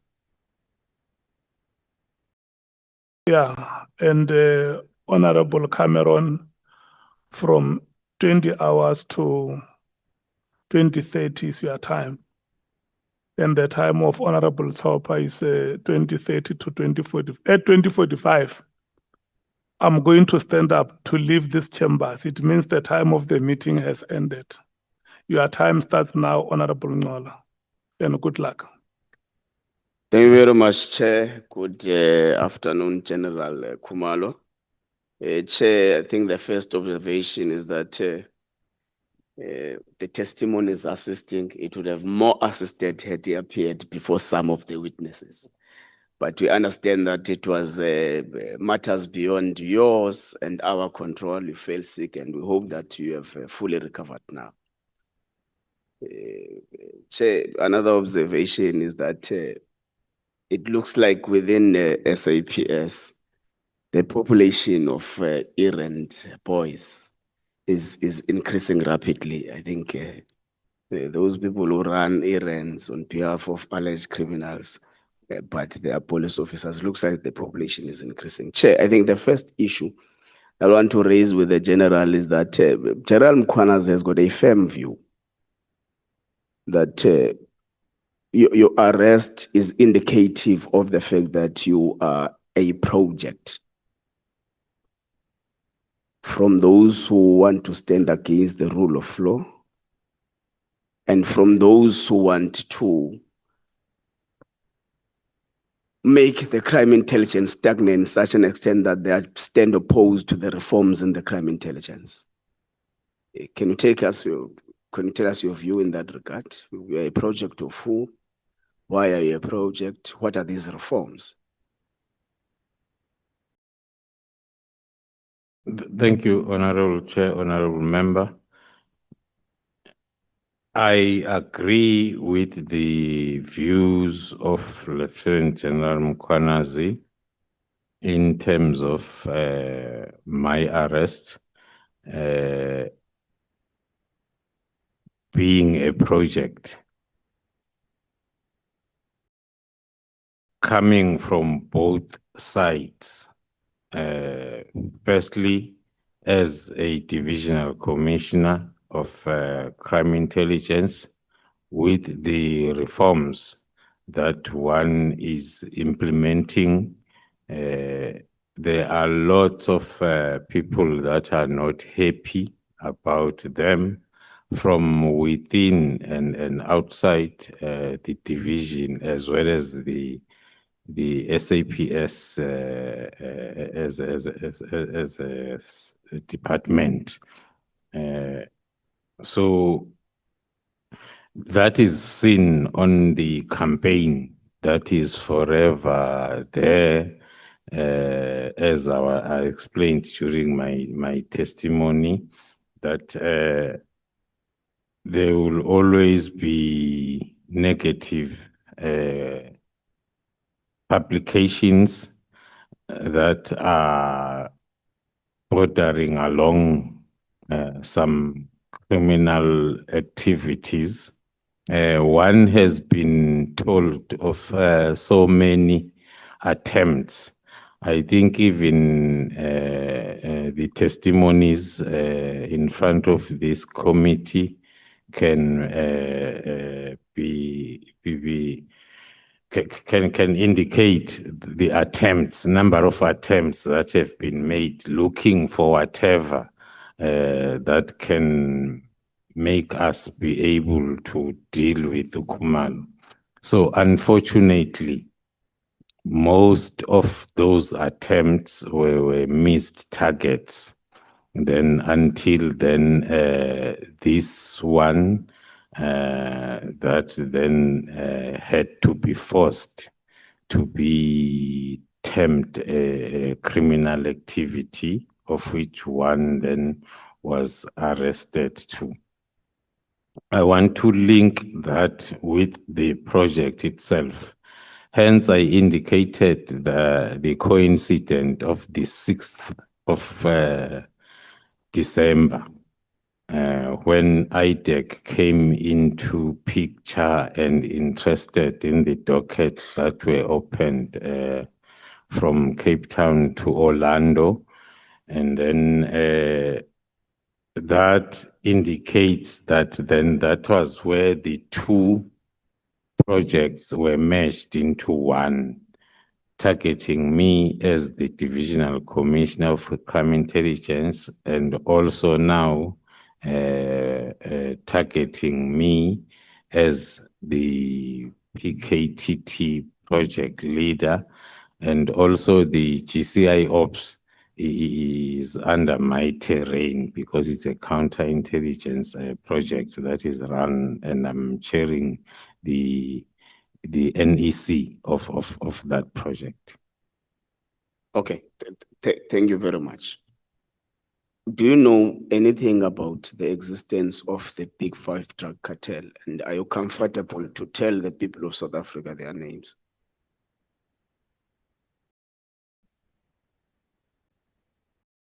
I am aware of the existence of the cartel.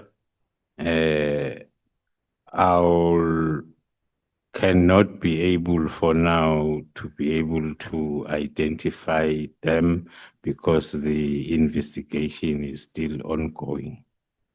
That's acceptable, General. Let's go back to the dockets, the 121 dockets. Amongst them, there is a docket from an alleged GBV case from Tata. I'm sure you'll recall the Justice for Namhla thingy in Mtata. Jerem Kwanas alleges that that docket was part of the 121 dockets. So the question that we asked him, which we said you're going to answer extensively on, is that was it because that you have characterized what is alleged to have happened to Namhla Mtwa as a political killing one? He alleges that part of what distracted you from pursuing the investigation is that it was taken to court. An application to interdict it was filed in court. So we want to know who filed it, What was the finding of the court? What is the status of the docket and the investigation now? Thank you, Honorable Chair, Honorable Member. There is somewhere in my affidavit where I indicate that the National Commissioner has got powers to allocate any other investigation to the PKTT as he may deem fit. It happened when we were requested to send some of our PKTT members to the Eastern Cape for the University of Fort Hare. When then that investigation was successful, and then there were complaints of this Namhla case not progressing, and then powers vested on the National Commissioner, then he instructed that we also take over that investigation with our team that was already in the Eastern Cape. And then indeed, we took over the investigation. We applied our methodology, doing most of the things that everybody else who has dealt with that case did not do. And then when we started the takedown operation on the same docket, then the main suspect went to court and interdicted us from getting closer to him. In other words, like stopping the investigation. We were very much shocked then to learn that the judge then did give that order of that interdict, but temporarily for a year. And then he postponed it to the following year to make the final judgment. During that year, when we were waiting for the final judgment, all our witnesses were killed. And then after the year, then the judgment came in our favor. But then all our witnesses had been killed during the year when we could not move. So that it's true that that docket was part of 121 dockets. And as dockets were sent back to the provinces, it was also sent back to the Eastern Cape. Thank you. Well, let's go back to your arrest. You are arrested by IDEC on the basis of what one would refer as a labor matter. One, do you know that the head of IDEC, Advocate Andrea Johnson, presided over a process that hired her own husband? Yes, I'm aware. Okay, let's leave it there. I'm sure you know how the protocols on handling intelligence information. The head of IDEC tells the ad hoc committee that Mr. Adams came to her with a complaint that he found an intelligence information on his doorstep. But when he went to file the complaint, there was no intelligence information. There was just a report about a verbal report that I found this. So they did an affidavit. You will tell us is that the official way of handling intelligence information? And in your view, do you think that IDEC should have acted in a verbal report of what was alleged to have been found at the doorstep? Thank you, Honorable Chair, Honorable Member. Although one, as I've indicated in my statement, I think I have only one paragraph talking to the case because the learned friends, they say when a matter is sub judice and you are involved, you're not allowed to talk too much. But then when it comes to my understanding, because dealing with classified information is one of my specialization fields, that was not the correct procedure. The correct procedure was for that document to be handed over to a vetted and security cleared person, and also to rely on, because it amounts to a hearsay. If in your statement you say, I got this information from a document that I found underneath the door. Thank you. Let's pass it. I don't want to probe you much about this. As you have said, it's a trial underway. Where did you learn about the disbandment of the PKT team? Or how did you learn about the disbandment of the PKT team? Like almost, thank you, Honorable Chair, like almost everybody, I learned it through the social media, which was a very painful experience because I think it was on the second, on the second, when then I started receiving calls. Now, I had to receive calls from all members of the PKTT as the project coordinator, asking me one and the same question that I could not answer. I ended up requesting Jerome Kwanazi to go and address the whole team because we were in the dark, all of us. We just saw it on the social media. It was only on the 7th when I received the email from the DNC, which was also without this attachment. It was just an email directing me what to do. On the 3rd of January, saying you must do a closing up report and submit it on the 13th of January, 2025. That's correct. So that is 13 days after the actual disbandment letter. So the immediate effect was actually immediate. According to my understanding. Thank you very much. You sent a team to the University of Fort Hare to do operations there. There's an allegation that your team got bribed, and one of them got bribed with a gin and a polonel. What is your take on that? The 1.5, some of them got 1.5, a wallet and stuff. Yeah, a wallet. Yeah. Thank you, Chair. My take and my understanding is there was no bribe that took place there. When we were introduced to the University of Fort Hare, we were given Mr.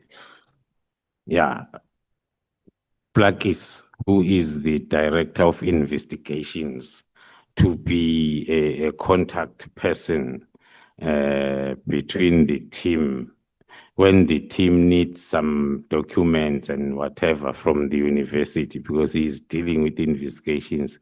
So we can practically say he was part of the team because he was spending most of his time with the team, a very generous gentleman who will buy lunch for anyone at any time, and then give freebies like a very rich person.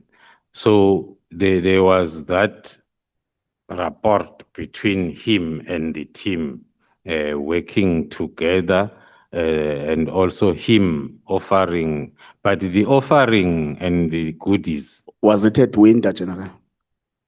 I can't remember whether it was at winter, but what I want to underline in my answer is it only happened after the team arrested the hit coordinator, who at the later stage we find that he was talking with him. So it was during that period only And he was attending all the cases when the team goes to court to place. When they went to place this particular one, he did not go to court. So already the team started to be suspicious. That was the time then he was giving freebies. Thank you. I think the Polonek explains what season was it. Let's jump. Let's take matters to Herigwala now, where Honorable Nomvalo comes from. Your detractors have a view that the firearms that were found to have been used to murder Cindy Somagaga were firearms that came from crime intelligence. And that has brought your name into the center of the fracas that happened in regard to that case. What is your take on that? Thank you, Honorable Chair.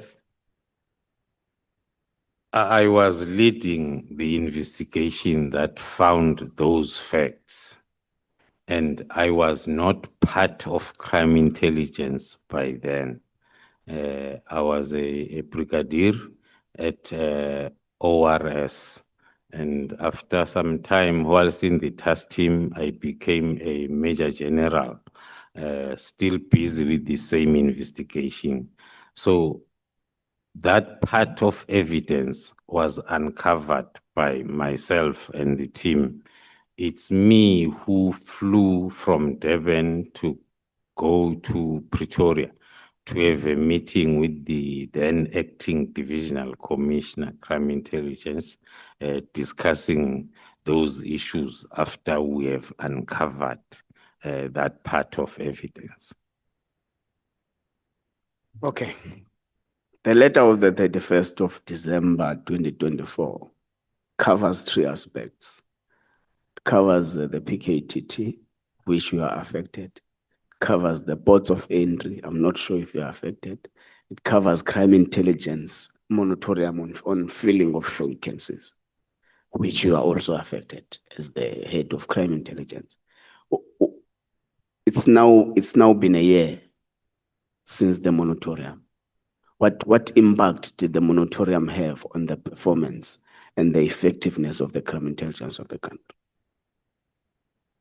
Thank you, Honorable Chair. Especially if you are going to couple with our arrest and our prohibition from entering the premises or doing the crime intelligence work, the damage is very huge because already we were operating on a very limping scale. With those posts that were freezed. Now, when we are arrested, the very few remaining top management, and then one can say when we went back, we found that it's like we are starting from scratch. There are lots of things that have gone back to where they were, and then let alone then the outstanding issues that were not attended up to date.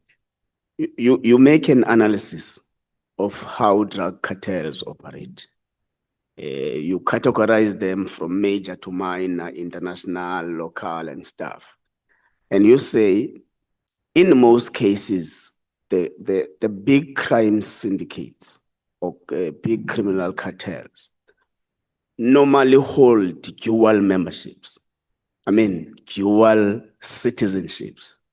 In that, the member from that and that and that. How many do you have knowledge if Mr. Paul O'Sullivan has one or two citizenships?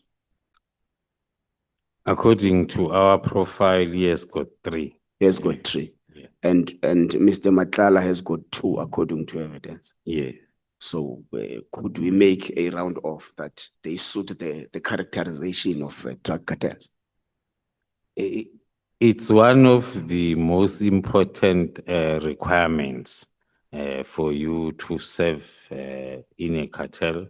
As I mentioned during my evidence that you'll need to be able to move across so as then the commodities can also be able to move.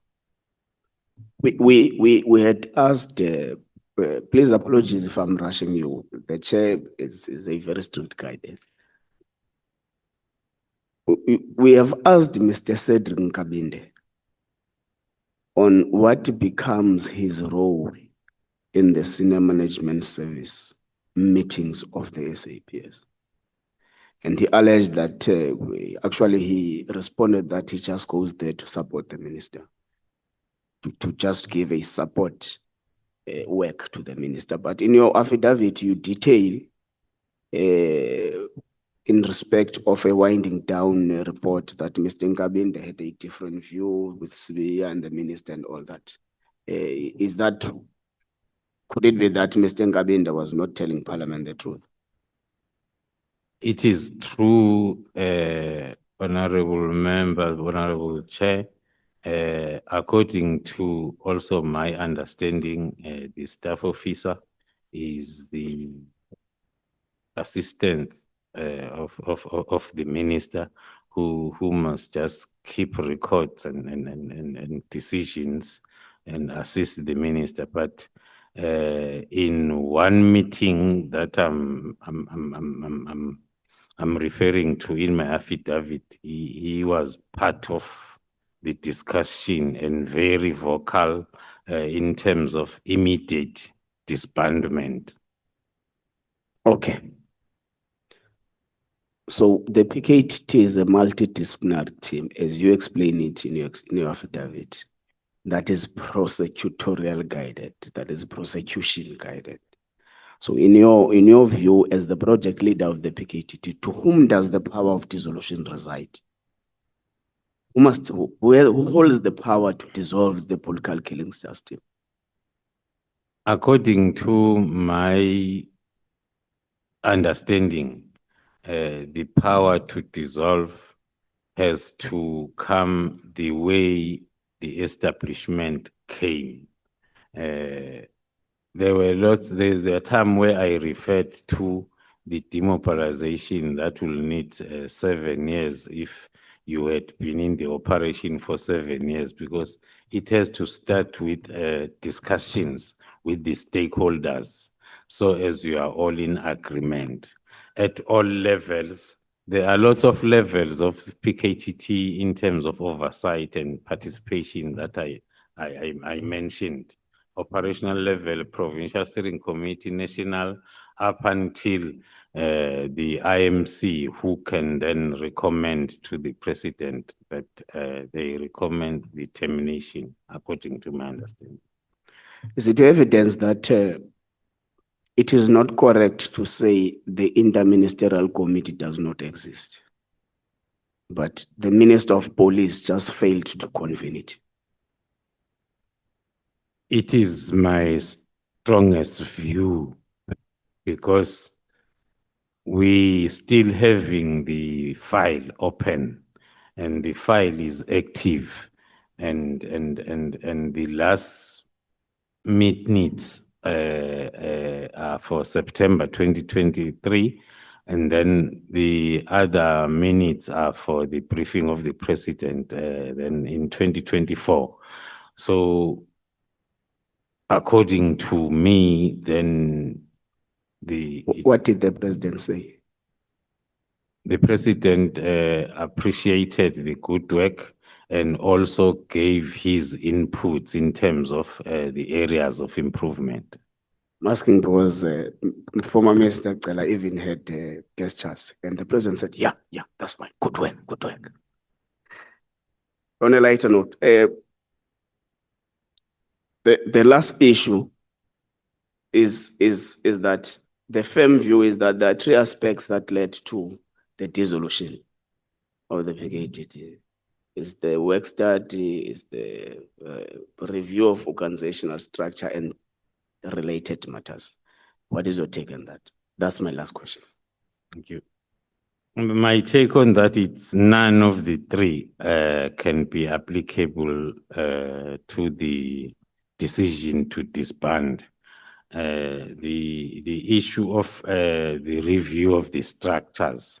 There is no structure of SAPS that you will find with a task team, because a task team is not a unit. So using the reason of restructuring or reviewing the structure as a reason for disbanding, there will always be a reason for a task team to be established if there is a problem that needs swift, because a task team means you bring resources together and then your reaction time is much quicker. So there will always be. Then on all three of them, I don't believe that the one that will fly. That's fine. My time is up. Thank you very much, Chair. Thank you very much, General.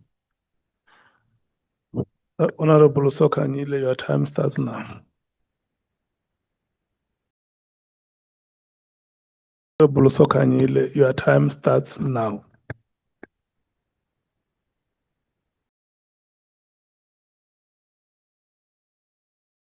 Thank you very much, Chairperson.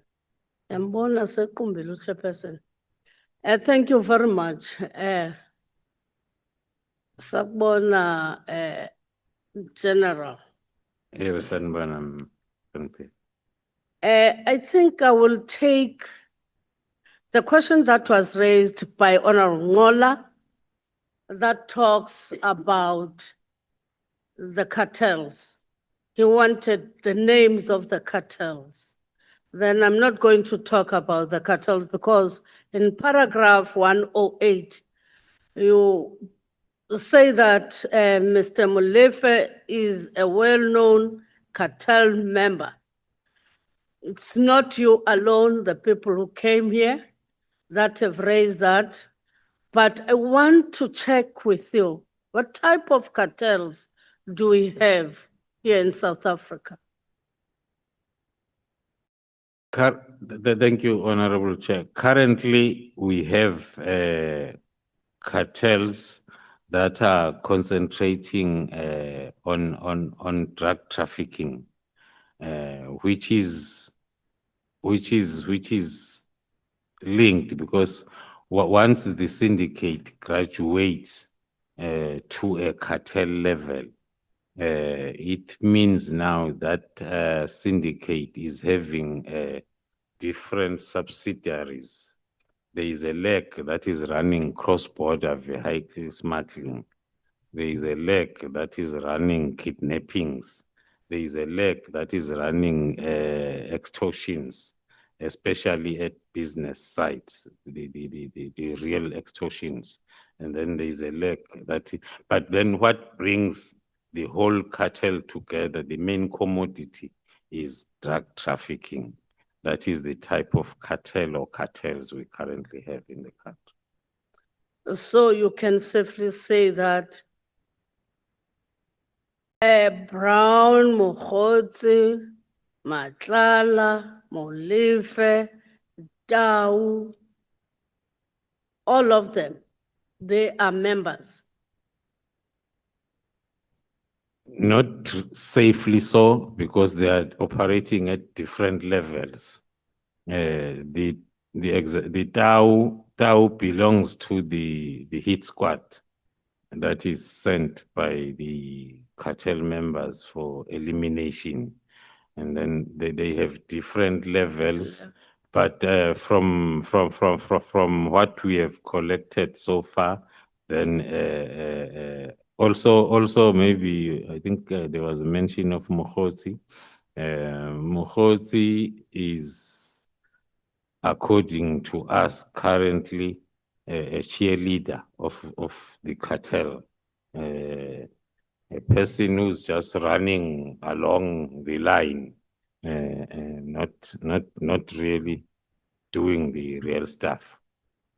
Then if you're saying that Mokgotsi is a cheerleader, because to me, how can you differentiate Sibia from those people? Thank you, thank you. There is an important leg, Honorable Chair, on the cartel that I explained in details. The criminal justice system leg that is playing mainly the protection and this to make sure that the cartel's activities are sustained. They've got someone inside. Yes. So in most cases, the stakeholders from within the criminal justice system are playing that role to say, you do, and then I'll make sure that the docket comes to my office or to my person, and then nothing will happen. And then it's another part of working for the cartel. So there's no link with the minister who's, is he on a suspension or who's taken a leave? There's no link. For now, our investigation have determined that indirect link that one explained at length in terms of through Mohotsi, through the chief of staff, but the direct link so far has not been determined. Yeah, because there's no report that directly link him, except the people who want to be closer say that, for instance, your Matlala, when you went to Kumbamba, your Molefe, saying that I'm waiting for the minister. Oh, thank you very much. And then looking at paragraph 33, in paragraph 33, you make reference to your role in leading efforts to protect the integrity of SAPS from internal and external threats. I think this also includes these cartels. In high-level overview, what could constitute the internal and the external threat to SAPS, and how effective are the measures to deal with these threats? Thank you, Honorable Chair. That talks to the counterintelligence measures that we need to strengthen and put into place. What had happened within the division, as part of weakening of the division, that is part that was really neglected. We started with the current structures that were approved to escalate it to be at a directorate level, the counterintelligence environment. So as then we are able to deal, because we have since realized that the agent threats that needs to be dealt with are the ones that are within SAPS, are more dangerous than the ones that are coming from outside. Okay. You talked about the 5-pillar approach plan that you have introduced within SAPS that assist in combating crime. I want to check, does all SAPS operations adopt and implement the 5-pillar approach plan that you have introduced? Because you said that it yielded result. Do all the operations use it? It is supposed to be positive, Honorable Chair, that as I've indicated, that it was adopted by SAPS as the policing model because it promotes teamwork and coordinated efforts amongst all the different disciplines. But in terms of implementation, we have still a long way to go to make sure that it is really implemented across all SAPS operations. Others, they resist in implementation. Unfortunately. So. Okay. Okay, you know, on the 14th on Wednesday, General Pahlane was here. He raised concern regarding your appointment as the head of PKTT, as well as being at the head of the division of Divisional Commissioner, Crime Intelligence. What is your view about that? Because not General Pahlane, even Deputy National Commissioner raised a concern to say that you can't have PKTT being the Divisional Commissioner of Crime Intelligence. I think even the minister said that they had to abruptly pull you back from PKTT. Thank you, Honorable Chair.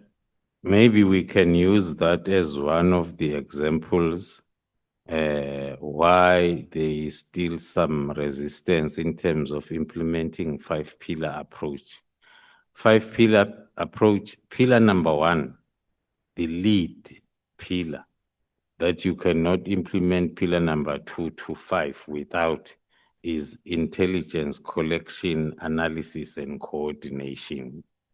So hence, it's easier for someone from that pillar, from that environment, to be able to lead. That's what makes it easier for me to lead the PKTT, even if I am the divisional commissioner.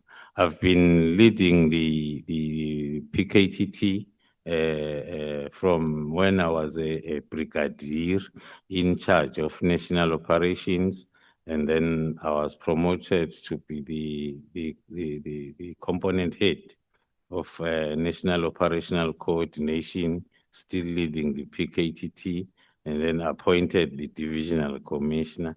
And if I compare, I find it much easier to lead the PKTT when I'm the divisional commissioner of crime intelligence, and more especially because even within PKTT, pillar number one is intelligence coordination, analysis and coordination, which is my field of specialization in the current post. So according to me, it's not a problem. Okay, because I thought it affected your performance being a divisional commissioner in crime intelligence. But when you are explaining it like this, at least now I understand. With regard to paragraph 38, you talk of ghost employees who were unlawfully employed, who are part of recruited 250. Can you elaborate in these ghost employees that we're talking about in paragraph 38? Thank you, Honorable Chair. Maybe with the permission of the Chair, without getting into details in terms of the recruitment of 250 under the disguise of them being agents, I will talk to the irregular appointment of 250 and then put into the mainstream of SAPS. There was a project that was run in the division where then they were looking for the specialists that are going to serve as agents, and then that process then was misused because then the friends and relatives of senior managers were then employed at different rank levels, and without them doing what they were employed for, but then they were getting paid every month. Then, according to your own understanding, is the IMC still there? The steering committee that overlooked the PKTT, the operations of the PKTT? According to, thank you, Chair. According to my understanding, there is government, there are departments, ministries, and then according to me, the IMC is still there. It was not dissolved. It was not dissolved according to our file that we are having. But you don't get reports or about PKTT through it? No, not anymore. Okay, thank you, Chair.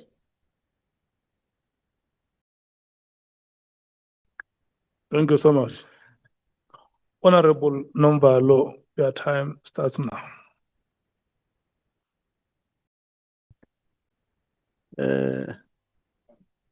No, she must go this way. The advocate. Your way. Correct. Good afternoon, General. Good afternoon, Honorable. You are not wearing blue, and on television you appear between two advocates wearing blue. Yeah, so what should I do? Do I appear properly? Should I proceed, Chair? Okay. Okay, no, thank you. Thank you very much, Chair. General, I think let's start here. On paragraph 126, page 43, you are saying, the National Commissioner appointed you to continue leading the investigation, the Jerry investigation.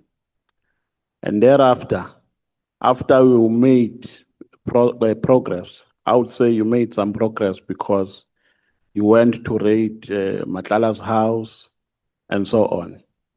And thereafter, General Sbiya changes your team without informing you. What did you do after that? After learning that the team that you were working with has been changed. Thank you, Honorable Chair, Honorable Member. It is the docket that was moved from being investigated by the team that National Commissioner had directed, and then to the other team that is in the Deputy National Commissioner's office. So then I reported the matter to the National Commissioner, as I've indicated that that happened during this most confusing and busiest period where these issues then were taking place. That's why maybe it took that long for the National Commissioner to reassign the investigation back to the team. So when did you learn about this? That the dockets have been moved from one team to another? Can you recall the dates, the specific dates? I cannot recall the specific date, but what I know, it was not long after the 6th of December, the operation, when that happened. So how long did it take for the National Commissioner to reinforce the old team or to take dockets from the new team to the old one? The time in between, how long was it? It took long although I won't have specific time, but it took long. It took some few months for it to be corrected. So during this period when the dockets were with the new team, was there any progress made on the investigations? The one can say no, nothing tangible because the victim is still missing, and I think I met the mother last week as part of the engagements when we are dealing with the investigations of this nature. Yeah, General, I'm asking you this notwithstanding the present circumstances. I know the results that we have not yet found, Jerry, the unfortunate results. But has there been any work that has been done on the dockets? Because there must be some notes that on this date, this was done, on that date, that was done. Were dockets only gathering dust, or there was some work that was done by the new team on the dockets? Thank you. Well, I can request then that quick analysis from the new team to check then the activities that took place between that period and the time they took over, so as I can give the correct picture. Look, General, my subjective view, I'm saying subjective view because I'm not saying it from an objective point of view. I've not taken time to thoroughly assess your work, but at a first value, I think you are a credible man. I think I must start by making that preface before I get into a point I want to get to. But I think you abdicated your responsibility with regards to this matter. You were supposed to intervene immediately after the dockets were taken from your team to another team. You're supposed to report the matter to the National Commissioner immediately and make constant follow-ups because you were appointed by the National Commissioner. You were not appointed by the Deputy National Commissioner, Sibia. So my view, General, is that you have allowed Sibia to run the show alone. You have allowed Sibia to run the show alone. And if it was not for the bravery of General Mkhwanazi, which he displayed on the 6th of July, today we will be faced with an elephant called Sibia in SAPS doing all sorts of shenanigans that you are alleging that he was doing. Do you agree with me when I say that you faltered? I mean, you committed a mistake by not intervening immediately on this matter. I took note and agree, Honorable Member. And my view is that if there is nothing that was done on the dockets, then Sibia defeated the ends of justice. Because you can't take dockets which are being worked on, you take them and put them somewhere to gather dust. That is defeating the ends of justice. And that necessitates an action from your part. You must open a case against Bia for defeating the ends of justice. Do you agree with me if I say that? I do agree, Honorable Member. Now, let's go to your arrest, which Honorable Ngola has partly spoken about. When Advocate Johnson was here, we asked her about the referral. In terms of the information at our disposal, the referral is an affidavit that is deposed to by the deponent. That an affidavit of that referral was not submitted at the time when the complaint was made. So, in summary, there are discrepancies, procedural discrepancies in your arrest. Are you aware of that? Yes, I'm aware, Honorable Member. When did you become aware of that? As soon as we received the copies of the docket, And then going through the whole docket, then we realized that, as I've indicated, that as the matter is at court, maybe then I won't be able to talk that much on what did we do after realizing that.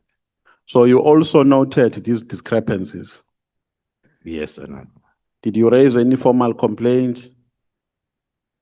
Did you lodge any formal complaints in that regard or institute any legal action? Maybe to give a round answer and say, yes, there is a process that is ongoing.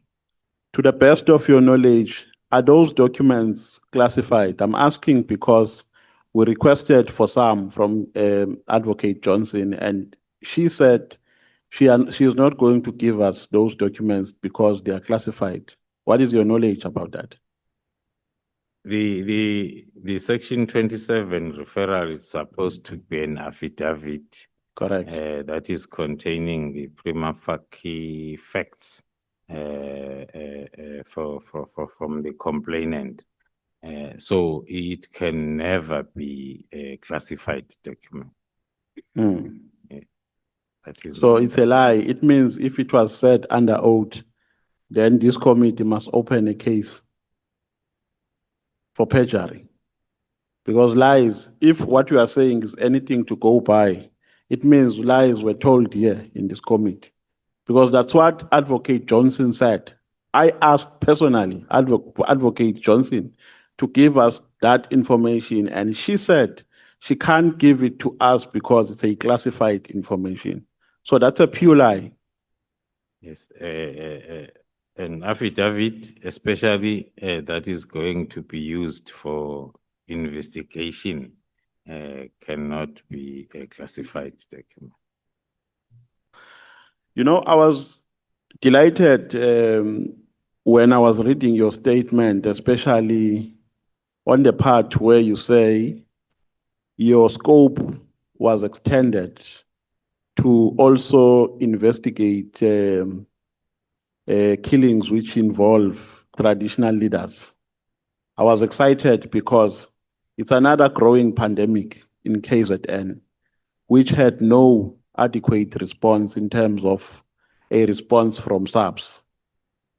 There is a case, General. I've got a family here in Swartberg. It's a royal family. They lost their chief. If my memory serves me well, they lost him in 2024, between 2024 and 2025. I do have their case number. Since they lost their chief, they've never received. When I spoke to them last year in December, I think it was 12 months after they lost the chief. They never received even a single update from the police station. The case was opened in Swartberg police station in KZN. To date, they have not received any update of what is transpiring in that case. Are you aware of that case, General? Thank you, Chair. I am not aware, as the honorable member is narrating, but if I can get the case number, because we recall our cases with the case numbers, I can be able to follow it up. If it's within the team already, then I can be able to make a follow-up in terms of how far is the case number, General, is I think this is 04/06/2024. That is the case number.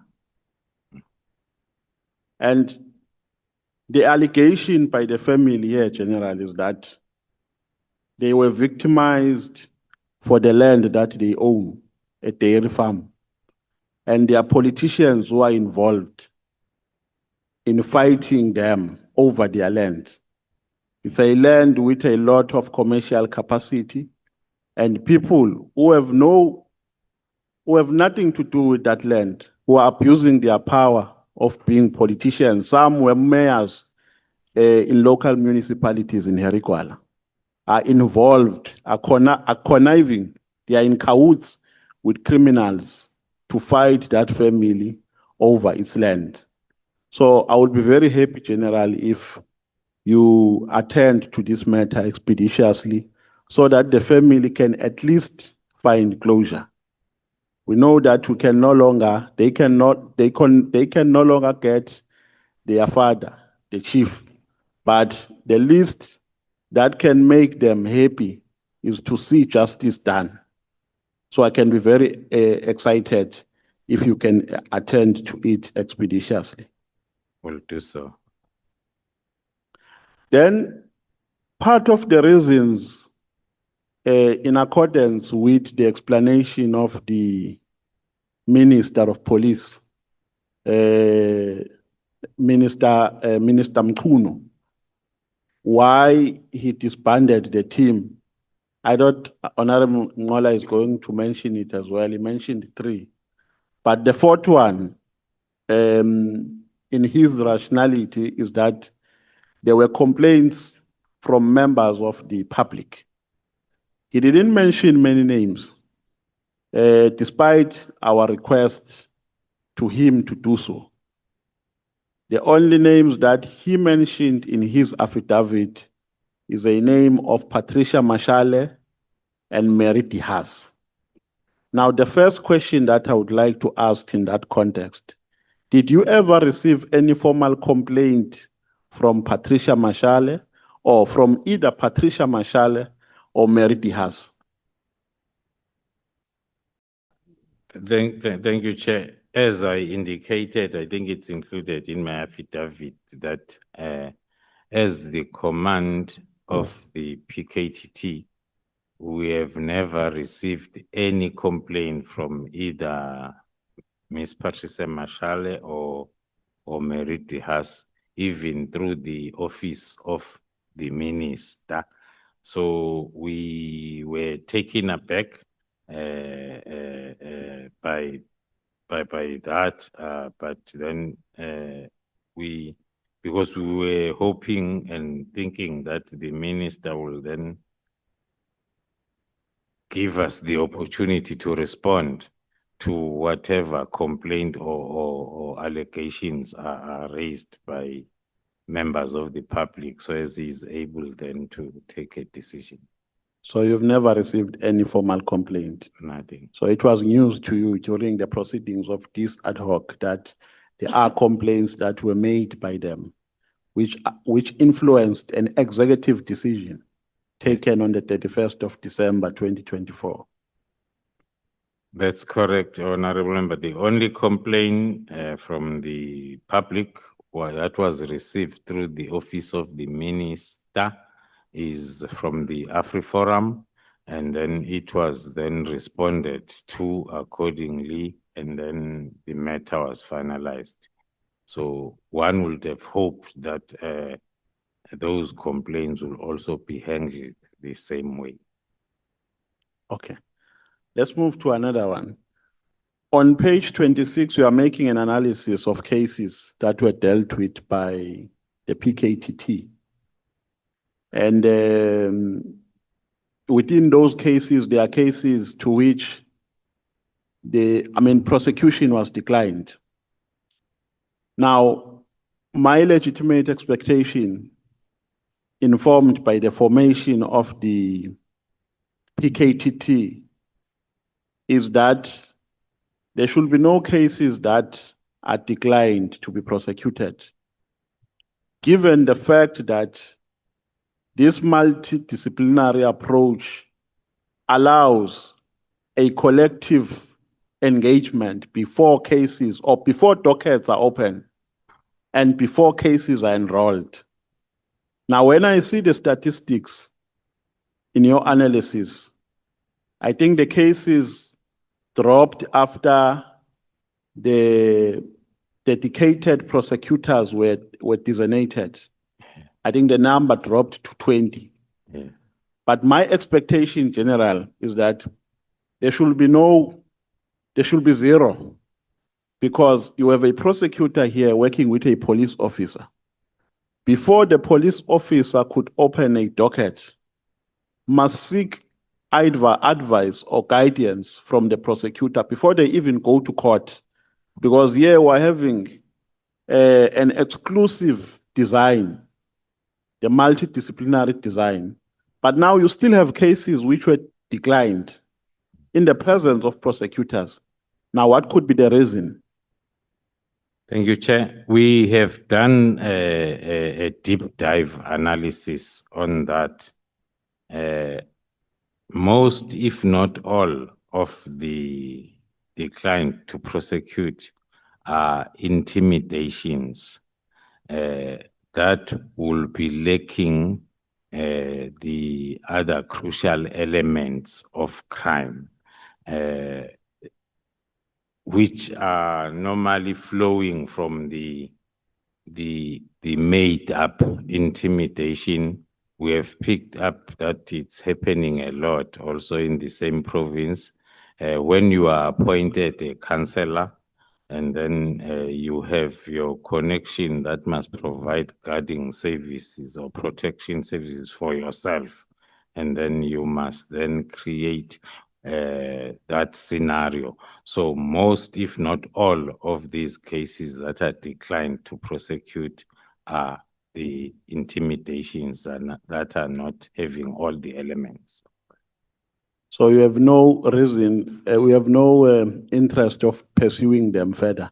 So there are no cases which were declined on the basis of insufficient evidence. We after the capacitation of the team, including the prosecution, we never experienced that anymore in terms of murder cases. General, are you a brave man? Yes. When General Spear was here, he analyzed your character with ease. With ease, and you could see that he was under no fear. If we can give you an opportunity here to give an analysis of Mr. Spear, of General Spear's character, what would you say? In terms of work, he is a person who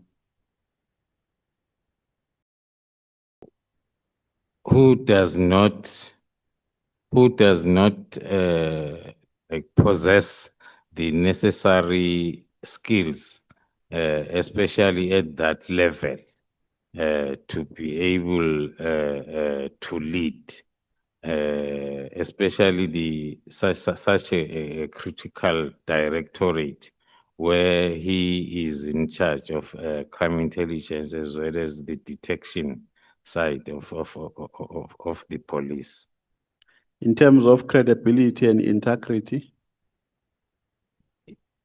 Doing that assessment, he won't pass also. If I'm personally doing that, he won't make it above 50. And how is your relationship with him? How is your relationship, the official and personal relationship? I'll start by saying there is no personal relationship. And then official relationship, I used to define it like a romantic relationship that is having stages, and I can when I was appointed the Lieutenant General, Divisional Commissioner Crime Intelligence, James Spear was a Major General in charge of organized crime. We were working. He will be in my office now and again because crime intelligence, we work mainly with organized crime and DPCI.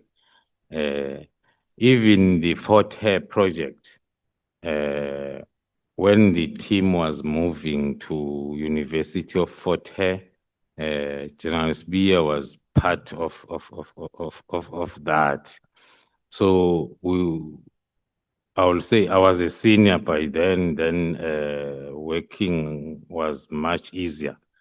But then a day he was then promoted to the same rank with a different designation.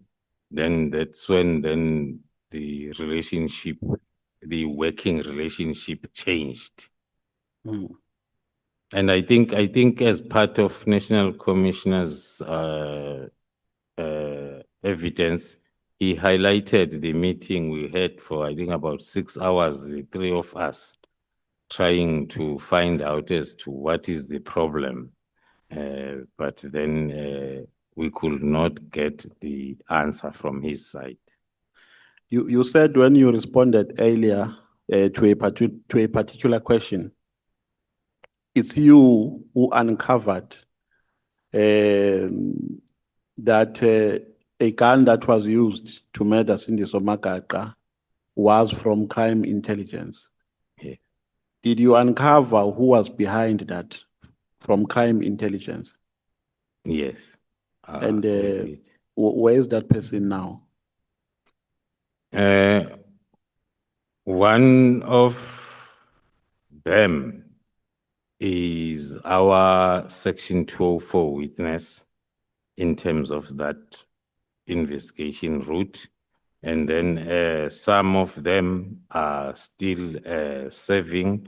The investigation is ongoing in terms of that second level of the resources that were used from crime intelligence, because it's not related to the matter itself. That is at trial stage. Hence, then there was a decision between us and the prosecution to separate the two investigations. So the PKTT will proceed until when? It's operating now, correct? Yes. So we'll proceed until when? The PKTT will proceed until the decision is taken to terminate its existence the correct way. But my personal view is, instead of PKTT to be terminated, I would say the methodology needs to be spread throughout the country, not under the name PKTT, but then under any other name that will help us deal with organized crime. I'm influencing you, General, to influence your bosses that the PKTT must never be dissolved before the local government elections. It did a very great job. KZN today is a peaceful province because of that PKTT. So the people of KZN need protection. If anything, it must be beefed up. More resources must be put to protect the people of KZN. So anyone who says the PKTT must be dissolved before local government elections, that person has an ulterior motives. He does not care about the people of KZN. It must proceed, it must do its work uninterrupted. On page 15, General, paragraph 40, you are saying when you are appointed as the divisional commissioner, you introduced some interventions which were met by some resistance from some members at the senior management level. Who are those members?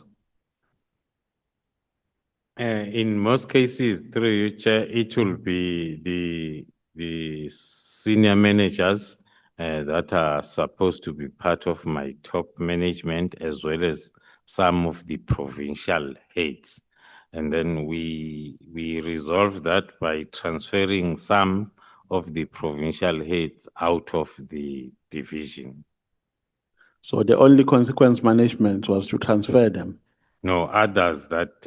no DC hearings, nothing? We have done a lot in terms of disciplinary processes. Some of them were dismissed, Some of them are still appealing the dismissals. Some of them were transferred. So we have stats and on that. Okay. So do you know Meriti has?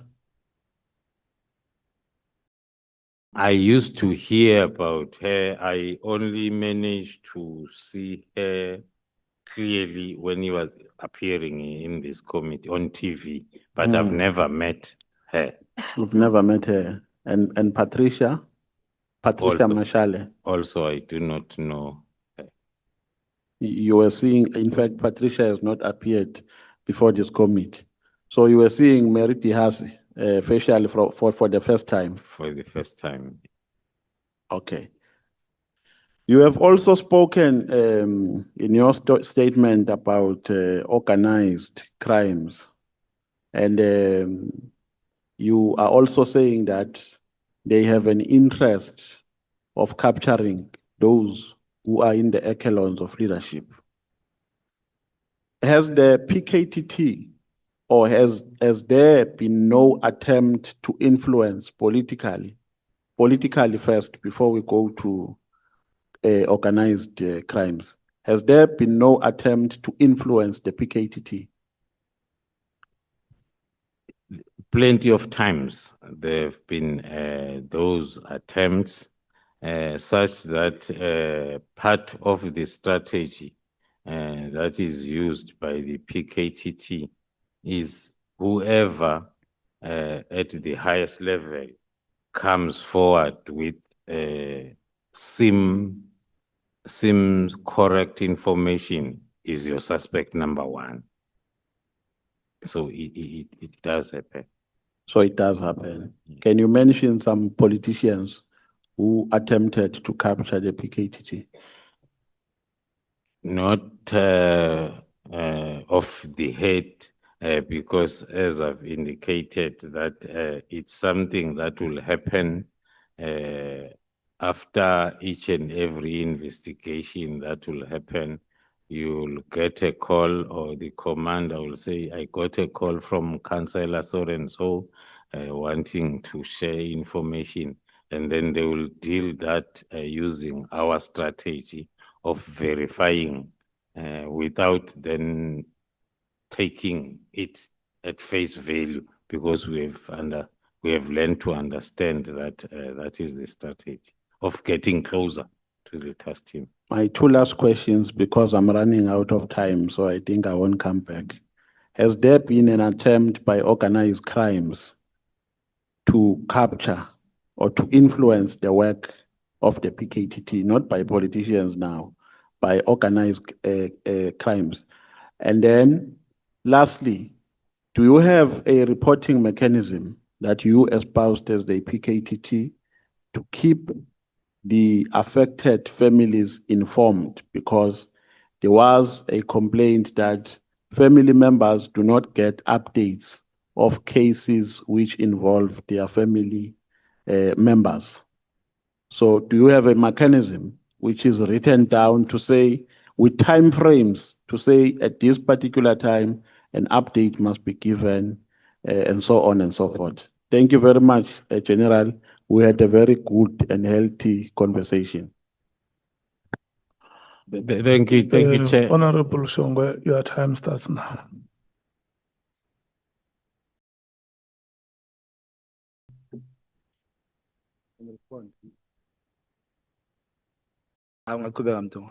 Respond. Thank you, Honorable. Honorable Shongwe, your time starts now. Yebo, Chair. Ngicela ukuthi siqhubeke lapho, ngizoqhubeka lapho, Chair. Ngaqhubeka mshoma. Thank you, Honorable Chair, Honorable Member. It's one of General Khumalo, Honorable Shongwe has not asked you a question.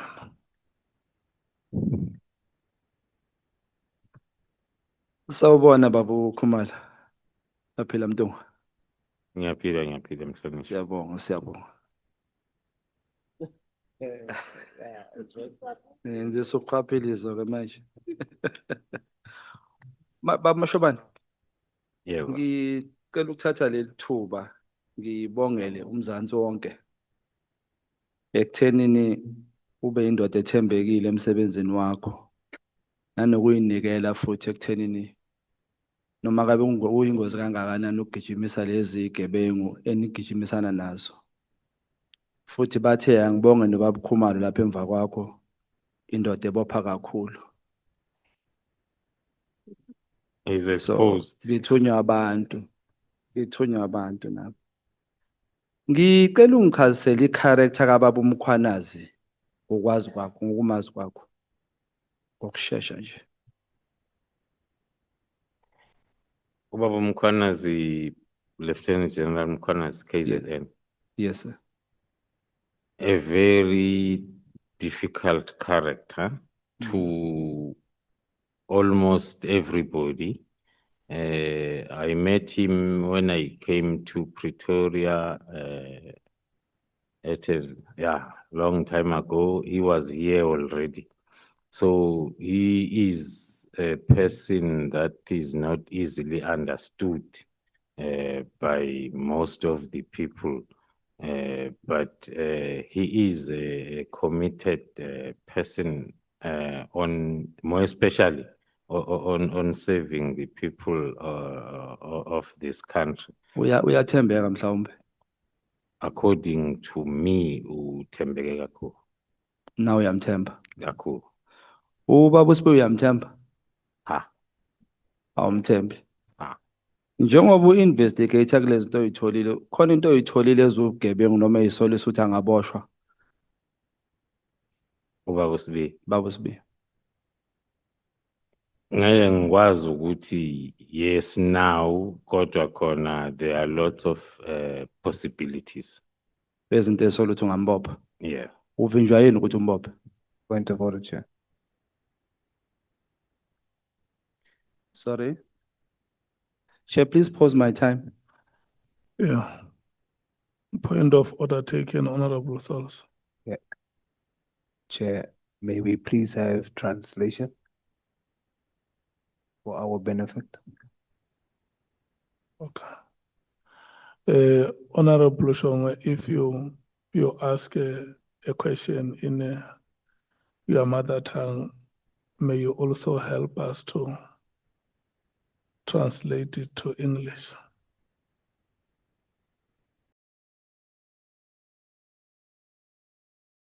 Chair, that will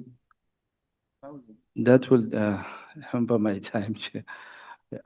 Before you start this Katsami, Chair, asike sithi kuba. Bama Shobani, uthe uvinjwe yini ungabopha ubaba uSibe? Ubaba uSibe, like any other person who is subject of investigation, has to be arrested when the investigation is complete. We don't believe in investigating after arresting. So in most of our cases, that's how we work, and that's what we are encouraging with the PKTT methodology. So whoever is a suspect needs to be investigated and then arrested when we are done. Uthe ubaba uSibe wena wazi lutho ngesiphoyisa ukaze awuna experience. So ngifuna ukwazi ukuthi uphade yachi lo okubophile unolwazi ngaye mhlambe ne-experience yakhe. According to the profile that I'm having of Patriarch, the profile, I worked with him when we were both at Crime Intelligence. I've never heard of him doing any investigation. I met him at Crime Intelligence. I left him at Crime Intelligence until then he went on pension or resigned, something like that. So that is what I know about him. So ungakwazi wakakana experience? No, I can't. Because ubaba uNqoli yakubuza la ukuthi ubaba uMkhwanazi uthe ukuboshwa kwakho bekuyi project. Phinde wathi ukuvalwa kwe PKTT was a project. Manje umbuzo enginawo uthi Le project kahle kahle beyisiza abantu. Ubani lo bekazoboshwa after i-31 or ngoJanuwari makuzophuma iletha. Ubani lo bekumele nimbophe kwagijima kwaphuma iletha ngokusheshsha ukuthi vimbani benibamba bani. There are a lot, baningi, mhlonishwa Awungepha abantu. bawu-4 nje kuphela ngifuna ubona ukuthi uthembakele. 4. Okusivimbayo kunye ukuthi umthetho wase South Africa uthi asikwazi ukusho singakamvezi umuntu Ngoba isikhathi sami sesizongishaya uWinnie Mandela wesikhashana ukubophile. Point of order, Chair. Yes. We would definitely, I think, Chair, after this, I'll just write all of this.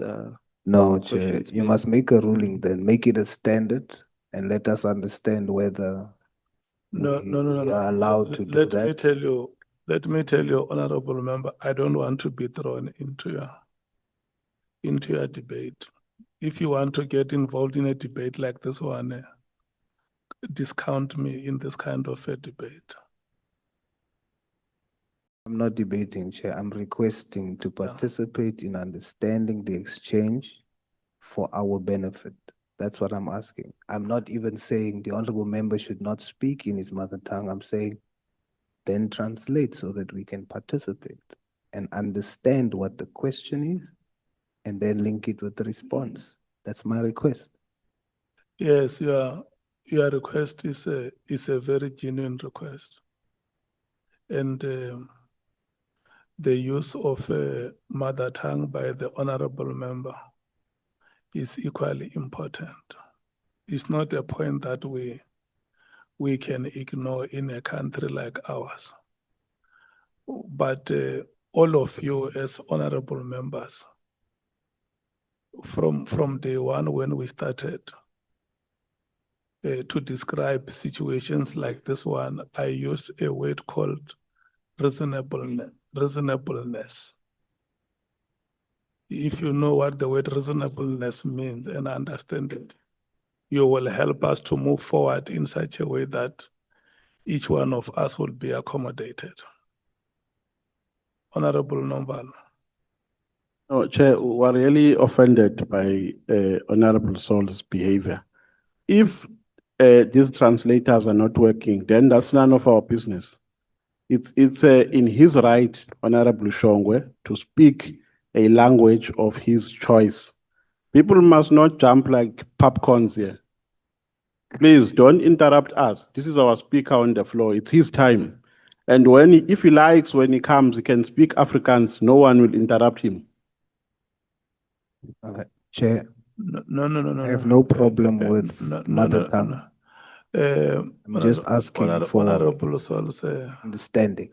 Honorable Saul's, may you please listen to me? Because I'm still trying to digest what the honorable member wants to mean when he uses the word popcorn. Honorable Nomvalo, can you say popcorn again? Popcorn, Chair. What does that mean in it means we are jumping committee proceedings like it means we are jumping, Chair, constantly. Yeah. That's what Honorable Saul is doing. He keeps on interrupting our speaker. And we have never interrupted him when he speaks, Can when we he's on look the floor. for another reasonable way to use that? He must stop interrupting our speaker, Chair. Is The it- translation is is it- not is it- working, is it- then that's none of our business. Is it- Why should it be attributed to our speaker? Is it difficult for you to say the honorable member may kindly stop interrupting? He must stop interrupting our speaker, Chair. You know, I want to say this to you, honorable members. Let's respect each other when we are in this committee or in this National Assembly. Number one is that all of us are human beings, and we want to be regarded and addressed as such.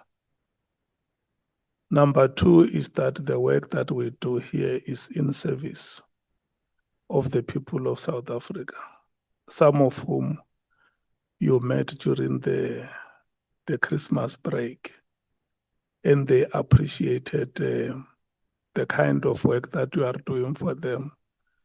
And some of them also see you as role models. The way you conduct yourself and the way you execute our responsibilities. And I just want to make that plea to you that in whatever manner that we address each other, it must be in keeping with the values that the people of South Africa embrace. The plea by the honorable member is not something that can plunge the meeting into chaos. And it's not something that can agitate any one of us. It's a genuine plea. And I thought we should treat it as such. If we do not have translation services here, there is a staff of parliament which knows the problem and will make a commitment to say in future, let's arrange with the administration of parliament to have translation services. You can't go to war on something like that one. And it's not something which can agitate us to start calling each other names or using words that are unreasonable for us to use here. So may you please, Honorable Nomvalo, withdraw the use of the I word withdraw, Chair. popcorn. May you please apologize to the honorable member. I withdraw, Chair. May you please apologize to the people of South Africa who are watching you. No, but Chair, I'm doing what is within the rules. South Africa Withdrawing, is watching I've you withdrawn, now. Chair, I've withdrawn. Thank you, so you are withdrawing. Yeah, thank you. Your concern is noted, Honorable Souls. Unfortunately, now we may not have any way to resolve it if we are unable to persuade the member to use the language that will benefit all of us. But what is very, very important is that as Parliament, we also have a duty to protect and promote the use of African languages. And with that said, we will check with the administration of Parliament if there is a possibility for them to support us with interpreters. Honorable Source. Can I just be very clear, Chair, that I agree with the promotion of African languages must be spoken freely. Equally so, we must balance it out with, for the purposes of the work that we are doing together, we must understand the content so that we can all be efficient. And it is from that direction that I come. But I'm not at all saying the honorable member should not speak in his mother tongue. Yeah.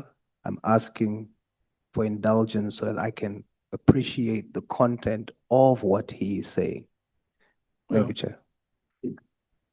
Honorable Skosan. Ngithokoze umgcini sihlalo. Ngicabanga ukuthi you know senze umraro la khona la sihleli khona la. Nga raise an issue here when the plenary was sitting here about the issue of language.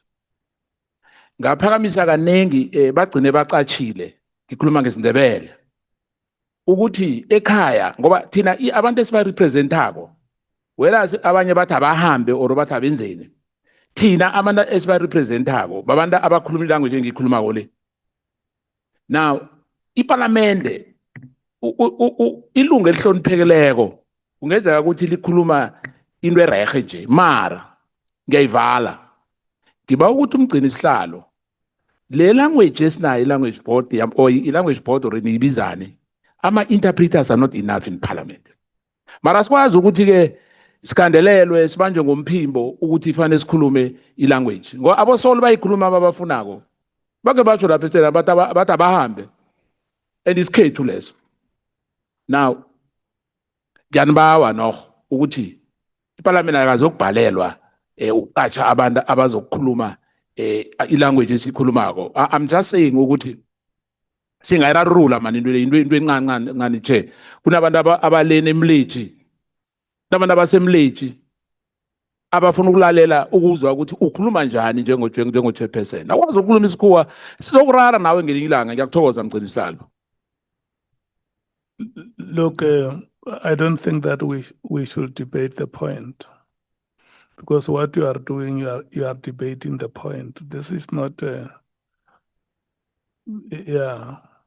but let's not debate it. I think I'm not debating, Chair. I'm just raising the concern. Thank you, Chair. the honorable member raised a concern, and his concern is located between two competing imperatives. So I don't think it's a matter which we should debate, but at the heart of it is that, listen to what the point is. At the heart of it is that it is not the quality of the team that wins games, but it is the quality of interactions between the team players that will make us a winning team. You can get players of good quality. If they play for individual brilliance, you will never win any game. But the quality of interactions in a team is the one that is going to make the team succeed. Can we please proceed? Dank u, Chair. Ek is jammer, meneer Sol. Die probleem is dat wanneer ek praat Engels en ek praat from my heart, ek praat nie lekker Engels nie. Ek praat soos ek praat nou. So with all respect, I agree with you, but I hope Parliament fixes that problem and gets us interpreters on time. Ek is jammer, meneer. Does he accept my apology?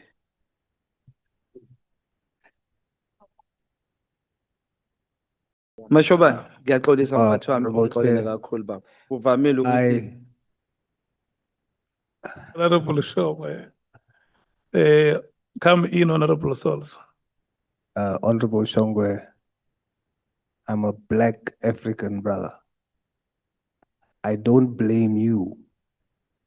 I'm asking you for us to be productive. I want to join you, but I don't blame you for the issue. But we shouldn't be made to feel like because I'm the blackest in the room and I only speak Afrikaans and English from Eldos, that I'm not an African in this country. Coloreds are Africans in this country. And so I don't blame you, but if that's your choice, Chair, for the sake of progress, I will understand, but I wanted to participate as it is required of us. And your analogy was perfectly placed, but we will leave it to the honorable members to decide. Thank you, Chair. In fact, if we were going to use complexion as a measure, you were going to be the most African amongst us. I agree. And history has twisted the understanding that we are not African because of where we come from. I'm African as everybody else here, no matter what language I speak. It's my country. I have no other country. Because Khabora Yiche and us Baizani. Mara's all right. Yeah. Yeah, Thank you, Chair. Canons first up and yeah. Yeah, no, excel, meneer. Excel, me. Bab Mashoban, se kuvamile ke ukuthi makukhuluma mina ke ngiphazanyiswe bese ushe athathe isikhathi sami ke asifake lapho. Kodwa lo 13 minutes wamosele angusebenzise kahle. Bengibuza indaba yaka mama uWinnie Mandela wesikhashana samanje. Umama uWinnie Mandela ukubophile. Mangilandele indaba yakho nthi ukubophile lapha e-airport wakuvimba kufaka ozankosi wabukisa ngawe. Kodwa mangilandelela indaba yakhona umama Johnson, Andre Johnson advocate. Naye wenza into efanayo. yokuthi ahlaleke yena futhi yakhe iWest ngoba wahlala nendoda yakhe kwi-panel waba khona lapho ubuye aqambe namanga ukuthi waphumela ngaphandle. So baba Mashobane wena-ke sowuhlulwa yini ukuthi uyombopha-ke yena-ke nawe so-found out-ile ukuthi ukushayela into efana nale yenzela usabeni ubandiswe yini? Ngiyabonga mhlonipheki lapha. No, akukho kubambile kodwa one ucabanga ukuthi when the time is right kufanele kwenziwe into right. Okwamanje sisadila nalo mcimbi lo wami. Isekhona le ndaba yokuthi iqala libola ngithi ikhona esibhedlela. Yebo ikhona. Lingaboli-ke mphathi futhi usheshe ngoba uyamosha. Nginenkinga la. Ngokubuka kwakho umuntu onjani umuntu njani mhlawumbe olalela ugogo uMeredihas bese athatha isinqumo. Umuntu onjani othatha leyo umlalelayo lo mama amlalele bese athi hayi angisithathe lesi sinqumo. Kusuke kuwumuntu onjani? Mhlambe kwalithola ithuba wambukela ugogo uMeredihas maye ekhuluma kulamalanga nathi ngifuna ukwazi ukuthi uminister umbona umuntu onjani noma umuntu onjani uthatha isinqumo ngenxa kaMeredihas. Uma kuwumuntu ophelele ngokomqondo, umuntu angazi kahle igama lesizulu desperate ukuthi I can take whatever that I can make a reason. Because out of everything that umama uDihase is saying, there is nothing akukho kwenza sense. Ungakulalela kwenza sense. Usho ukuthi baMashobane nawe ucabanga njengoba ngicabanga ukuthi kunenkulumo oyivezile la wathi kuye kwaba ne-interdict efakwayo makumele nibopha abantu. Kwase kubulawa ama-witnesses enu. Sase yasiphuma i-judgment emva kwalokho. Kodwa mayiphuma i-judgment iphuma sewabulewa amalokhunja ama-witness. Ngibuyela la ekuthenini kuba nento emeli yenzeke bese kuphuma iletha nge-31 evimba ukuthi ningasaqhubeki manini kanjalo. Kuthiwa immediate stop. Then emva kwalokho kuba negama ezenzakalayo. Suddenly sekuthiwa no immediate ubungasho ukuthi mani manje qhubekani. Yini le ethengwe lesikhathi yavinjwa noma kwangaboshwa labantu laba bekumele baboshwe. Ngisabuza futhi ukuthi obani labantu bekumele baboshwe kulesi sikhathi lesi le window period lethengiwe bekuthengelwani ngoba into kaMeredihas ayingenzeli sense ukuthi kungaba yiyona ethathwe ngayo isinqumo. Mina-ke ngivumelana naye ubaba uMqhunu mayethi akasithathanga isinqumo ngenxa kamama uMeredihas but usithathe ngesinqumo ngoba kukhona ekuvimbayo. Wena uphikisana nami lapho thini makuthi uyaphikisana phathi? Angiphikisani nawe through you chair.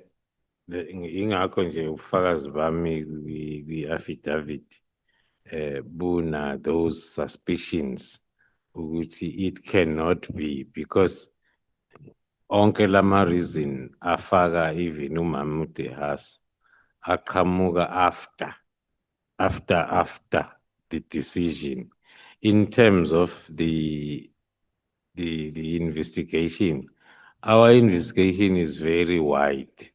Yes, siyavuma ukuthi ikhubazekile as besiqala take down and then we were on the roll. Sihamba sithi sifuna ukwenza impact as quickly as possible. Yaphazamiseka. Kodwa yaphazamiseka kabili. Iphazamisekile ngama disbandment nama uncertainties between January and June. Then June saboshwa yaphinde yaphazamiseka further. So almost ngonyaka wonke but siyazama ukuthi sibuyisele on track. Are you promising mina nama South Africans ukuthi lezi nyanga ezo2 event lami la ngaphandle lobe ligcwele? Yeah, isathembisa. Okay. Isathembisa. Ubaba uFan uGeneral Fan wathi yena office lakhe aliyibonanga into wrong ngetender kaKhet Matlala. Ngokwazi kwakho kukhona into wrong le tender la Khet Matlala? Emva kokulalela ama-discussions, ngethula ufakazi ngithe thina operational people, asazi lutho ngama-tender issues. But okwasithusa ukuthi after our operation, and then everybody came out talking as if they are like us. Ukuthi they did not, babengayazi the tender. Ithe besingayazi tender. Siqala ukuyizwa kuma-court papers. Futhi siqala ukuyizwa on the 6th during the discussion no Matlala sitshela ukuthi une-tender and usebenzisa even permission yokusebenzisa i-hospital college wayithola through wayediscussa no-General Sibiya, things like that. Cabanga ukuthi uchair usezongivalisa. Kodwa ngicela ukwenza nasi isithembiso. Ngoba ngixakwe yinto kababa uma umela la. Uma nithathela umuntu izinto niyibamba usuke kunecala lapho, right? Yeah. Suke kumoshakele crime leyo, right? So kune crime or something. So akaboshwanga ngani uma umela makuthathwa la Lamborghini akhe uselendlini yena kodwa izinto ziyahamba. Kuza kanjani lokho? Kuncika kwi-investigation approach esetshenziswayo i-team ephenyayo. I-team ephenyayo njengamanje ile ebizwa nge-SIU. So indlela le eqala isebenze ngayo ukuthi iqale ifreeze ama-assets bese iyaqhubeka ne-investigation. Before ngibuya ngizobuya kulelo lephuzu leli. Kule story lezi ezikhulunywa ngobabucele Ndosi ukuthi uthe kuma kuKhet Matlala ka fabricate izitori zama Rolex watch nama laptop. Uyayikholwa ukuthi ikhona le nto le show ukhethe? Le mina engitshelwe ubaba Ndosi. Ngiyayikholwa ngoba siyithole kuqala before even I was even told by him. Siyithole kuqala ukuthi uKhet was seen wearing the same Rolex watch by other people saying the same thing, which I was influenced ukuthi I must frame these charges. So sikholwa ngalokho it was not for the first time. And who was the influencer? General Sibiya. Usibiya. Yeah. So nalapho futhi akafuna ukubapha Usibiya. Those are allegations that we investigate.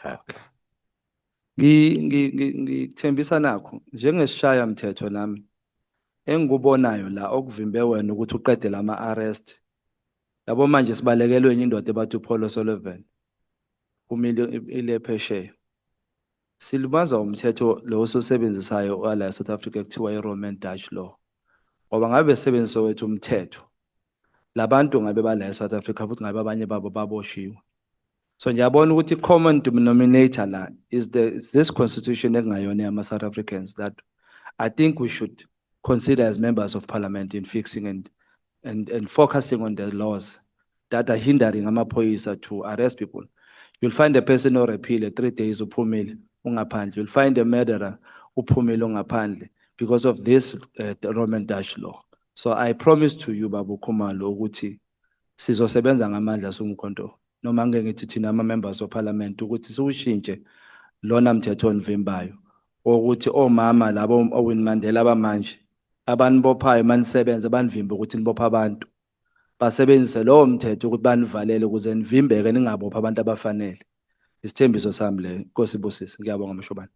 Ngiyabonga. Thank you so much, Honorable Cameron. Thank you, Now, Chair. it's now 7:15. So your time with Honorable Topper combined is up to 21 hours. The time starts now. Thank you, Chair. Thank you, General Khumalo.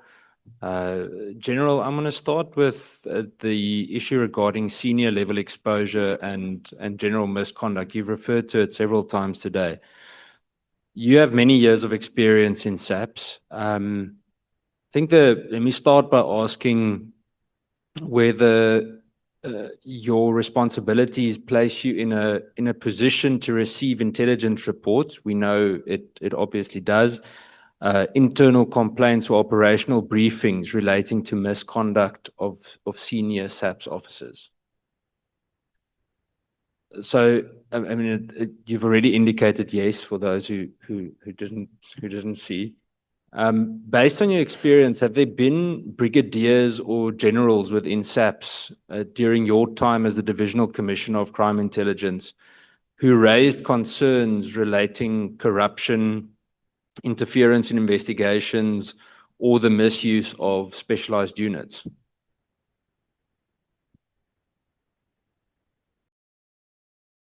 Within the division, crime intelligence, I've never received such complaints.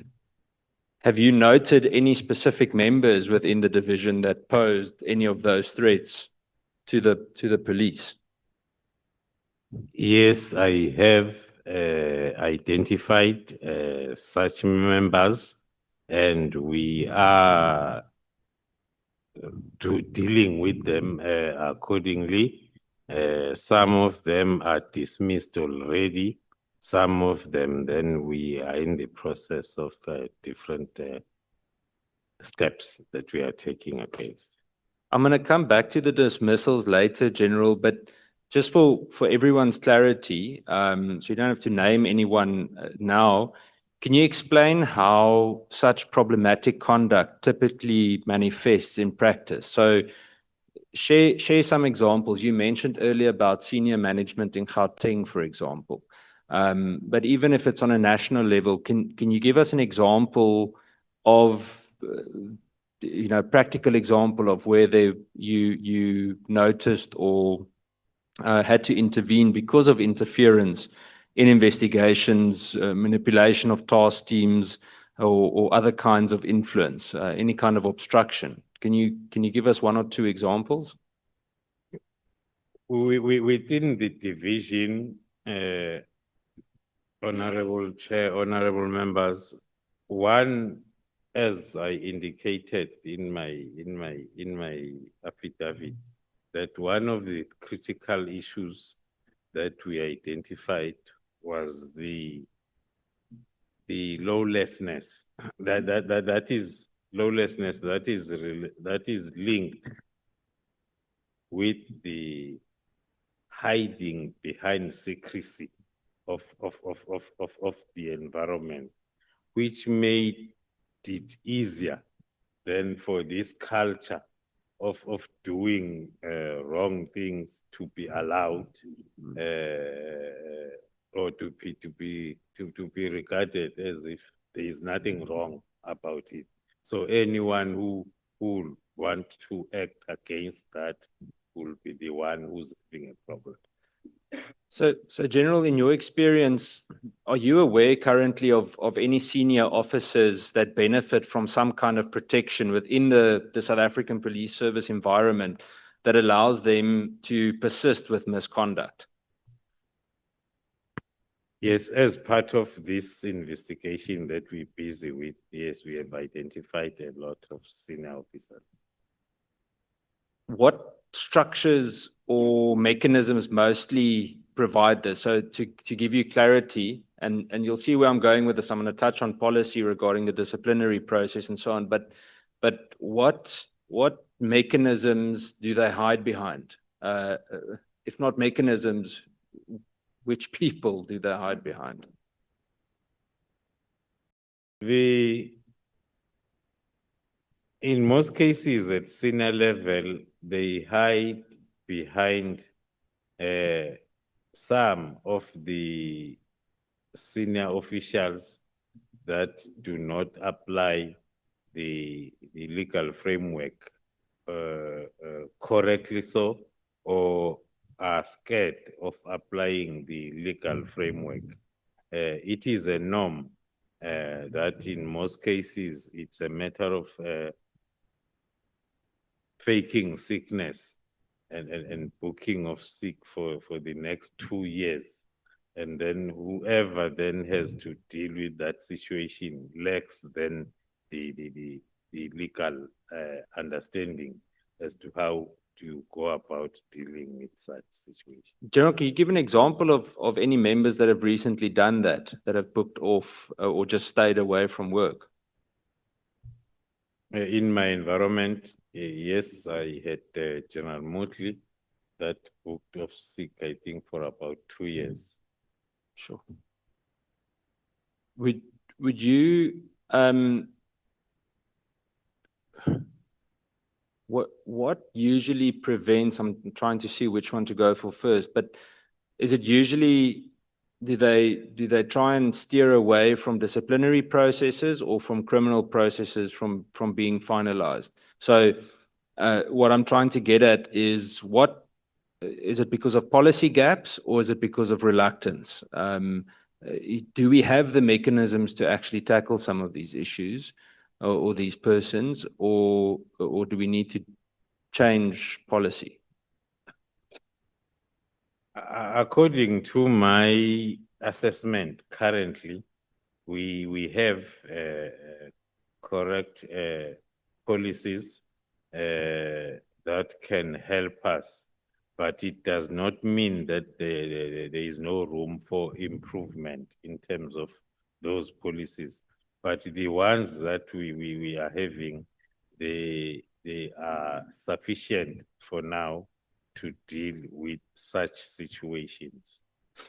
General, with regards to Gauteng, I just want to move back to that quickly. Did you engage at that stage with the provincial commissioner in Gauteng regarding the entrenched corruption, especially in senior management? No, we have not engaged yet. Why is that? Firstly, as I've indicated, that we are coming out of a very chaotic period. From the 31st of December to June, our arrest and removal, and then we are now, according to us, it's the beginning of the year was the end of the year last year. Mm. So we are just coming back now, trying to get back on track. I want to speak to you about fitness boards, and we can use examples as well, and then I'll touch on policy again. But can you, for the record, explain in clear terms what Section 34 of the SAPS Act provides for, and what is the purpose of Section 34 fitness boards? Firstly, Section 34 is not there to replace the Regulation 9. But it's one of the policies that are available for us to utilize. In our environment, we have utilized it a lot, and we are utilizing a lot where we see the behavior that that is suspicious of, more especially a senior officer not being fit to hold office, and then we use it in those circumstances. How does it differ from an ordinary disciplinary process, General? Firstly, it differs from the because one, any commissioned officer can then be appointed to deal with whoever at any level, unlike then the regulations where you will need then the role players to be of a particular level. So it involves investigation. You still appoint an investigator who's going to investigate the allegations against then what is expected against all the policies of the organization. And then if then the investigation comes with the recommendation of a Section 34 inquiry, then that investigating officer will go and present to the chairperson of the inquiry then as to the reasons or as to the outcomes of the investigation, and then the employer is given then time to make his or her representations, and then the chairperson then will take the final decision in terms of recommending to whoever appointed him or her. So, I mean, the way you describe it, it sounds like it's an effective mechanism. Why is it that it feels like sometimes senior members in SAP, broadly speaking, seem reluctant to use Section 34? I won't have the direct answer through you, Chair, Honorable Member, but for one, as one of senior managers, it's one of the most effective negative discipline tool that we have at our exposure. Is there a specific person, this is all for the record when we report afterwards, but is there a specific individual that's responsible for deciding not to invoke Section 34? So for example, you mentioned General Moodley earlier. If you go through a Section 34 process, does the National Commissioner have to sign off if you would like to go on with that process? No, so Section 34 is available for all commanders or managers at all levels, because if I invoke it in my environment, and then the National Commission will still be the appeals authority for the affected employee. I utilized it during the case of the Western Cape Provincial Head, and then the appeal was successful. I did it again, and then the following time it was not successful. This was General Teal. That was General Teal. General, I want to understand, can you give the committee an idea of the cost that it costs taxpayers if some of these senior individuals remain in their positions and supposedly book off sick? Let's use General Moodley or General Teal for that matter. Let's use General Moodley. For 2 years, what would that have cost the taxpayer, more or less? Yeah, at that senior level, it won't be less than 4 to 5 million, because we are including the acting expenditure when that person is away. So it's like you are double paying for the same position. Thank you, General. General, my last few questions are regarding the PKTT. The political killing task team was originally established with quite a narrow mandate, or a very focused mandate relating to political assassinations. Why did it come to be used so extensively in Gauteng specifically for matters that seem to be beyond its original mandate? Thank you, Honorable Chair. As I was explaining, that in Gauteng, the only reason can be the project coordinator of PKTT was also the coordinator of GCI Ops in Gauteng. So based on the threat and risk assessment that was on the table, and the agency, that was a must then one had to take that decision to utilize them for those 2 weeks. Who authorized the expansion of the task team's role in Gauteng? Thank you, Chair. The assistance, the support provided in Gauteng is not interpreted as an extension of the mandate. It is interpreted as providing the support for a short time, and then it is the National Commissioner who approved that assistance and the period thereof. And for the record then, General, was it in your view appropriate, particularly given that the Hawks are the statutory body, according to me, from what I understand, mandated to investigate serious organized crime and corruption?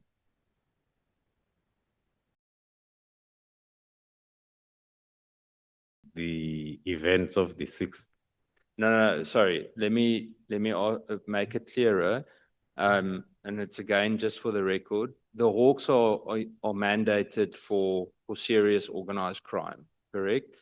So the question is, was the expansion of the task team's mandate appropriate? To include to Gauteng. To Gauteng, yeah. To Gauteng. Yeah. Maybe, Chair, through you, I must start from what I explained in details to say this investigation in Gauteng started as a normal investigation by an organized crime unit that is attached in Gauteng Provincial Office, a murder of Aman Swart. So they were just investigating that single incident. What made it to be at where it is now? It's because of the threat and risk assessment, which is the mandate of crime intelligence that we had to conduct, and then it gave then the findings that are talking to a risky situation that needed a quick response. Hence, then we had to quickly register a counterintelligence project to prevent the loss of lives, as well as then the disappearance of that investigation, as I narrated that it was talking to the ballistic reports that were disappearing, talking to the threats directed towards the members. So the time was not on our side.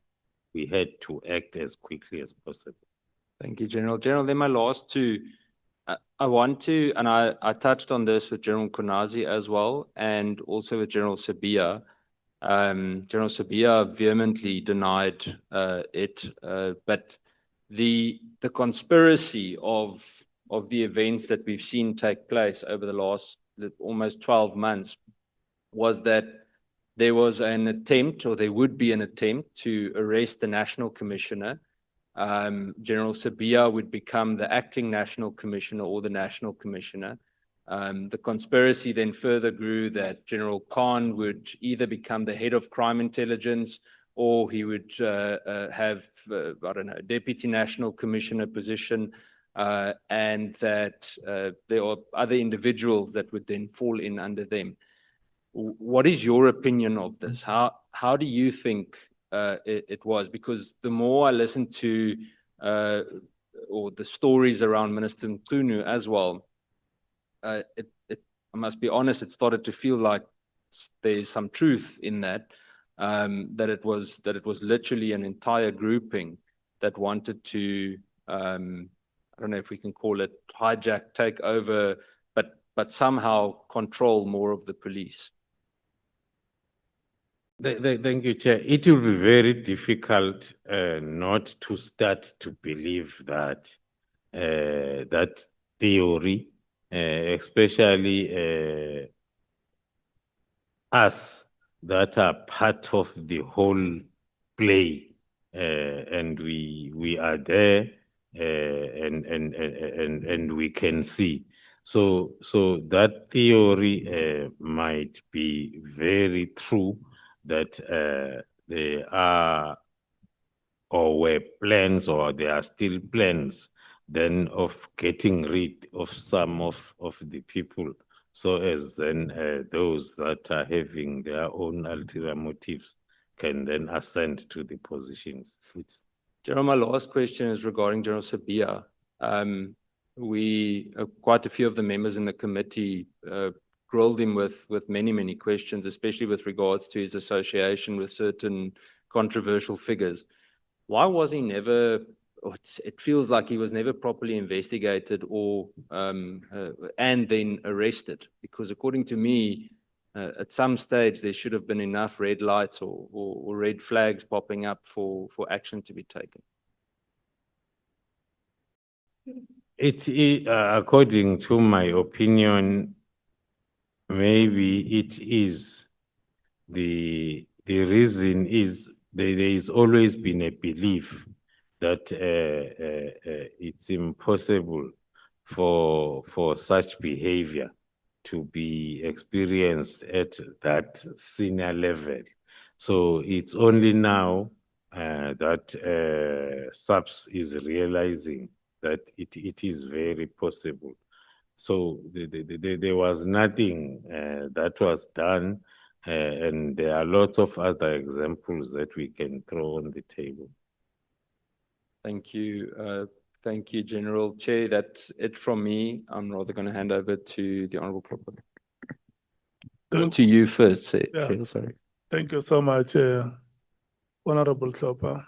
May you please proceed. Thank you very much, Chair, and thank you, General.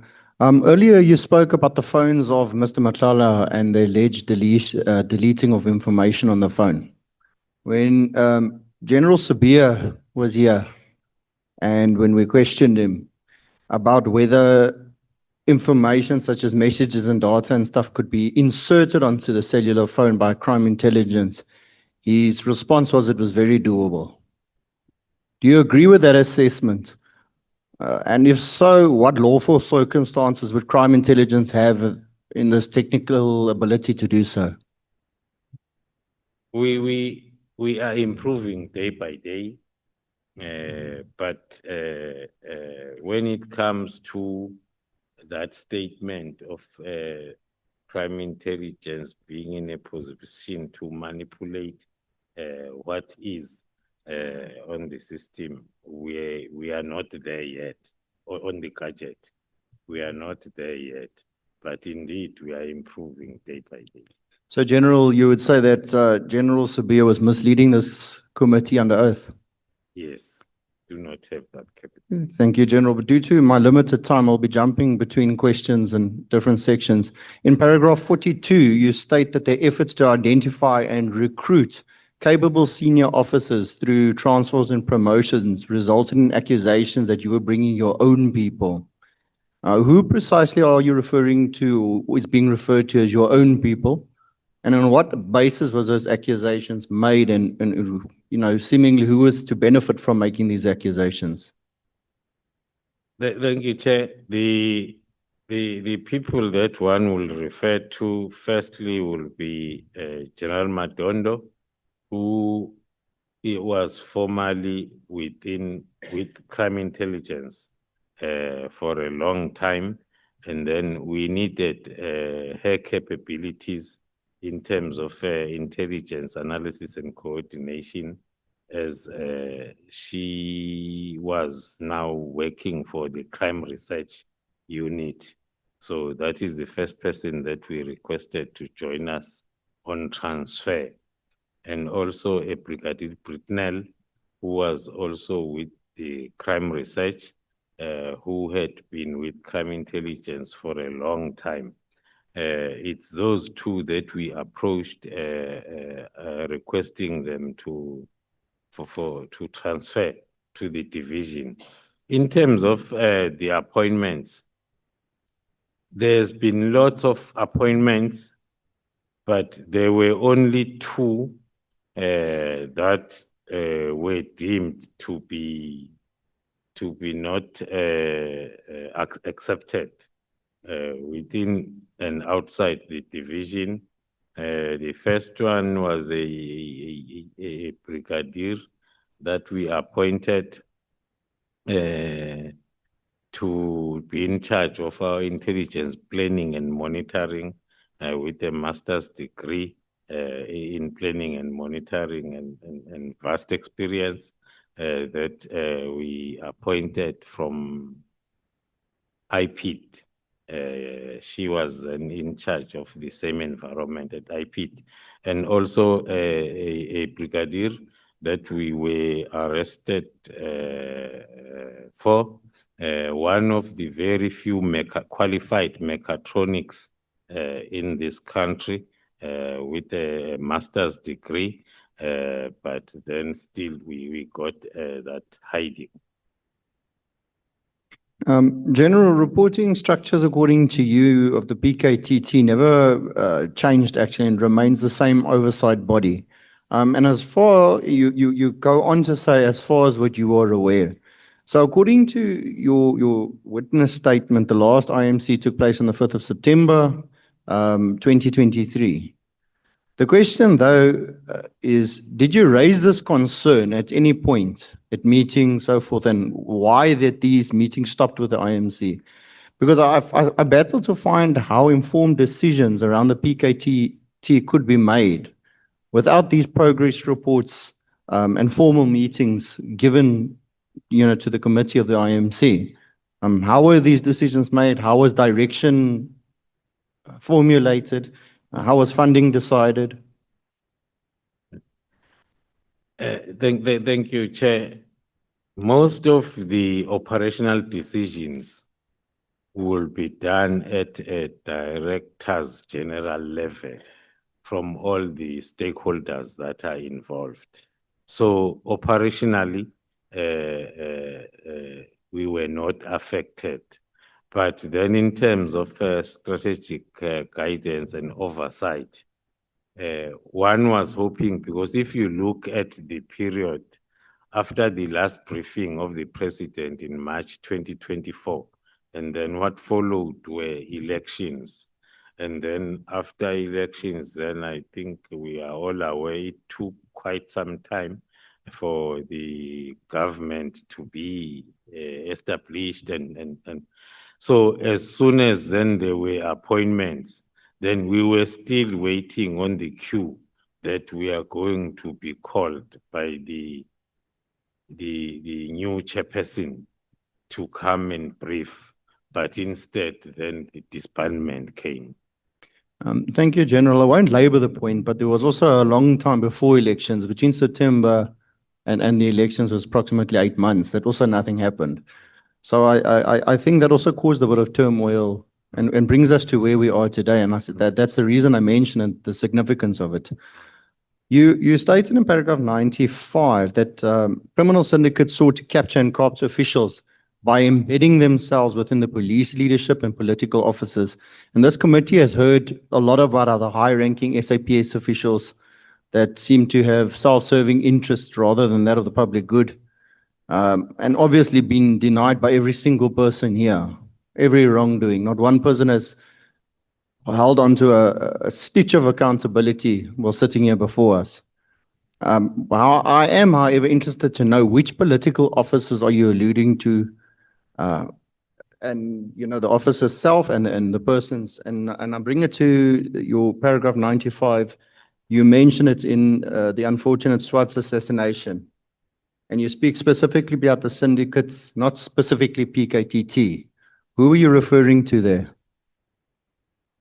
Thank you, Honorable Chair.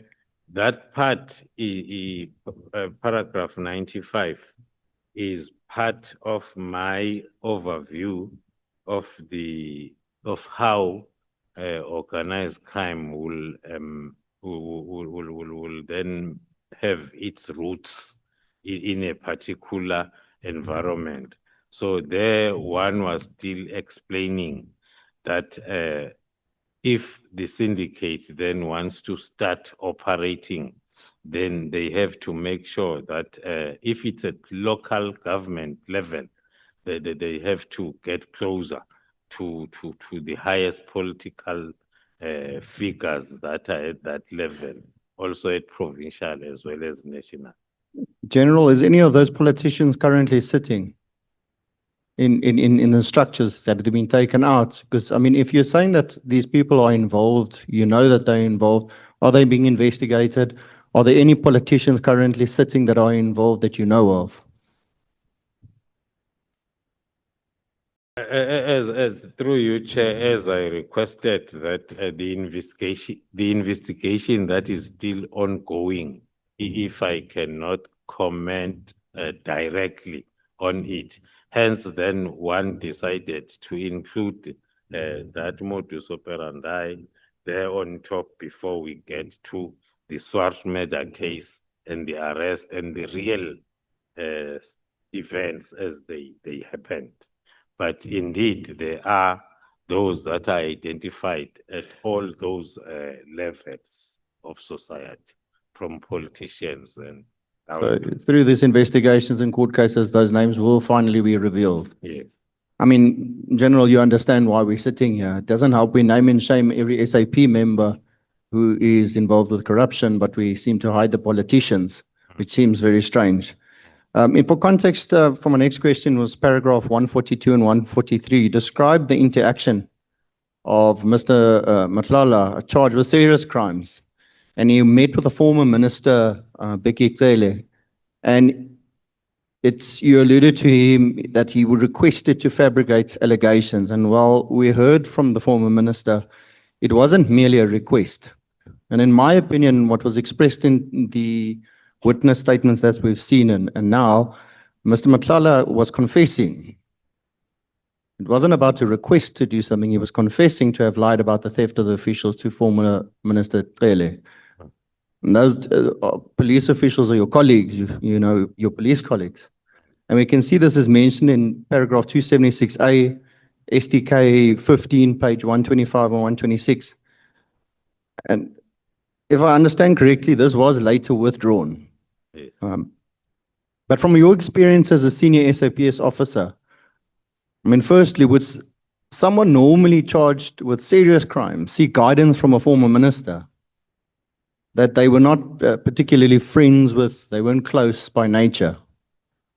I don't know if this interaction is normal, and more importantly, I just want to know what risk does it pose to the integrity of the criminal justice system if, I don't want to say, when the alleged criminals are interacting with absolute high-ranking officials or ex-officials. Thank you, Chair. It talks to the threat that I talked to when I was on this subject, to say that is one of the characteristics that we use to see a person who is part of a syndicate or a cartel who want to be connected with those former or current senior officials at all levels. I should think that one of the facts that were presented by the former minister here was his advice for him to go and meet me,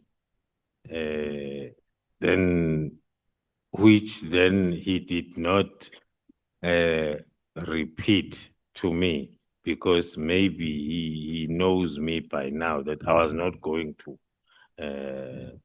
I try my best not to get closer to a target of investigation.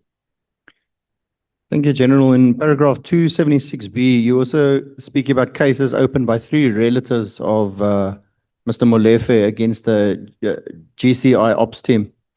The alleged incident occurred when the 3 complainants accompanied members to relatives' residence in search of a suspect. After assisting the team, the complainants were returned to the original location, and at no point were they detained, kidnapped, deprived of their liberties. That is what stands in your witness statement. Who is the members this paragraph refers to? Just members. It said accompany the members. The members of GCI Ops, there is an outstanding warrant of arrest of another Molefe who was supposed to be arrested with Katiso Molefe, that he is still on the run. They have lots of houses across the country. So the families then were assisting the team moving from province to another province, searching for this wanted suspect. They were the complainants, correct? Or did they open a complaint? They opened complaints after the operation. Were they alleging? What were they alleging? Alleging some kidnapping. By the JCI members? By the yeah. GCI members, sorry. Yes, yes. Thank you, General. That covers me there. You referred to the identification of ghost employees who were unlawfully employed, a part of the recruited 250. And I may have missed what you mentioned on that. There's a continuous accusation on this. What is the meaning of the recruited 250 in your statement, and when did you first become aware of that? The recruited 250, because I happened to grow not far away from crime intelligence. I was aware of it when it was happening, but then also in the state capture report, it's nicely explained as to how that project went about in terms of that recruitment. And thank you, General. I think that the public sector really does have a problem with ghost employees in general, and I just think it must be attributed to either internal control methods that are absolutely non-existent and weak, and many corrupt officials that are in your departments that keep this actually supported, because it doesn't end. You state that decisions were not supported by senior management level, and the misinformation through the media is used after each decision is taken. I just identify which decisions were undermined internally and what reports you made about this resistance. Is the senior management the people going to the media and peddling this misinformation, as you put it?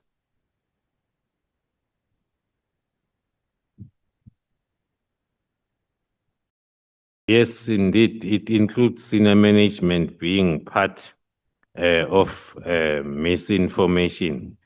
So the decisions, I touched on them. I'm just trying to go back to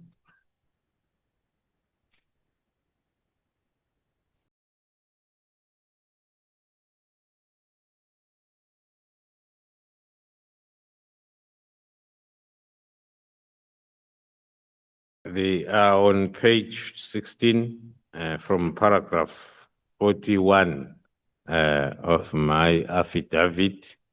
The decisions, they start from reviewing and aligning the performance indicators of the division. I explained there that the division was operating in a real silo mentality, that it's like just crime intelligence, not subs crime intelligence. So we had to do a lot of convincing to firstly align our annual operational and performance plans to talk to the priorities of SAPS, even the targets. If SAPS visible policing, their target is to make sure that not more than 50,000 vehicles are hijacked. And then crime intelligence, their target must be to recover at least 50% of that. I'm making an example. That is the alignment that we had to do. So the decisions, they move from there to the financial as well as physical or human resource related policies that we had to put in place so as we avoid the issues of ghost employees, the issues of embezzlement of informal rewards funds. So you take that decision at a national level, you expect then to be implemented across the country by all 9 provincial heads as well as component heads. That's where then we had a problem of the implementation of those decisions. Thank you for your reply, General. Only thing concerning is that these senior managements within crime intelligence are going to the media about these type of internal decisions. What else is going to the media and compromising the operations of crime intelligence? And I think that should really worry you and your department to your core, that those are the officials that are working for you. My last question would be on the finding of RICA. You mentioned it in paragraph 43. You just make a quick reference to RICA. But you and I both know that the Constitutional Court ruled, the legislative framework and so forth. And I just would really actually like to know how it's impacting crime intelligence. And I would question if you accept that it is impacting crime intelligence, given that there's like the lack of post-surveillance notifications, absence of independent review, indefinite suspensions and so forth. That interception conducted under the current framework risks being challenged as unlawful and could really undermine prosecutions. I would just like your view on that, and that would be my closing question. Thank you, Honorable Chair, Honorable Member. You are quite right. Those are all challenges that are affecting the whole intelligence community when it comes to RICA. And we are hoping that with the review that is ongoing, we are going to be assisted. So on this part, we were only talking to when things are right to say we will be able then to continue with our lawful interceptions with that exemption certificate. Thank you, General, and thank you, Chairperson. Thank you so much, Honorable Chopper. Honorable Matthews.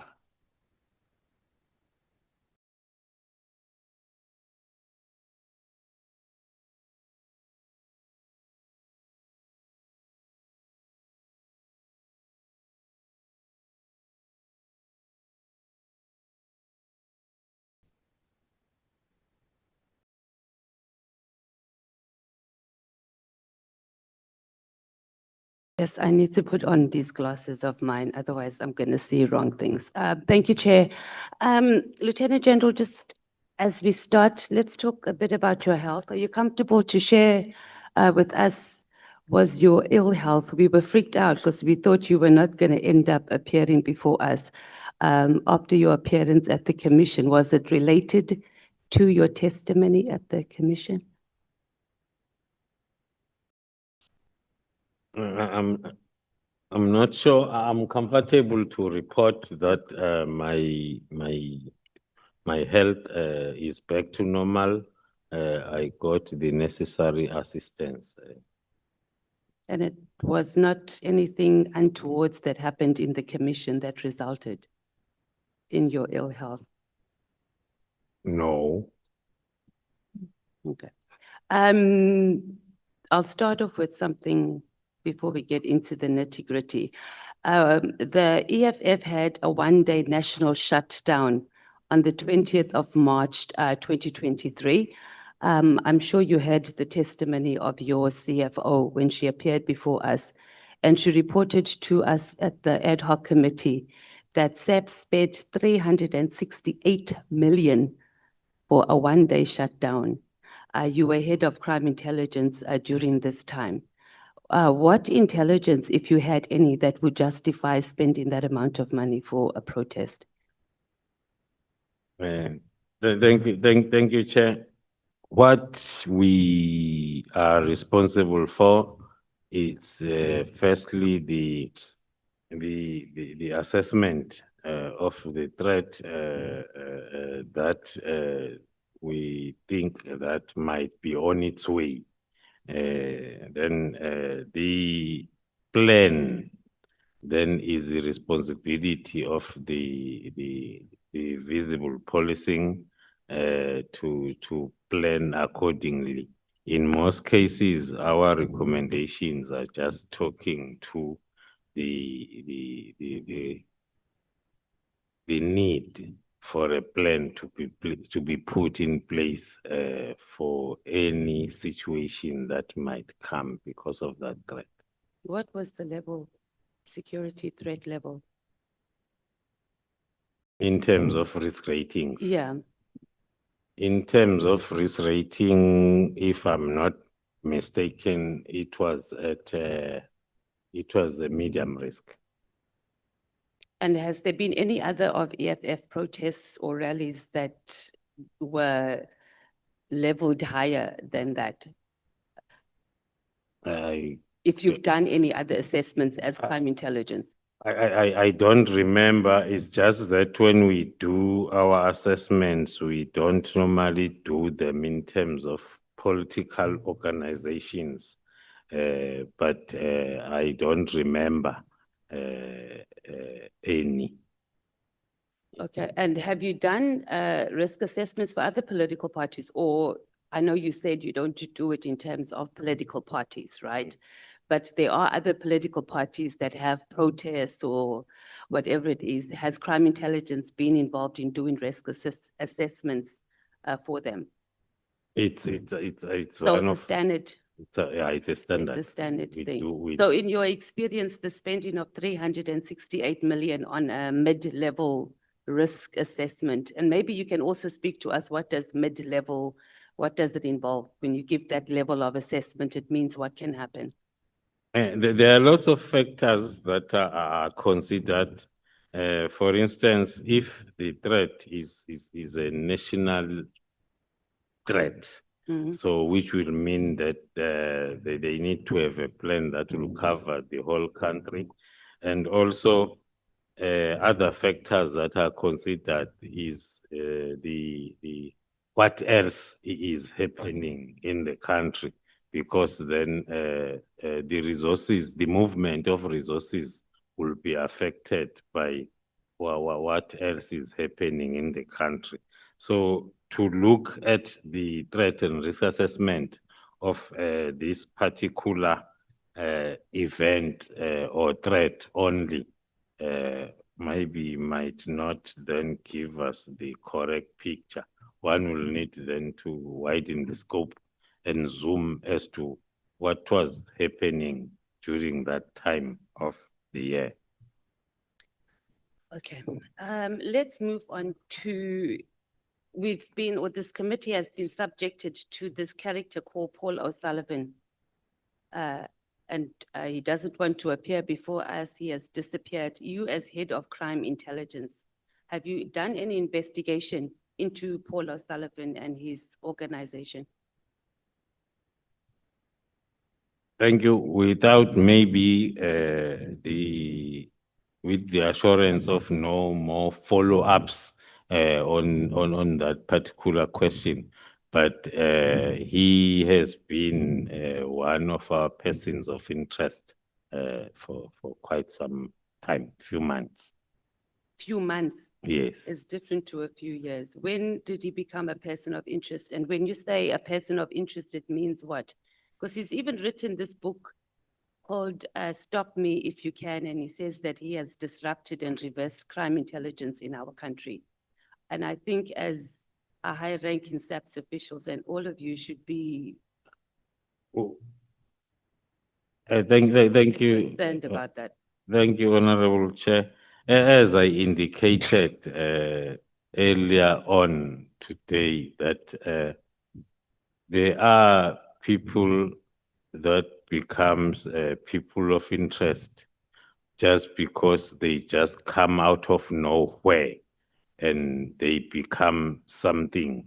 So by saying they are, for the past few months, I'm referring to me having been in charge of crime intelligence. I don't want to say yes for the past few months, but he has been a person of interest. But you've been in crime intelligence, the head, since 2022, am I wrong? You were appointed head of crime intelligence, wasn't it in 2022? December 2022. So when you say months, General, you mean like months can be 12 months? That's like a year. I'm just trying to understand when you say he's been okay, instead of saying a few months, give us approximate between 5 and 6 months, or is it 12 to 14 months? Because you've been in crime intelligence, or heading up our crime intelligence rather, since 2022. Yeah, I can say plus minus 12 months. So that's over a year, it's not a few months. Then Lieutenant General, what have you done, or what has been done? Because having someone as a person of interest and acting on it is two different things. So just report like what has been done about him to an point that he can even go and write a book. He's implicated, he's given interviews and said that there's crime intelligence officers that gives him information and recordings, etc. So also speak to us about that. Have you investigated who those crime intelligence officers are and what's going on? Yes, Honorable Chair, through you, there are lots of investigations that are ongoing around the subject. And I think that's why this morning one made a comment that talks to the culture in our country of looking at something happening or starting and then doing nothing until it becomes a problem. So those are one of the issues that one had to look into coming into the current position. So Lieutenant General, there's too many investigations going on. That's all we ever hear. You were also at the commission. You said that investigations are at an advanced point on certain matters, serious matters, and we're still there. So generally, what should we expect from our police? Well, your office, your division directly, crime intelligence, like if we have that messed up, our country's messed up.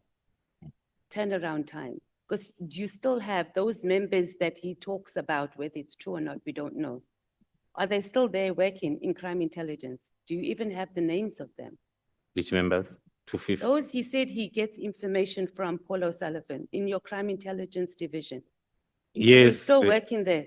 Yes, the members who are there within crime intelligence, the division is at a stage. That's why one spoke of the turning around of the environment, which will take some time. It was weakened for a very long time. Now you come with the reforms, then you need tools. And then for the past 2 years, one could not fill the critical post that you expect.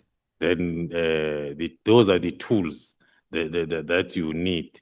So the challenges in the environment will need then the working together from all different levels of the arms of state. Lieutenant General, you're sounding like a politician when you say working together, because if we still have people who are implicated, starting with our president of the country, together we will do more. But the side note on that, what needs to happen outside of you saying there must be reform? We cannot have people in crime intelligence now giving information to outsiders. This man was not even born here in this country. He's busy running NGOs. He's selling equipment and he's giving out information, and then we still have them there. What needs to happen Because it can't be, and I don't see how you're going to do a turnaround with those people still in there. So you need to tell us what needs to happen, because it can't be that we have ongoing investigations that can go on for years and years, and then they continue being there in the same environment, and the corruption is obviously going to continue. So what must happen? Don't just say reforms, General. Tell us what must happen, what do we need to do here, and recommendations we need to make as a committee. Thank you, Honorable Chair. I explained earlier on that we needed to get our legal framework on track, of which we are almost done with that part, because we need that to straighten the environment, because almost there was non-existence of any policy in that environment. Including the legal framework that allows us to do our work. So once that is done, then you need proper tools in the form of personnel, people that are going to implement those reforms.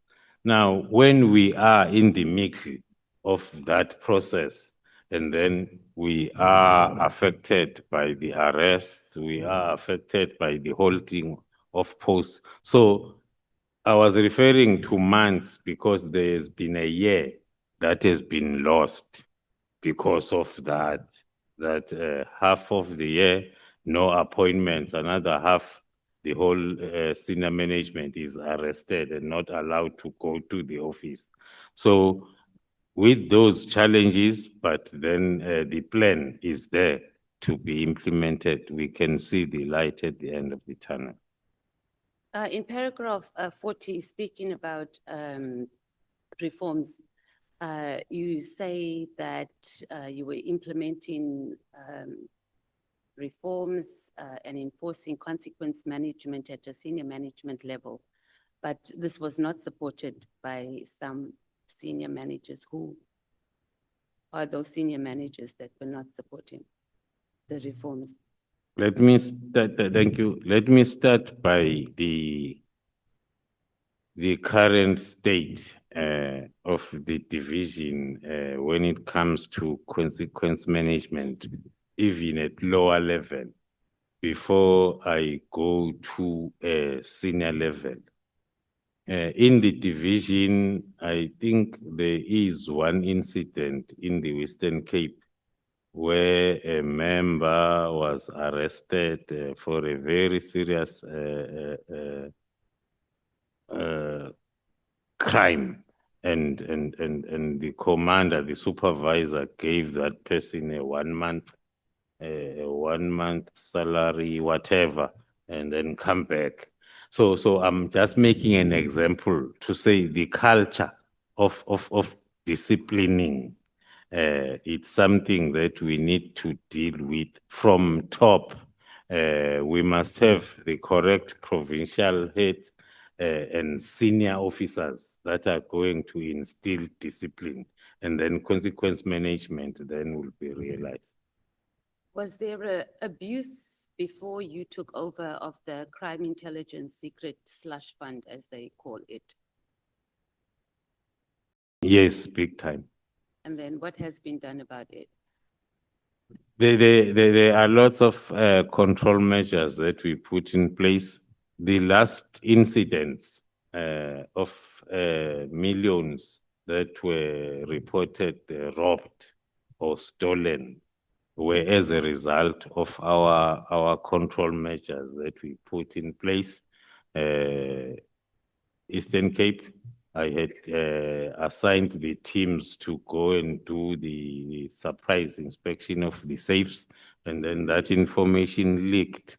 And then when the team for a surprise inspection are on their way, and then the commander is reporting a robbery, a fake robbery that is not there. And then that commander was then dismissed afterwards, and then the captain was criminally charged. I'm making an example to say there are lots of reforms, the control measures that we are putting in place that were not existing, but then they come up with those challenges. So in other words, it's not continuing under your leadership. One will want to say abuse. it's not continuing, yes. But there were cases that were opened by members of parliament, and we've had long discussions about this in whole slush fund. Or do you have any response to that? Our case, No, I don't have an idea. the response, we had one of the members, Honorable Collard Barnard. Have you done an intelligence report on her? No, There's never been there's no intelligence investigation, I think, because Lieutenant General Mkhwanazi said that there's been information that has been collected on her. There isn't any in terms of intelligence report. no, not as far as I know. Because he said that if needs be, the information can come and they can show pictures and recordings. You Yes. don't have as the. As crime intelligence, but investigation is done then almost everywhere in SAPS. So it might not have been, you're saying it might not have been a crime intelligence investigation. Yes. But we'll just confirm whether he was referring to crime intelligence or not. Have you done any crime intelligence report or have a person of interest? I don't know what the correct phrase is, into Honorable Adams, because he's the one who instigated or opened the cases or the case that had you arrested. No, it's part of the information that, as I indicated earlier on, that if something, because we talk about people's names, especially if there is no reference or case number yet. The one that I responded to, I know that we have a reference number. You spoke about Gauteng SAPS and you said there's about 90% of our SAPS members that are involved in cartels. Was there an actual investigation done and when did it start? How did you come to that conclusion? It's not, that's why one is using percentage, because you gauge that as you continue with operations in a particular environment. If I may give another example, when we started with the reconfigured PKTT in KZN, around that space of political killings, we had to first arrest 35 of our own SAPS colleagues before we could. Thank you. Thank you so much, General. The time of the member Has has, been the chair. Thank you, Chair. the time of Honorable the Malembo will continue tomorrow. the time of the member has come to an end. Thank you, Honorable Matthys.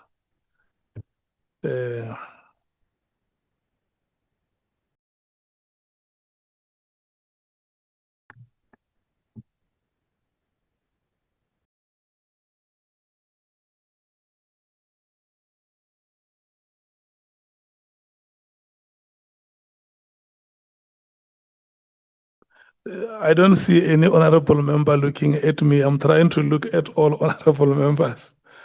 None of them wants to look at me.